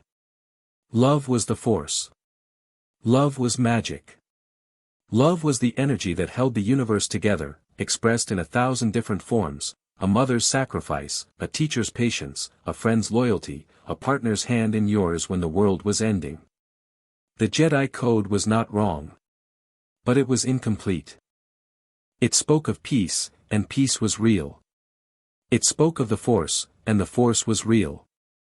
But it did not speak of love, not the way Harry understood it now. Not as the opposite of detachment, but as its fulfillment. To love fully was to hold on and let go at the same time. To care without clinging. To protect without possessing. To be willing to lose everything for someone, and to be at peace with that willingness.